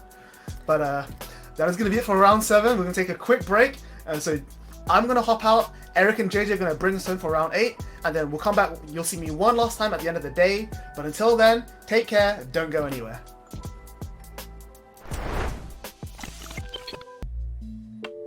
Welcome back, everybody, to Bushiroad Rumble Online 2022. Hopefully you guys are having a great day today. Welcome back again. We have our boy Mr. Timely back. How you doing, Eric? How you feeling? I'm feeling pretty good. That last match was that was something. I don't know what's going on with Gravidia in this tournament. Like last time, as you guys pointed out, she was the boogeyman. But now, I don't know what's up. I just for any Gravidia player out there or any future Gravidia player out there, never resolve the 5 meteor. You will get no triggers. You will get nothing. Just go for the free. Just go for the free. Be safe. Don't dare do it. Don't do it. Just don't do it. But let's take a look at our final standings for today. Let's take a look at everybody who has the potential of making it into the top cut. Let's see how they're all doing. So we have in first Karan Patel, 7-0, our only 7-0 on the day. We have WCC Kai, DuetSS Machina, Man Long, and Niels, we just saw recently, Atakak. We have Gasha Doru, then we have Zephyr. All of them are now then sitting at 6-1. So let's take a look at 9 to 16th.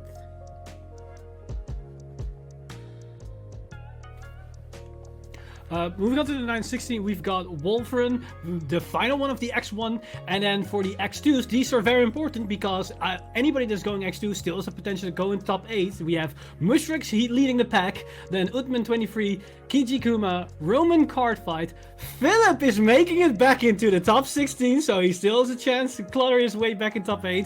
And then finally rounding it off, we have Roxas VGC and Barney rounding up the top 16. So any of these players still have a lot of chance to make it top 8. So everybody that steals X2, fight your heart out because we're not done just yet. This final match, this final round is going to matter for a lot here. But that said, now that we know the top 16, let's take a look to the deck list of our final round feature match. And this is going to be an interesting one because we see a deck that we haven't seen so far. It is a nation that we've seen, but not the variant. Oh. So we have DuetSS Machina from the US of A, playing some Bavasagara, an archetype from Dragon Empire that came out not too long ago. She's kind of still recent in our hearts, even though it's been close to 5 or 10 months ago, 5 to 8 months ago. She's been out for a minute. BTO 4, it feels like an eternity away, but she's still relatively good. It has a lot of newer support that she has gotten in the D Special Series set of Seal, Blaze, Dragon, Ashuyaya, and being able to make uses of those cards as well, being able to get extra power, extra shield, and also be able to call a card from the drop zone gives it a way of being able to get extra reach. It is a very stock form of a deck. There's very little room for changes or evolution for it, but I'm liking to see that people still playing Bavasagar has been able to make a different way of being able to play it. How do you feel about it, Eric? It's basically as you describe it. Like, Bavasagar right now feels very stock built. Like, you have your typical good cards. The ratios for the weapons have already been somewhat figured out. What weapons you should play, which are more important, and the important key pieces that already been figured out. Like Trick Moon is going to be a very important staple card, as well as the main right line of being able to figure out your beaters. And right now, most of the support cards around Bavasagar either are just beaters or find a way to your weapons more consistently. And that's currently the iteration that we're going to see. It feels like good stuff Bavasagar essentially. But that's the current iteration with future support on the horizon. This deck has a lot lot more promising moving forward with a lot of interesting things. But so far, this deck looks solid, and currently it's doing really well. It's I believe the Elsik Magna is going X1, so this deck, it works, and we're gonna probably see why it works for her as well. But that said, that's this build. Let's take a look at her opponent, Kenticor's build, as this is a build we've seen multiple times so far, and I want to iterate to this player, be careful when resolving the complete 5 Meteor one. Be careful! So there's Singaporean opponent Kenticor playing the Space Mama. Rocking a deck that is using stock and part and parcel for a whole lot of it seems like a, seven meteors, 1 world order, and then, 4 copies of Falling Hazard. One of the only differences of most of these variants that it does actually play is that they play no draw triggers actually in this version of the list, and it also plays Stanner for a bit of extra shield value, to say the least. Like, what do you think how this matchups would fare between both of them? Because I feel like Babasagara kind of wants to go a little wide to push a little bit of pressure. Like, she does feel Vanguard only, but she does need a little bit of help, doesn't she? Yeah, I think you really hit the nail on the head right there. So far, all the matchup that Gravidia has been going on this features match is against deck that don't mind losing their rear guards, or can basically disappear their field to some extent, negating the retire aspect of the Meteor skill. But in this matchup, Basraga doesn't really allow to disappear your rear guards as easy, and in this build, I believe none of those units actually do that. So we're gonna see that the Basraga is gonna be heard about to retire themselves. Yes, Trick Moon can recall, but it's not as easy to rebuild the board as the previous matchup that we've seen, like with Greedon or with Baron Magnus, for example. So this is probably more favored for Gravidia, but also an important note here is that they are running the 2-2 split with the heal. That is the heal that gets extra shield against a crit attack, and Basraga gets an inherent extra crit when she uses her effect. So this is a nice card against Basraga as well. So this is going to be an interesting matchup, and I feel like that we might see more oomph going from Gravidia moving forward this match. But that's just all speculation. Let's move into the match itself and see what is going to unfold in round 8 on this tournament for Bushiroad Standard. Oh, I think I just heard notice that the players are currently still setting up, but overall, JJ, what is your thought about this matchup in particular? Because I already talked about the aspect of that Gravidia probably has more advantage with the retire spec, but what do you think is in the grand scheme of things, how this is going to play out?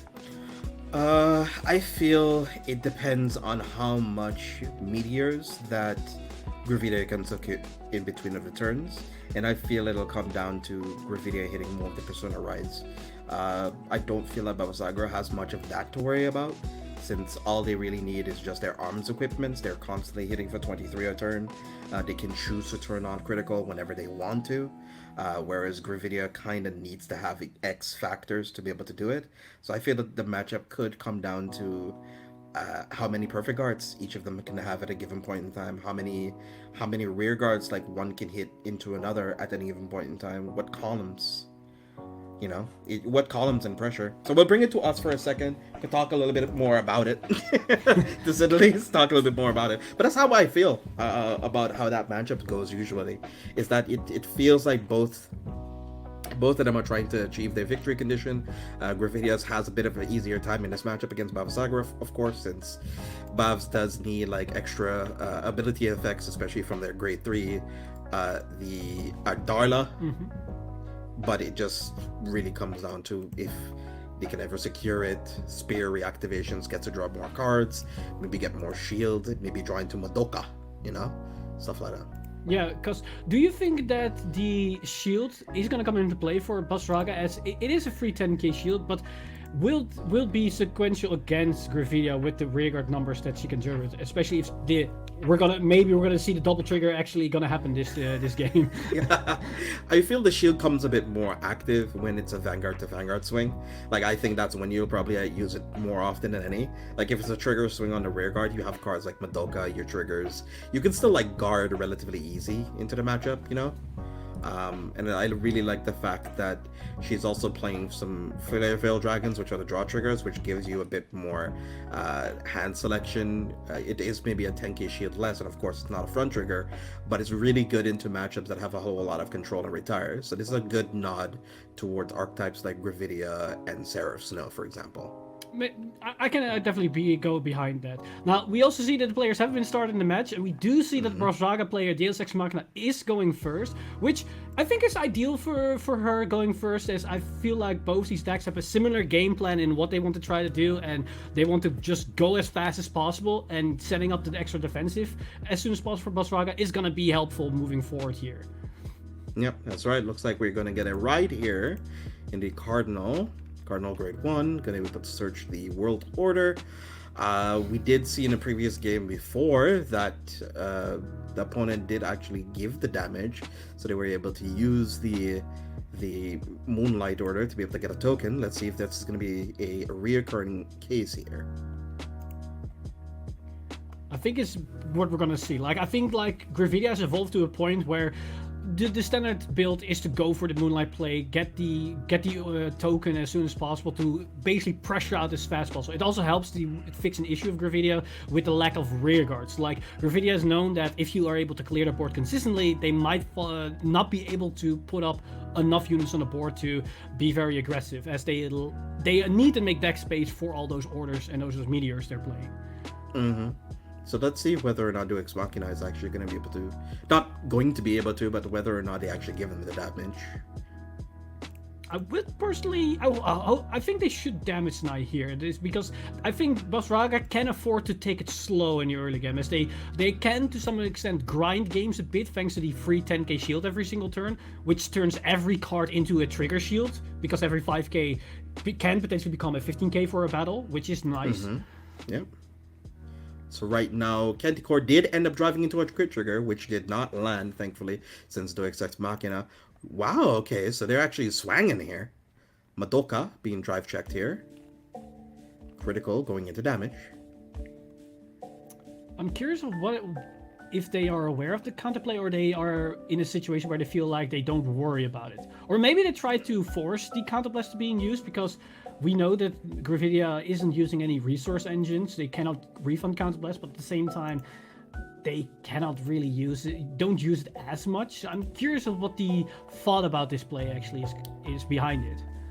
That's a very good question. I guess it's a situation where they're like, well, if I ride into Bavasagra, I have Spear into Shield. I'll then just be able to get a crit activated, so I put you on 3. So then if I draw into like Sword or something, I still get to, close out the game relatively quickly, because then I could just keep on pressuring with the crit every single turn. So it's like, I guess they just want to try to get a quicker turn here. I mean, the crit coming down makes this game a lot quicker as well for both players. That's pretty good here. Oh boy, so this is another 35. They have a defensive trigger this time, and that puts them on 3. Babasaga going into the damage. Now they're going to resolve the grade 1 skill, so they could choose whether or not a media out of the drop zone or a media out of the deck, and they can choose to set it in their order zone. That's a really good setup for Gravidia here. Not only immediately getting ranking up free damage, filtering the deck for the double meteor as well. This is gonna be a good turn. Their first grade 3 turn, they can essentially go into the full 5 meteor if they want to. I would try it again. Like even like the bad streak of luck. His bad streak of luck that we've seen. I'll be very honest, this is the quickest amount of damage that I've seen Gravidia being able to do so far in the last couple of matches that we've seen it on stream. So I would say 3 times the charm, no? I mean, the third time did happen last game, but if you're gonna go with third player, I would say somebody has to break the curse, and Kentikor might be the one to do it. So Basraga coming down, so I assume we're gonna see at least one. I wonder if they have the grade 2 that allows them to immediately go full equip here, because that allows them to be very aggressive. As Basraga is known to be a bit slower if they cannot equip both weapons in a single turn. We do see the spear first, so that leads me to believe they have the double one, as I think like shield is more safer option here. The fact that it discarded it was kind of interesting. Oh, yeah, okay. So they wanted to commit the grade 3, and the grade 3 would be able to equip the shield here. Ah, okay. I like this play. Yeah. This is actually really good because that allows you to maximize value because the discard cost is negated through this ability, essentially.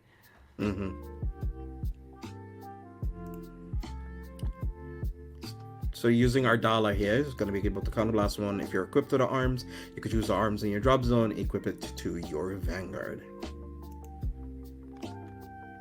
The only thing that basically what the Deus Ex Machina is only missing at this point is getting the Trick Moon into rotation here, because that's the only piece that we're missing so far. And with the effective Swyan Blue being able to get a defensive +10, allowed them to possibly be able to guard for 38 next turn, or if not more. But they're gonna swing here. They're not using the crit as you noted before. This is... Ooh, the over trigger coming down at this junction is pretty big. Okay, so this is super tough here, because what they probably wanted to do was not give the damage, but yeah, this is tough. What do you do now? I mean, it's 2 free cards. Do you deny yourself 2 free cards? I don't think you do. I don't think if you're gonna pass the turn here, you waste a lot of free value, essentially. So they were making sure they drew enough cards there. I mean, I think they wanted damage now because their hand wasn't ideal to deal with the Gravidia turn, but I think this extra draw and the Twin Drive might be a bit tempting here. But I think they're contemplating. I think she's contemplating if she wants to... Like, drive checks and draws is so tantalizing to Vanguard players, and I can understand this predicament you find yourself in. You had a game plan, you wanted to go for it, but then the game basically told her, you can have 2 extra cards if you want to. And draw... I feel like you do here, no? Because it's like... Oh, I would not hesitate. I would 100% just... I would just gun it. I was like, give me those 2 extra cards. Yeah. So they're going for the swing. This is 23. It currently doesn't have the over trigger power. Second check. That is a heal trigger, which does go off, which also is the good heal trigger in this matchup because it protects you from the extra critical effects that people's Vanguards can have. So it's really good into Gravidia here. See if he's going to swing. This is 100 million. He's considering whether or not he wants to PG. Let's see what he does. Does Kenty take the damage, or does he PG here? Because he can't guard any other way, so he has to eat it. Alright. Oh, that's a pretty good damage check for Deus Ex Machina. One of those double meteors being out of play here. Hell Hazard is like one of the newest additions to Archetype, which does allow you to get 2 copies extra of a meteor that you happen to miss, and it does allow you to play a lower ratio of grade 1 meteors that you used to play. Because back then, before Hell Hazard came out, I think you used to play close to like 10 meteors, 10 to 12 meteors. And now when Hell Hazard being printed, you still play close to like 11 or 10, but it's a lot less. So you can actually play like good units now, or like other units that can help your win condition or push pressure. Yeah, the biggest difference is that some players play the same amount of orders still, but the difference here is that you are less reliant on drawing or seeing as many, as some of those counts as double, which increase the consistency of your game plan tremendously for Gravidia. Exactly. So let's see. Kenty's currently contemplating his discard here. What's gonna go for? I mean, one important thing for Kenty Core now is that he knows the overtriggers out of the game, and I think for Kenty Core this was probably the best situation to hit the overtrigger, because Deus Ex Machina didn't commit all too much. They didn't go for the double critical, because if she soul blasted and gave Bushiroad a double critical and just went for Vanguard, that could have been a lethal turn right then and there. Yeah, that would have been so strong, because they obviously no guarded. I mean, it could have been a toss-up between if they had hit like a critical as well, instead of like using the skill, but still hit like crit OT. That also could have been like super dangerous for Kenty as well. So they're gonna discard a Rylak here, gonna go into Gravidia, so they're gonna get a Hell Hazard here and a normal regular meteor. Gonna put those, so they're gonna be able to draw 1 off of the meteor activation, the grade 1 meteor activation. Just draw a card. A little bit of hand selection. Their hand is like relatively healthy. I think like 6 or 6 or 7 cards. I think 8, yeah. Now, both players have pretty sizable hands, but that's to be expected because both players haven't really been dedicating a lot of cards to the field. And I think that's also the play that Deus Ex Machina went for, to not play all too much into the meteor game plan. But as we see the big difference between the other matches, she has been negating a lot of potential pressure on her side to do this. Whereas most other decks we've seen so far up against Gravidia, they didn't have to sacrifice offensive capabilities to negate that field disruption. And that's the big play, big difference here that we're going to see. Because at some point, she has to dedicate cards to the field. She has to put up the pressure, which then will play into Gravidia's retire aspect.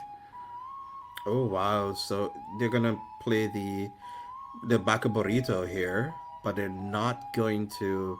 Yeah, they don't have any meteors in the drop zone, so they can't really make use of that full-on skill. It's going to swing in with Nordlinger here. And that's 5 meteors! That's 5 meteors being put! That's the magic numbers. Are we going to see the lifting of the curse in this featured match? Can Canticore do it and rip triggers on this double trigger turn? So they're going to retire the grade 3 in here. Now, Baka Burrito skill is now going to be activated. So you get plus 5k and 1 crit. I think it's only going to be 5k because for the crit he needs to retire 3 rearguards here. Oh, he needs to be... Oh, yeah, you're right, actually. Now, I keep forgetting about the card that it specifically talks about retire, not meteors. Yeah. Okay, so PG, I can understand this because the Gravidia already comes with a critical. You don't want to suddenly just lose to a double crit or crit OT or something like that. Mm-hmm. So very good perfect guard here. So they could discard literally anything, Trickstar, grade 1, any of the other pieces, since if they happen to have like another arms card, they can just like re-equip the new arms and get them the grade 1 they ended up discarding for perfect guard here. Yeah, the ideal card is a Trick Moon, but I think she hasn't had... Oh my god, the overtrigger coming down! This is... Oh, yeah, that PG is very, very needed. Okay, so one thing I do need to tell you guys though, is that yeah, that OTE triggered twice. So those regards are now 4 critical, aren't they? Mm-hmm. Yep. And one of them is 200 million, and the other one is, I assume, it went from 15 to 30 to 60. Mm-hmm. So yeah, let's hope. let's hope. If Deus Ex Machina has a PG, they can survive, but they will be put to 5. So this turn was huge. Oh no, they got the card. Minus 1, let's do 5. Okay. 6 damage. Let's see it. No. That's brand gate overtrigger for you. That's a brand gate overtrigger with Gravidia. That's the OTK. I think you know what happened this game. Mm-hmm. This Gravidia was like, I'm gonna rectify for my fallen sisters. I'm gonna do what they couldn't. I'm gonna hit the OT on the double one to justify what happened with the other Gravidia players. This is painful. Like double OT. That's probably the worst thing that can happen. I mean, it is. It's a realistic situation that does tend to happen every once in a while. You know, sometimes 4 damage, sometimes 8 damage. I've been hit with an OT on first turn before with Graffiti and I had no damage. I took 8 damage because of it. It does happen, right? Mm-hmm. You can't quite do much about it, sadly enough. I mean, if you have the PGs, you have the PGs, but it was a very fun match to watch. It felt very close. Both of them got their OTs off. I mean, talking about that OT that went off both players, you might easily make the assumption the Brandgate player won because the OT came out and it's easy to GG at that point. But I want to make an argument that that Deus Ex Machina had a potential to actually win there if they went all out on that Great Free turn. That overtrigger on their side could have made a difference because they could swing with a double critical, resending Vanguard twice. They could potentially just put pressure on the rearguard board and just try to win to that. Now, of course, that's not always going to be the ideal situation because you're planning for the long game. You want to make sure that you're going to win. But sometimes these decisions, because this was a decision for her possibly to make, she could just go all in on that turn and just pray moving forward. But the OT happened on her side. She didn't make the ideal board for that situation, and she sadly couldn't capitalize on it. So these are decision points you have to make to make sure that you go play to your outs. And in this situation, it sadly happened too early for her, as if she went full out and then hit the OT on her bird, a double crit boss Raga swing twice, it's pretty good. I feel like, okay, so I do agree with you. It's also, I want something to add to that as well, is I feel that you want to also use the skill, not all the time that you can, but as much as you can, especially if you know you can secure the soul. And they know they could secure the 2-1 soul. So they already had the 1 soul already, and the other one from crit. So that was 2 soul already. I feel you could use the skill power. I feel you could just use the skill to retire. Because you would have like 1 more card left in soul. With a critical, you have 2 more left in soul. So you can really use the skill again. I feel, yeah, you're fine. You're fine with it. You have Madoka in hand. You have your shield activation. I mean, obviously the OT was hit, so that's kind of a moot point. But I feel you're right there when saying, hey, maybe a crit activation skill, swing face with the Vanguard, retire the grade 2, don't really care too much about it, pass off of whatever trigger powers that you get to the rear guard or commit an extra 1 and not really care too much about it. Maybe it might have been an angle that he could have gone for there. Yeah, it's always a thing to think very carefully about these decisions, because these small decisions can have major influences with potential triggers, or even sometimes with this particular instance, you can easily say, oh, it's on this particular turn that it matters. Because we only had 1 grade 3 turn for both players. But sometimes these decisions on turn 2 or turn 3 can matter again in certain grind games where you can go into turns 5, 6, 7, and those earlier decisions, like if you put a extra attacker on turn 3 for that extra attack that could have forced maybe extra 5k shield that mattered on turn 7, or if their hand was cluttered with triggers, they maybe have to overguard on turn 3 on a 5k guard that then matters on turn 5 or turn 6 when they need that 15k shield essentially for a Vanguard attacks that come with extra critical. These are things you need to keep in mind for every single turn, and that will change outcomes of games all the time. And it's hard to see these things, but it's also always a lot of fun to speculate on these things and try to understand and learn these aspects and to improve that for every single game. That's something I would definitely advise for any players out there from any level. Always try to think about these games from an outside perspective and think about every decision and think, if I made a different decision, do option B instead of option A, what would have happened in those instances and how much would that have impact the entire game moving forward? And that can help you to improve a lot. Yeah. So like, I'm not saying that also, by the way, I'm not like discrediting any of the players. Oh no, at all. No. I'm not saying that you're saying that either, Mrs. Timelip. I'm also not saying that you're saying that. I'm just saying, I'm clarifying here. We're clarifying that even though we can be here, perched in the peanut gallery and be like, "Well, they probably should have done X and Y and Z," that does not mean that it's always going to be correct. It's from our own perspective how we view the game, and obviously, we're also human as well. Right? Yeah, because we also had the fortune of hindsight 2020 that we know the overtrigger hit. Like in her position, we don't know exactly what their entire hand is and how comfortable she is by putting 1 extra card in the field. Like, these are hidden information that we don't know, and there's also always things to keep in mind, of course. Yeah, exactly. So then all we're just saying is, hey, I feel in that situation, you already put the crit on the board, you have the extra soul, just use it, right? There's nothing really much that you're losing. You're not committing too much, and even if you do end up forcing him to use a PG there, it's game, right? Yeah. It's like if you still restand there, it's potential that you might also hit a second critical trigger, and that could still be like 3 to 4 damage as well, right? Yeah. So you're still having an extra way of maybe potentially closing out the game. Well, that's also the fun thing about, especially once we get to these higher level of plays, that these minute changes and decisions are going to matter a lot. And you can speculate and discuss about this, because a good example is the previous round when we saw Dave playing.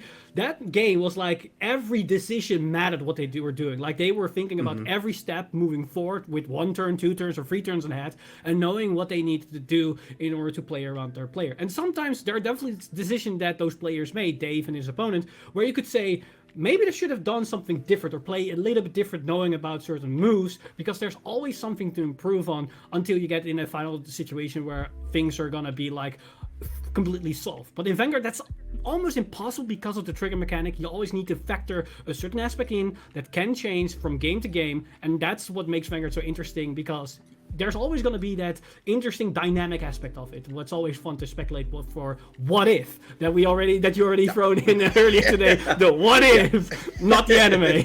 Yeah, exactly. Like it's always going to be a future scenario where it's something that you did in your past is going to punish you what you did in your future, right? Yeah. It's like past JJ, like I guarded 10k shield here, where I probably should have just not guarded and taken the damage, and I might have been able to do extra combo play or extend like a combo or play. But there's also other scenarios where you do that same play, you're like, okay, I took the damage this time, but it's like, well, I actually didn't really need that damage, and now, oh, my opponent's hit me for like 3 crits or something off of the skills alone, not even the triggers yet, and then if he hits a crit, I die. Yeah. That sucks. I mean, yeah, I always hate that feeling when I do a decision, and then immediately after I made the decision, I'm like, wait, that was not the smart move.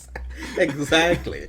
So then we have moments like that. It's very good that a whole lot of people can kind of just always chalk it up like, oh, it just came down to ultimately the OT. Well, no, not really. Not just that. There's a whole lot of other minute decision makings that builds up to that as well. Where, yeah, sure, it can come down to a situation where not much could have been done, but there are moments where at least you need to think of it as a factor that if it happens, what next? What are you going to do next? Yeah. That's all. Yeah, and I think that's a good way to just say to end this round for now. Like the players are still busy, but I'm very curious of what we're going to see in the top 8 players moving forward for this tournament into day 2. So I think we're going to take a small break because players are almost done with this round, and we're going to come back with the final standings of who's going to make it to day 2 with the top 8. But also take a look at the other players that have been performing very well, because the player levels, the skill level that we've seen today is pretty damn good, and dare I say, pretty spicy. But that's me and JJ. We see you guys very soon, so take care everybody, and see you a bit in a moment here.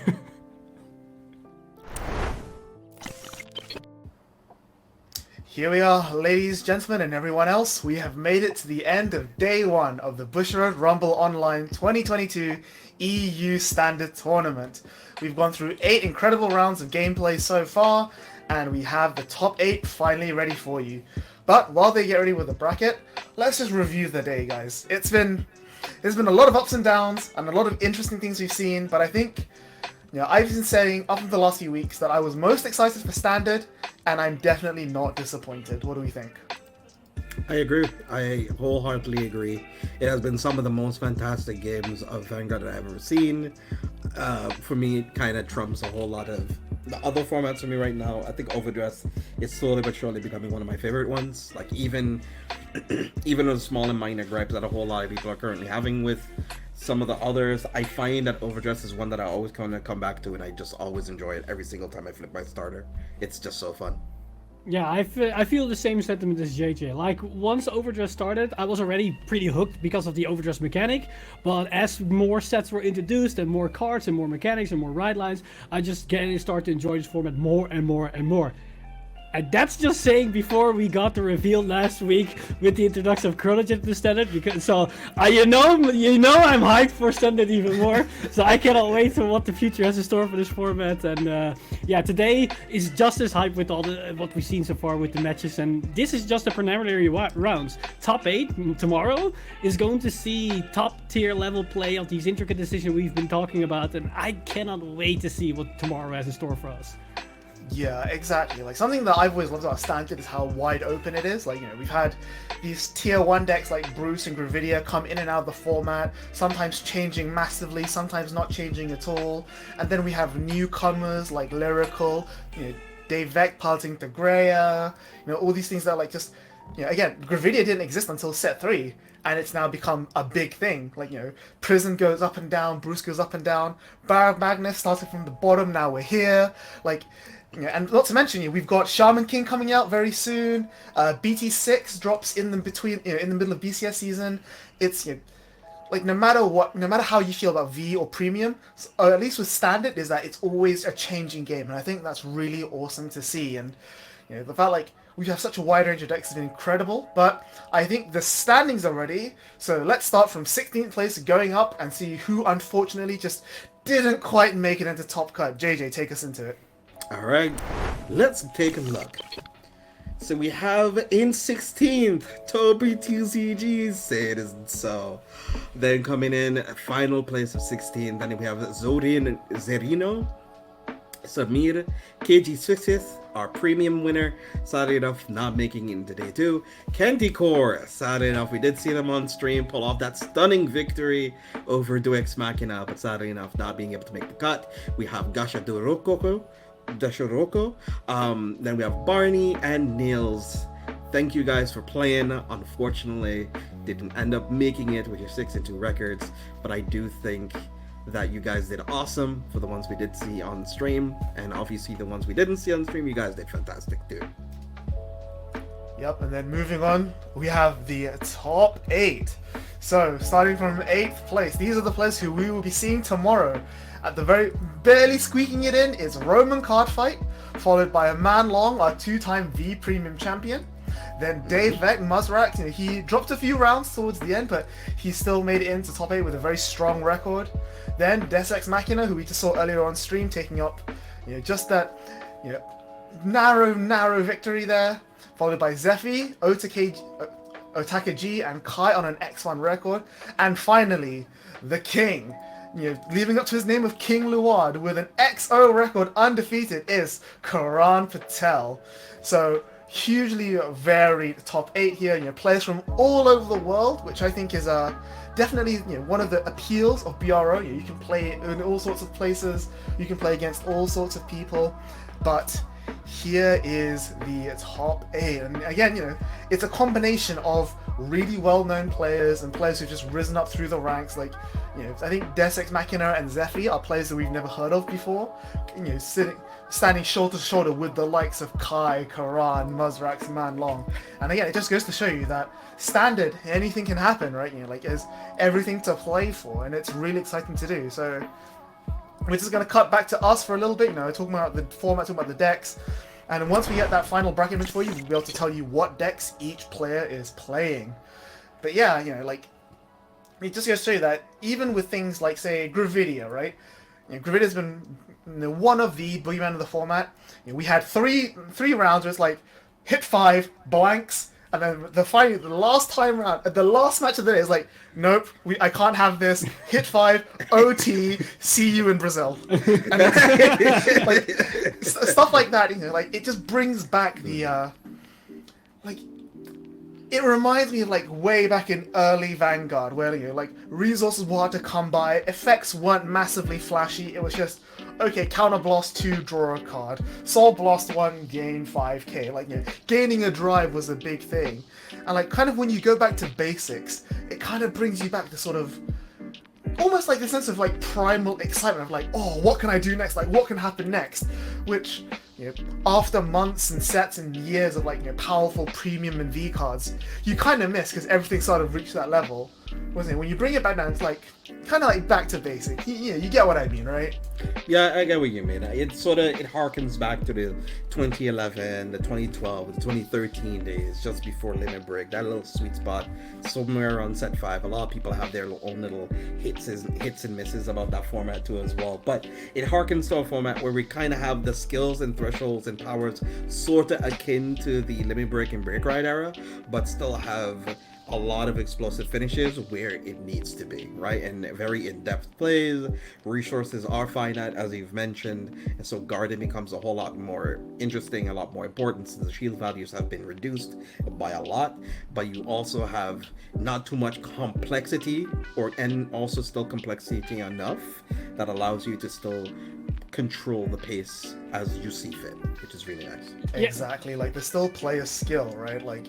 There's no more fighting for first stride, but there is still damage denial, and I think that's super cool to see. What do you think, Eric? Yeah, the interesting thing about this is that it goes back to the basics of Vanguard, where skills are indeed less flashy, but the interesting thing about specifically Overdress doing right now is that, unlike what we had in early V, and some could say even with old school Vanguard, it doesn't feel as dull in the sense that it's only counter +1 draw a card, or soul +1 to get a bit power. That feels at an X amount of games, it feels like I'm doing the same thing over and over again. Overdress combats this very nicely with the fact that they have all these type of crazy mechanics and interaction and skills, that still don't feel as overbearing as the combo that we have in Premium or in late G, because like we have things like Alchemagic, Crossover Dress, Overdress, the Hexorb Right Line, or even Baron Magnus and Greedon, and all these type of different mechanics that make every game feel very fresh and unique, without feeling like you need to learn like a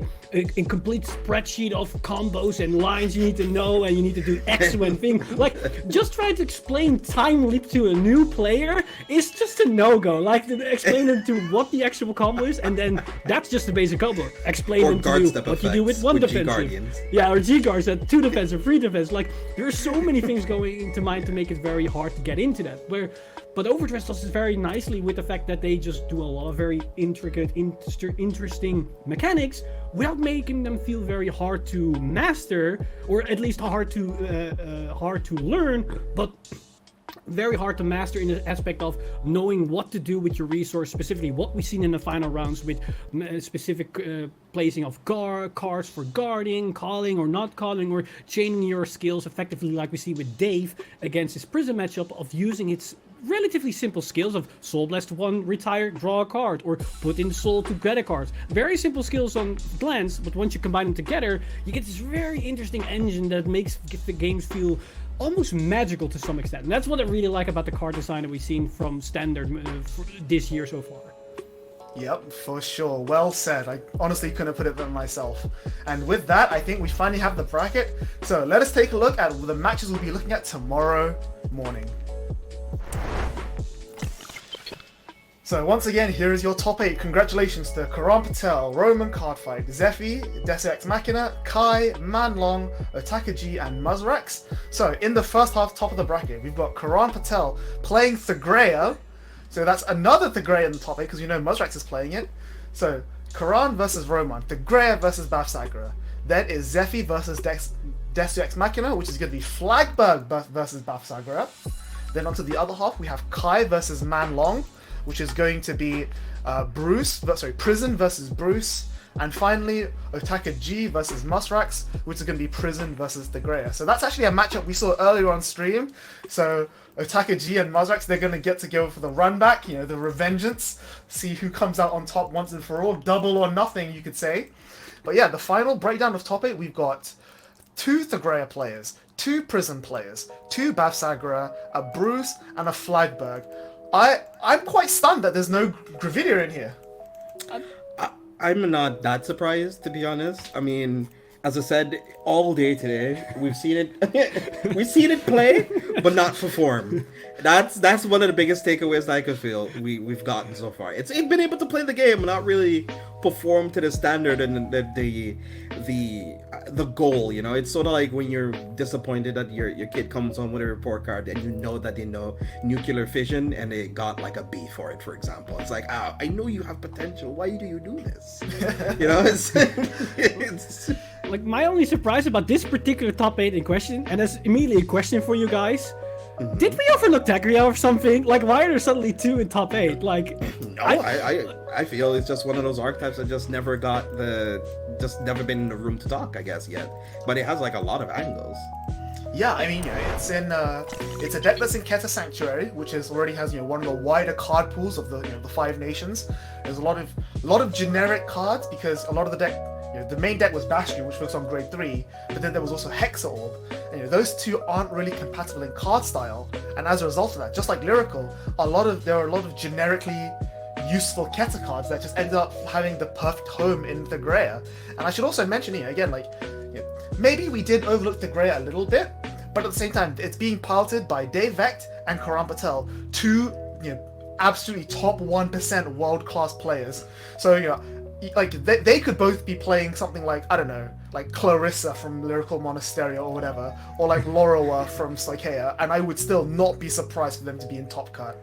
So basically what you're telling is they should play Eugene in the next tournament for NA to confirm Eugene best deck. Absolutely. Yeah. Hell yeah. And also, one thing to note in our 4th place slot, Flagberg making it into top 8 as well. That also is a Stoicheia archetype that I would have also not seen appear in last recent format as well. Flagberg, of all archetypes too, Flagberg. It was close to the threshold of Eugene for the longest of time. It's been close to there, and now with Inlet Pulse, a whole lot of orders being added to the archetype to give it consistency. It's just crazy now. It's just really cool to see our archetype like that evolve. And again, there's so much variety, right? Like, are you playing the Loroa ride line? Are you playing the Zorga ride line? Are you just playing straight in-road Ascendance ride line? Like, there's so much valid options for Flagberg and Standard. So, it's really cool to see one make top cut, and I'm more excited to see the list tomorrow morning. But yeah, I think that's going to be it for today. I think NA, the North American, Latin American series is starting very shortly. So stick around, stick around for the stream. I think it's going to be starting in an hour. So we're going to maybe try and raid them if we can. No promises though, but I'm just hearing word from production now that we're unfortunately not going to be able to raid them. The gap is a little bit too long. So for those of you Europeans watching, use the opportunity to go get some dinner, go freshen up, go take a break.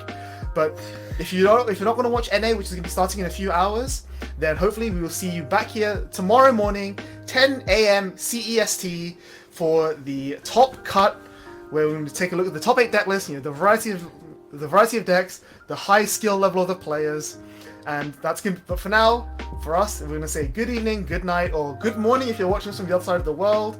Thank you very much for tuning in with us, and we'll see you all very soon. Take care. Stay awesome, be awesome, everyone. Stay hydrated, okay? Till next time, everybody.